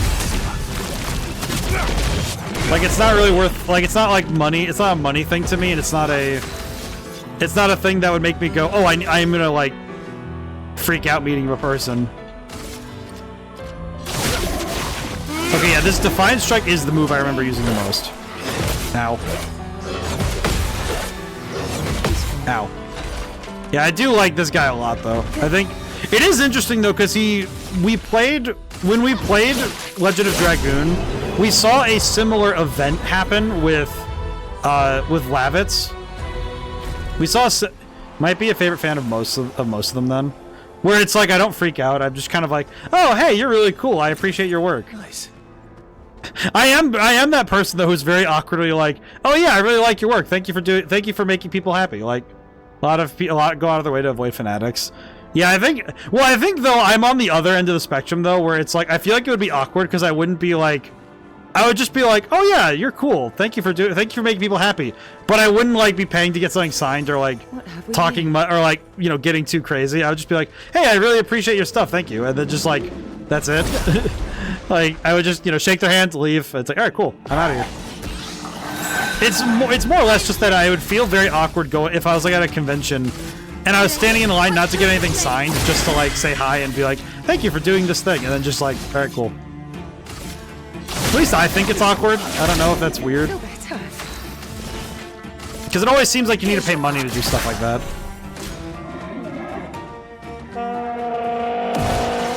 But maybe that's just because of what I've seen. Oh god. Wait, no! I pressed the wrong button. Owie. Ow. Yeah, my parry time is gonna start to go, isn't it? Wait. Oh well. It's fine. Bonk.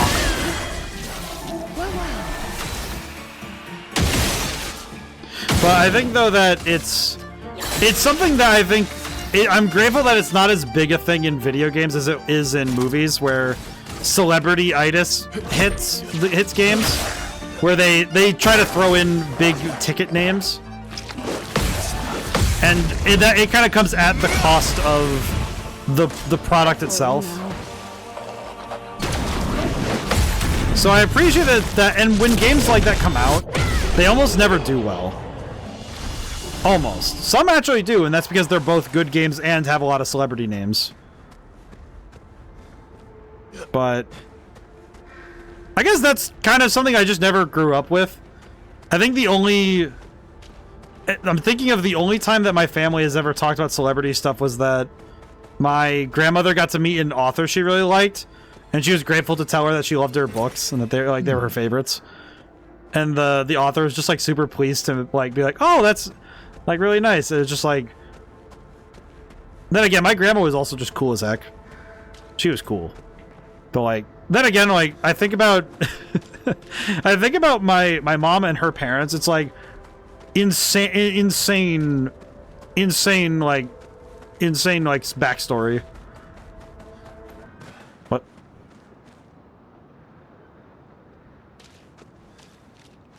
Why did the ambience cut out? Hello? Oh, that.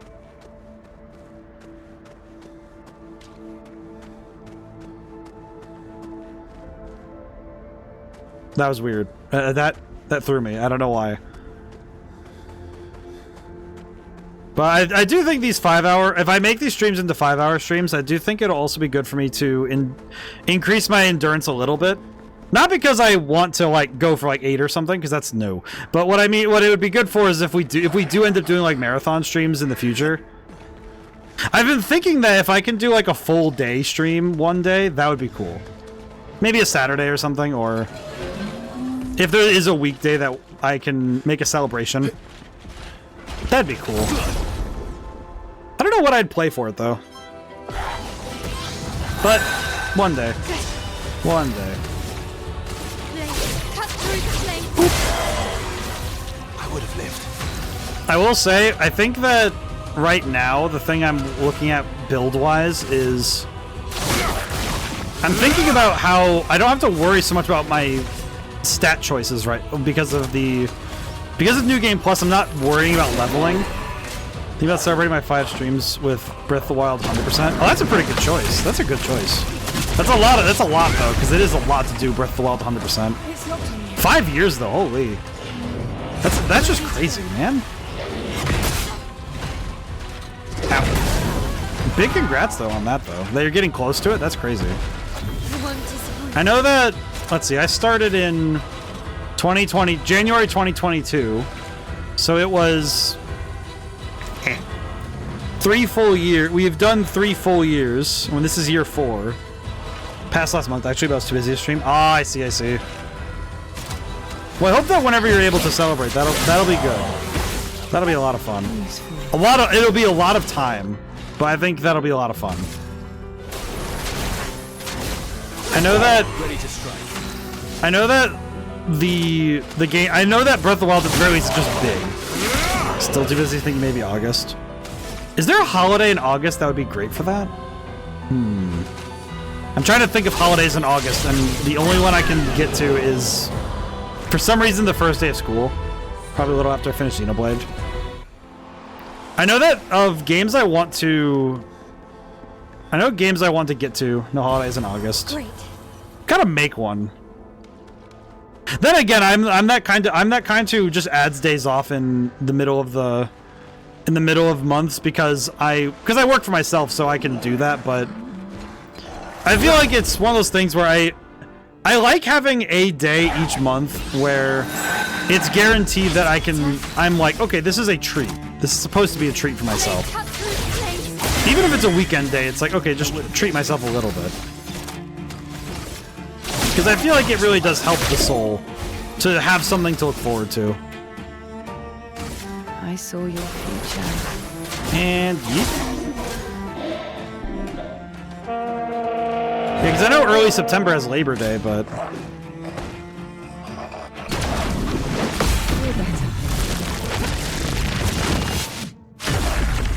Man, she's so extra. I love her.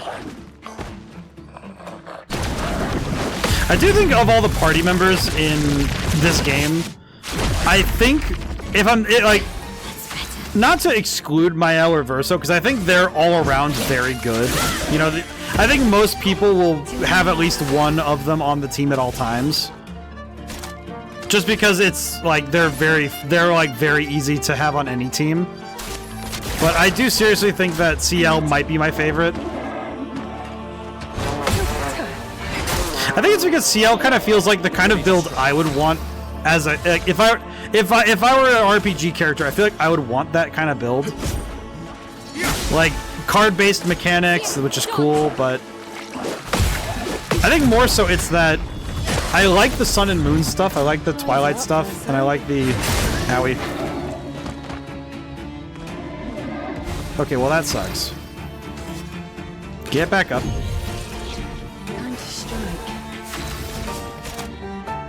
But I think though that It's the fact that she has light and dark motifs in her build alone. She's cool. Also, she's fun. I like her. It doesn't hurt that personality-wise, she's also just... She's sweet. She's like understanding and wise, but not...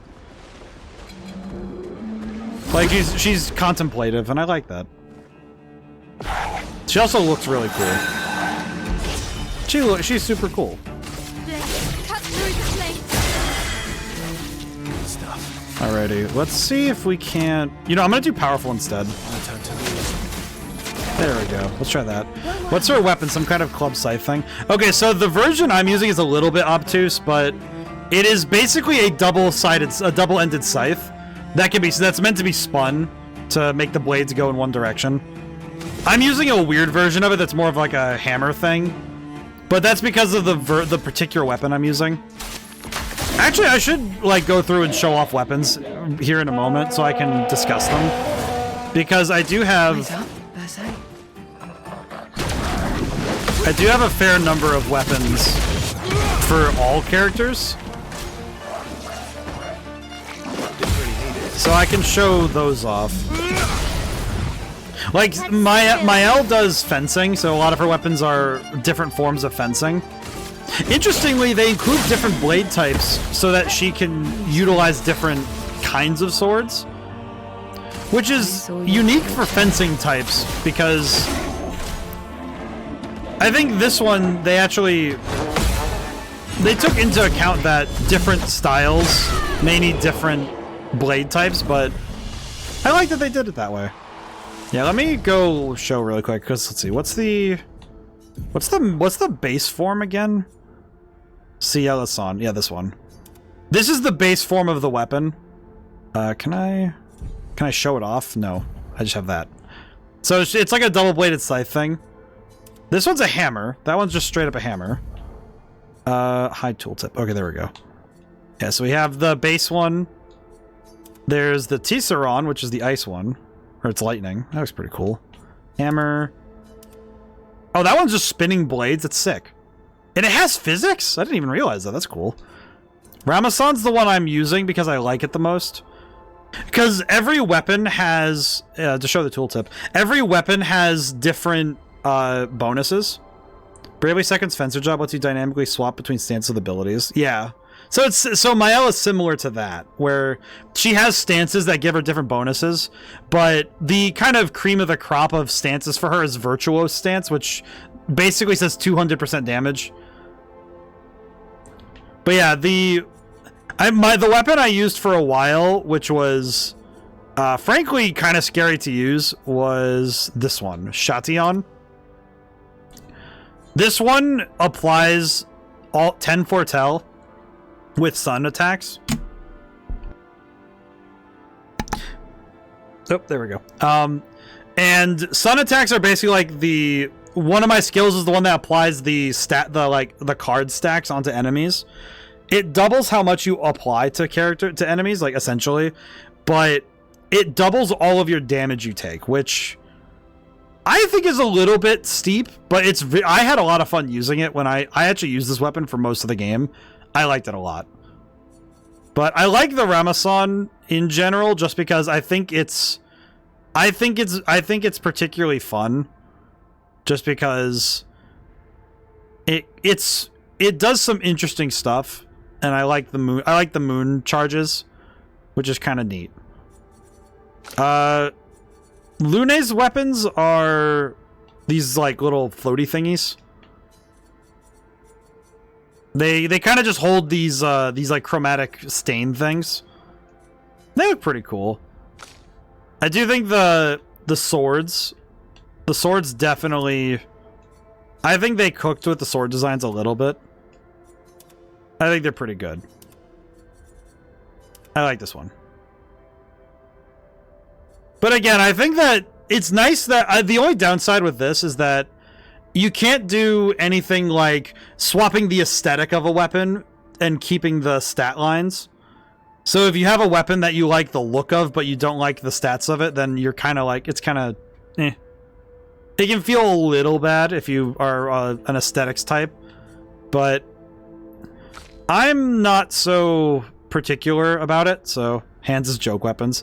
There is a joke weapon with New Game Plus that I missed because I didn't have any tokens from my first playthrough. You can actually get a baguette. Just straight up.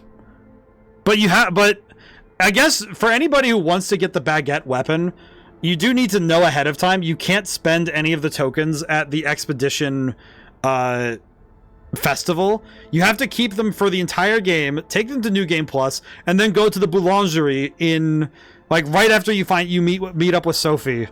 You have to take them to the boulangerie, and you get the weapon set for, like, everybody, and you get the baguette. And it's like, damn. you have to wait so long for the payoff for keeping those freaking coins, but it's worth it. And I didn't get it this time because I used them in my first playthrough because I didn't know. Nice. But it's like, man, I wish I could have the baguette weapon.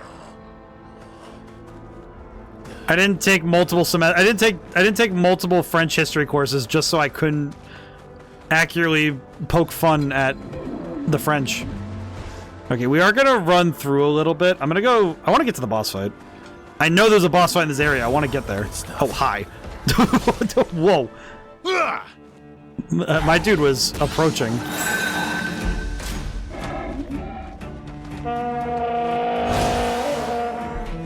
Careful now. But I do like the hands. The hands are funny. There's actually a good number of weapons that feel strange, and I appreciate that they go out of the way to make weird weapons. I mean, heck, even this one feels a bit weird. Like this weapon just looks wild. Alrighty, Defiant Strike, hit him.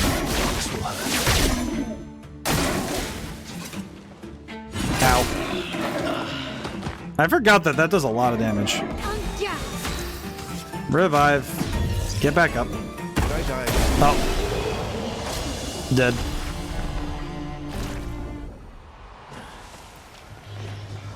I guess the only other thing I would say about... Where did you come from?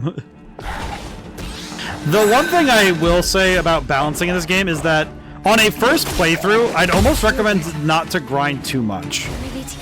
Not because it's a bad idea, because I think, you know, it's up to the player, but I do feel like this game gets a little easy, I guess would be the way to put it.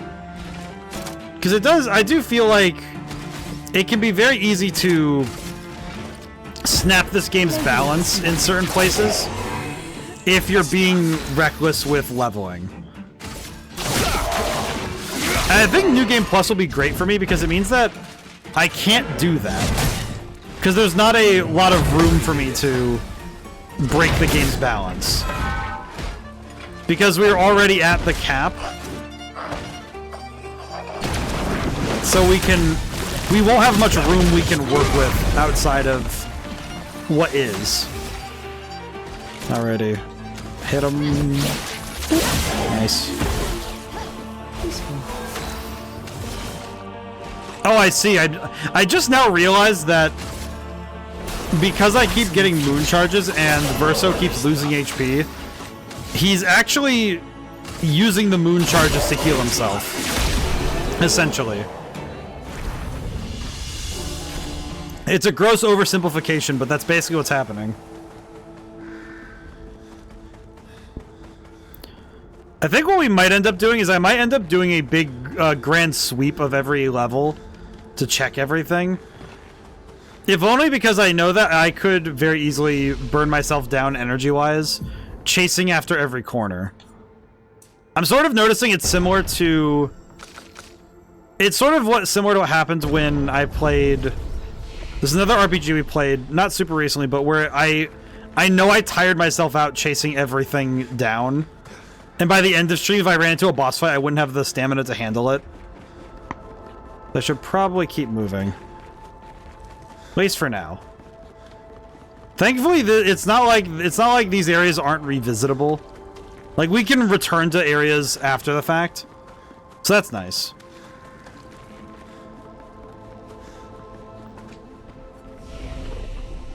I do appreciate the consistent placement of flags.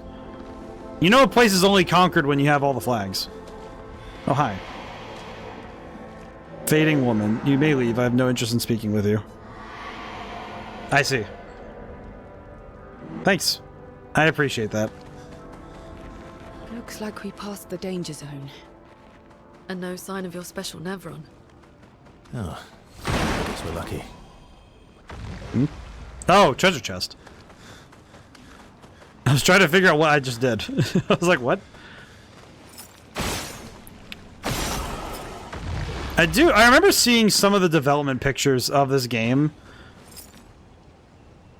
I wonder if there's any regrets. Good stuff. Like, not necessarily like, oh, like something is like wrong, but I mean like, were there any ideas that they were hoping to implement in the game that they didn't get to? You know what I mean? Like, that's the sort of thing I'm thinking of right now. Expedition 57, Carla. These siege engines... I see. So the moon charges do passive healing if you take or deal too much self-inflicted damage. Essentially. And since moon skills generate 2 charges, I still get to keep one of them. I still get to keep one of them for usage for CL's Twilight mode. Hello. Small one. Inverted affinity. Oh, I can't buy the better version of this though, huh? Can I? Can't buy it. I see. Let's fight the merchant. Verso, do the job. I'm pretty sure Verso can handle this one. His defense may be low, but I'm sure he'll be fine. As long as I don't miss the parry, we'll be good. How can I miss the parry? I'm good. I'm better than that. Oh well. Here we go.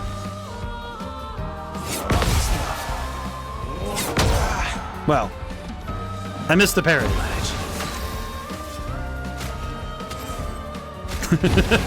There's something very funny about. Oh, I missed the parry. Oops. Ow. Okay, I just need to hit him. Or I need to be better. I just need to be better, truly. Oh. Like I said, I just need to be better. I just need to be better.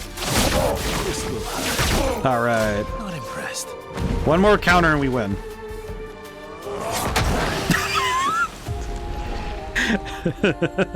It feels like it's self-inflicted at this point. Alright, let's try that one more time, shall we? But like, I wouldn't lose twice in a row, right?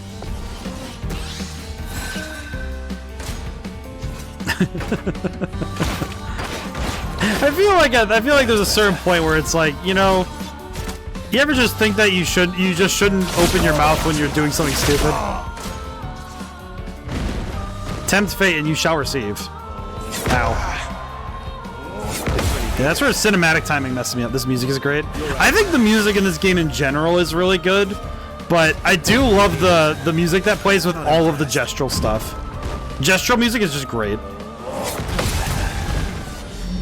There is a gestural beach later that I do want to show you guys, just because it is probably the most hilarious thing I've ever seen. Mainly because of the sheer audacity of it. Bring it on. Here we go. Yeah, fight over.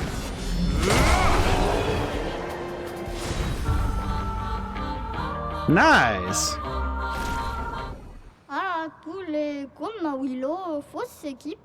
Thank you, my boy. Oh, I can't buy this because I already have one that's a higher level. I see. Obscur. Outfit for my L. Okay, you know what? While I have a moment, I haven't checked any of these outfits yet. I've bought like 80 of them. Well, there's like not that many, but still. Whoa. Well, that actually does look kind of sick, I'll be honest. That's nice. Baguette. Skirt. Well, that's just cute. Swimsuit. Why do you have a swimsuit? Pure. I like the expedition. Hair. Baguette. Beret. Ha ha ha. Oh, that's fun. Alrighty. Wait, do I have anything for Verso? Did I get anything for the swimsuit? My God, why is he? Why? Nice. Nice. Pellerin.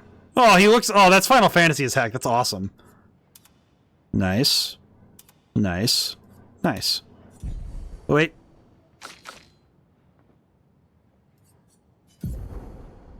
Dancers? Oh, that's cool. Baguette. Got the long pants. Reminds me a lot of my French teacher. Like when I took French in like high school. A lot of them wore the long pants. Baguette. Nice. I like these. The Saka Patat one just makes me happy. Looks so stupid. Love it. Alright, cool. Alright, that's enough gawking at the outfits. Out the window I go! Nice. Alrighty, let's go. Ah. The cutscene bridge. Known everywhere for its cutscenes. Can I just say, I do appreciate that they don't often do this. They don't often make it like 100% clear where cutscenes are. I appreciate that this is a very clear, hey, do you want to know where the cutscene is? Do you want to know where the cutscene is? Because it's right here. God, it's so pretty, though. Alright, here we go. It is time.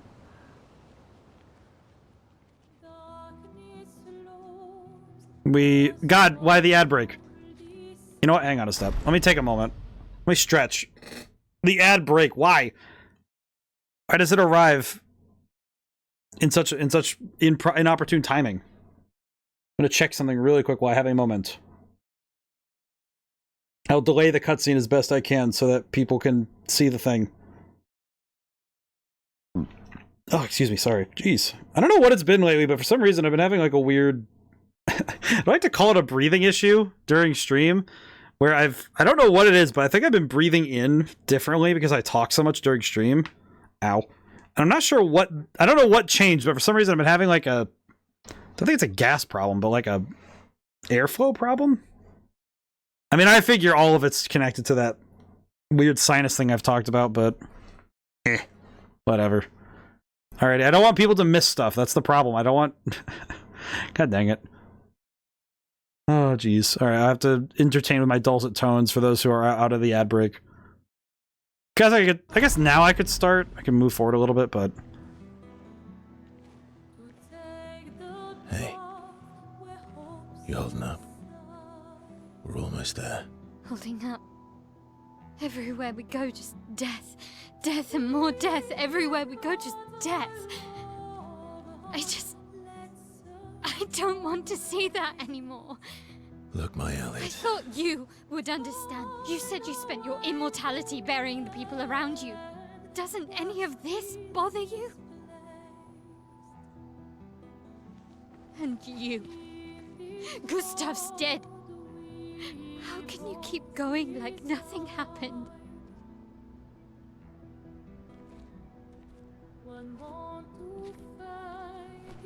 We need to continue. Why do you... Mael. You know what we must do. When one falls.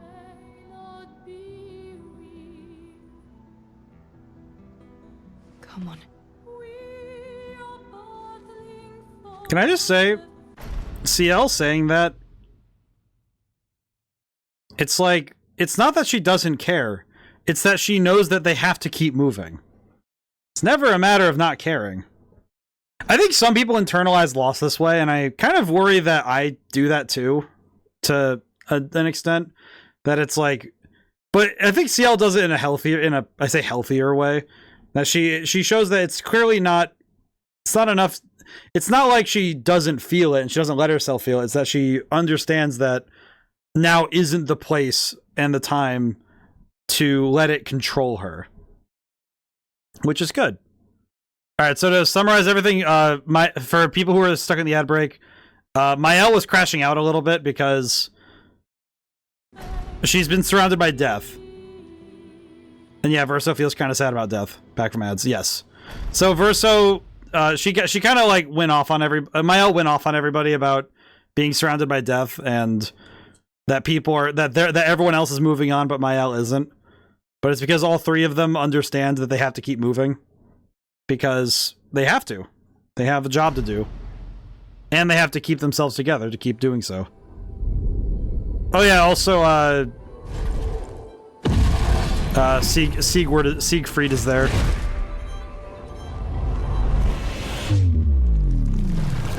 I just named him that. He doesn't actually have a name like that. He has a name, but not like, you know, like a government.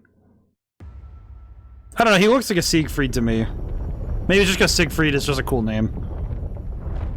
If I wasn't already set on what I hope I can name my first son, I probably would try to name my kid Siegfried if my wife would let me. God forbid you know, I feel like that again. If I find somebody who's willing to bind themselves eternally to me, they probably would also be thinking that Siegfried would be kind of neat. Now that I think about it.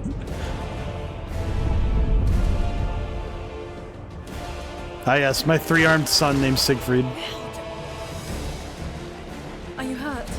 I'm fine.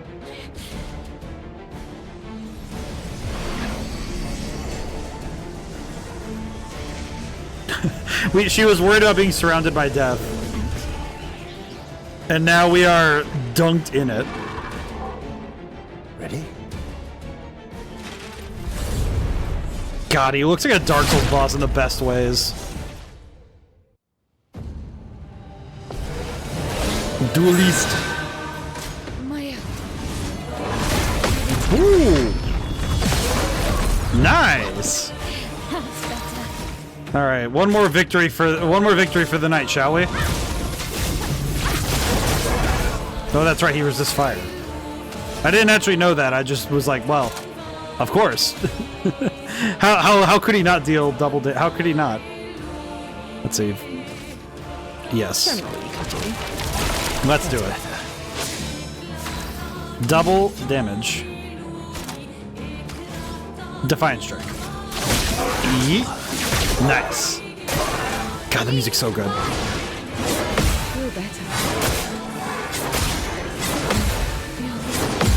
God, this guy aesthetically is just cracked. I wish, man. Dude is cool. Let's see. Here's your card. I'm gonna try and do a bit of build up before I try to whack him. Oh god. I countered too early. Let's go the path. Here we go. Oh, Strike Storm. We're gonna go for it. The Beyblade technique is so sick. It is probably my favorite move, I'll be honest. You gotta hit the Beyblade every time.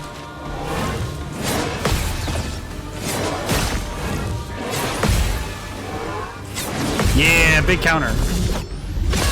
Holy crap, she did how much damage? That was like 750,000. Nice.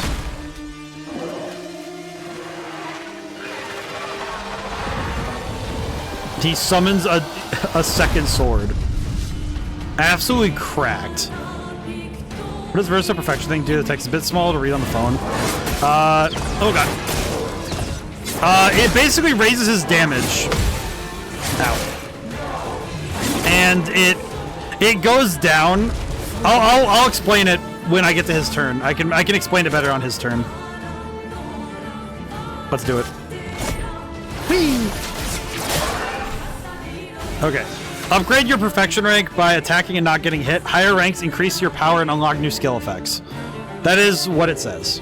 So basically, it is a bonus to attack damage, and you get bonuses to your skills. A great example here, Phantom Stars costs less AP if you're at S rank. which is just sick. You know what? No, we don't need that. We'll win this way. On me. Ow. I can do it. Maybe I should have done that. It's fine. Virtuous. We are in Virtuous. Backflip at him. Yeah. I messed up my rank, but that's okay. We'll ball. You know what? Grim Harvest to heal. Yes. Whoop.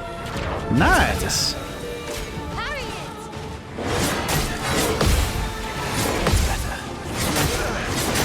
Ow. God dang it. My timing was awful. God, that combo is so long though, I forgot about that. It's so cool though. This fight is like what would be considered pure cinema, by the way. Let's see. Last turn of this, so 2 times foretell, so I should probably do this while I have the chance. Nice.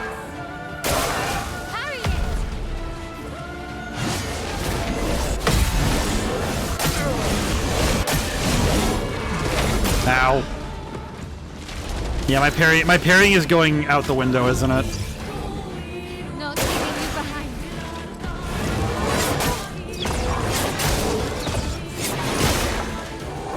Ow. You know what's actually funny is that normally I give grief to dual-wielding weapons in video games because I tend to have reason to be a bit of a to grief it a little bit, but weirdly enough, this guy's dual wielding the weapons in a way that I actually know is like oddly correct, which sounds weird for me to be able to say that. But it's because I studied a martial art called Kali in college. It's literally the martial art of like weapon stuff. And specifically it's dual wield. It really likes dual wielding weapons. Like we use like 2 sticks, use like Kali sticks to practice and stuff. And I guess the funniest thing about this is that it is actually like, because I was taught to keep the stance open and your feet like facing the opponent. And then you do the thing where you keep one back and the other you swing with. And he's alternating which one he swings with because that's how you're supposed to do it. It's really weird that my brain just catches that and thinks on it, but it is true.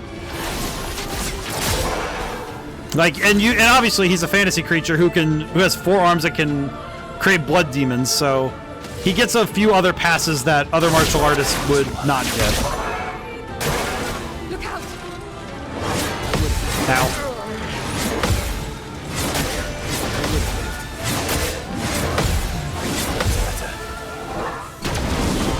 Oh, thank goodness, we got the gradient counter. My god. The damage. He's not on fire. That's fine.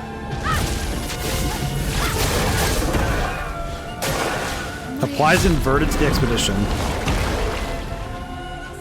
I don't think I've ever seen this move. Huh. Oh, wait. God, I just realized what that means. Ow. Okay, so I just realized something important about him doing that. You know what? Yeah, we're pulling it. Let's come back. Alright, I had to pull that.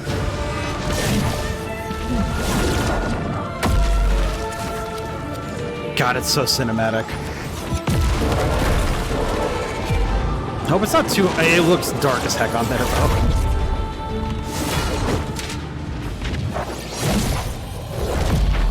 My goodness. Whew. Okay, that one got a little dicier than I was ready for, but that worked. I'm grateful that that fight was still tough. Well, turns out this Nevron wasn't that strong, but you did well. You learned fast. You know,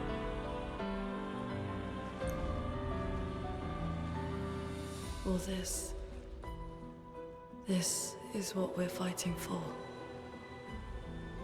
I think this is what I meant when I said that grinding isn't the best idea, because I feel like fights are way more tense when you actually have to deal with the enemy at their level. And I think this game, that is something that in a first playthrough, I think players can make the mistake of, where they will grind to deal with a problem and then accidentally outpace the game, because it is something that can happen, which is a little, it can be like a little frustrating, in my opinion, because it means that you can end up accidentally like making a fight a little too easy. Like, you show up to a fight really excited about what it's going to be, and then you like you kind of sleep through it. I feel like sleepwalking through the most important fights in the game would be really sad. Versatile. After free aim hit. Huh. Did I not get some of these, or are these new? Or are they... Interesting. Let's see. Defense and crit rate. Oh, this one's better in general. I should probably get this one. And then I can go get the Picto for augmented counter. There we go. Is there anything else we need? No. Okay, we're good. Okay. Looking good. Alright. Let's get out of here. Whee! Alright, up we go, out of the pits of hell. Let's get up to the surface. I think we have one more cutscene we will watch today, and then that will be it for today. So don't forget, stream tomorrow at our usual time, and stream Sunday at our usual time. I will be posting the schedule for streams on Sunday night instead of Monday, because I'm taking my computer in to get some routine maintenance and cleaning. So I won't be able to do work on Monday and Tuesday. I'll be doing work on like my notebooks and stuff and writing and all that. But I won't be able to do like coding and, you know, specifically computer focused game design work. So I'll spend that time doing other methods of work. But I win. Wow. Nice. But that's the schedule right now. And unless they find something that's really egregious, which I don't think they will, because it's supposed to be just routine cleaning, I should get my computer back before stream on Wednesday. So that will be good.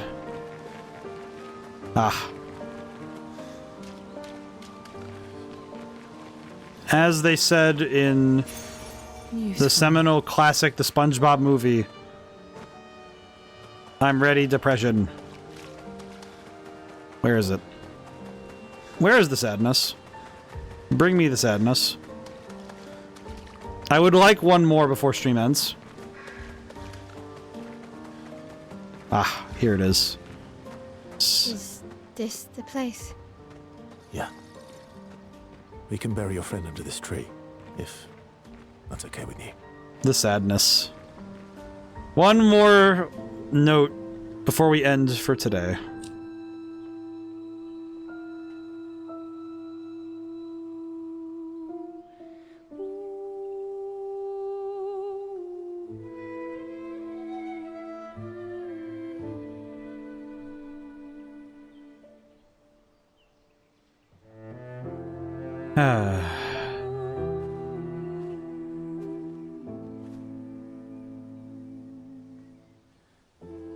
I only just now noticed that this is a reprise of the theme that plays when Sophie goes.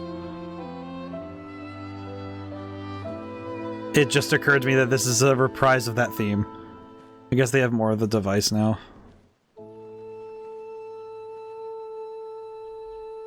Well, they have the... Couldn't wait for me, could you? They have the Lumina converter, but not... I wish we could. They only have the one device. Rest easy, Gustav. I'll finish what you started.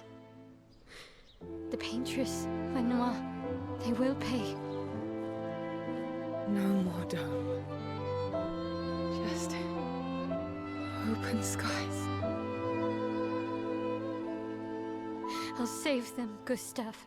Emma, your apprentices, everyone. The arm was the last remaining Lumina converter? No, the little, it's not the arm that's a converter, it's a little device thing. Always there for me. It's a different device. I'll save them. Say hi to Soph for me. Yeah. We could never tell if you were my brother or my father. But to me, you were both.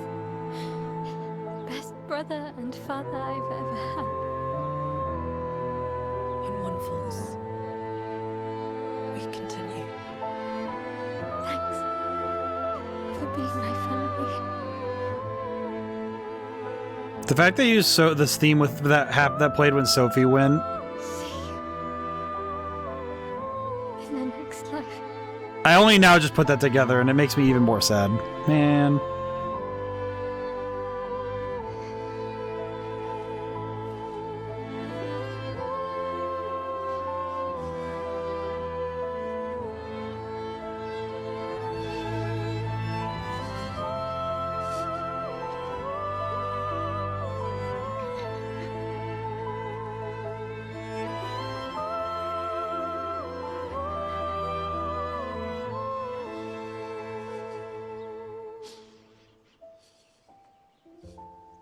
So I guess to make sure that it's clear, the Lumina converter was the tiny little diamond-looking thing that he was carrying around.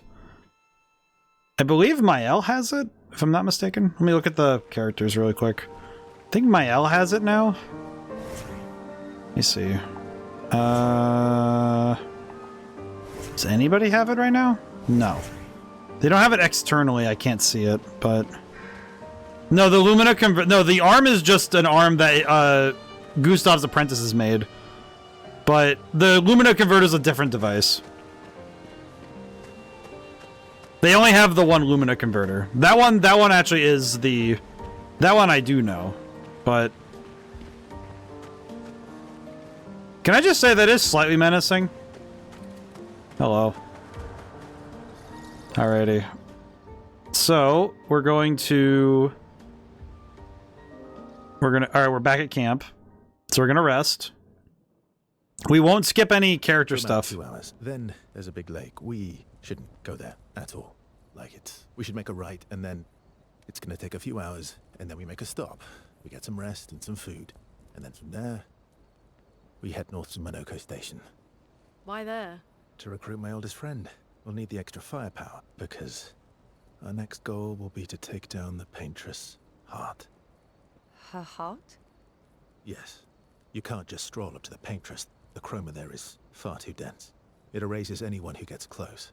But if we destroy her heart, the barrier will fall. Okay. So where is this heart? What does it look like? What it looks like, that I don't know. But I do know that it's somewhere in the center of old Lumiere. Ah. You found old Lumiere? Yes. So it's true. Before the fracture, our Lumiere was part of a larger city on the continent. I've traveled with many expeditions. I was with the 58th when we found old Lumiere. But Renoir erased them before we could get further. And I don't know much more. Alright then. Let's go meet your friend at Monoko Station. And then, we'll take the Paintress's heart.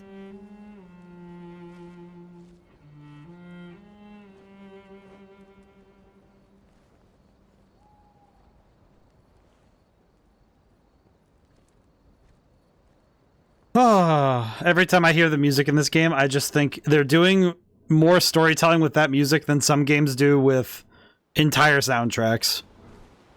This is another, I think this game's another, again, landmark example of being able to do more with all of your components. What's his defense at? His defense is probably the best. Her defense is, like, actually bad. And then you look at his defense and it's like, Oh, it's because she has no Pictos boosting it. That makes sense. I see how it is. Alright, now then. We have saved our game. We're going to return to the title screen. Alright. So, thank you all for coming by. Thank you to everyone who came by. I couldn't stay to the end. I feel like it's nice that we're playing longer games concurrently like this again, because it's been a lot of fun for us to do this. So, yeah. Excited for more. Alrighty, let's see. Is there anybody we know who's on at this time? We're kind of late, all things considered. If not, I might go to sleep. But, let me see.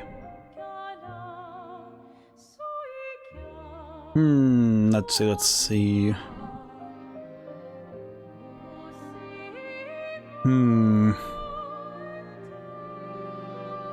Otherwise, my body is, like, starting to get sleepy. But, if anyone has any suggestions for raids, I will take them right now. Just because I should be in the habit of it. I should be better about it. The last few weeks I've been a little bit bad about it, but let's see. If anyone has any suggestions, we'll go there. But otherwise, I'll start scrubbing through who is playing Clair Obscur. A lot of people playing it now. Oh, one's on Act 3 though. I wouldn't want to go there. Not for the people who are dealing with the spoilers. There's a lot of people on Act 3 and like right now.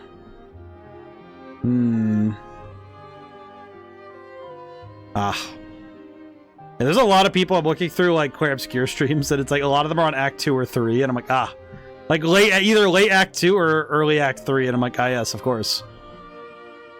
That's unfortunate now, isn't it? That's unfortunate now, isn't it?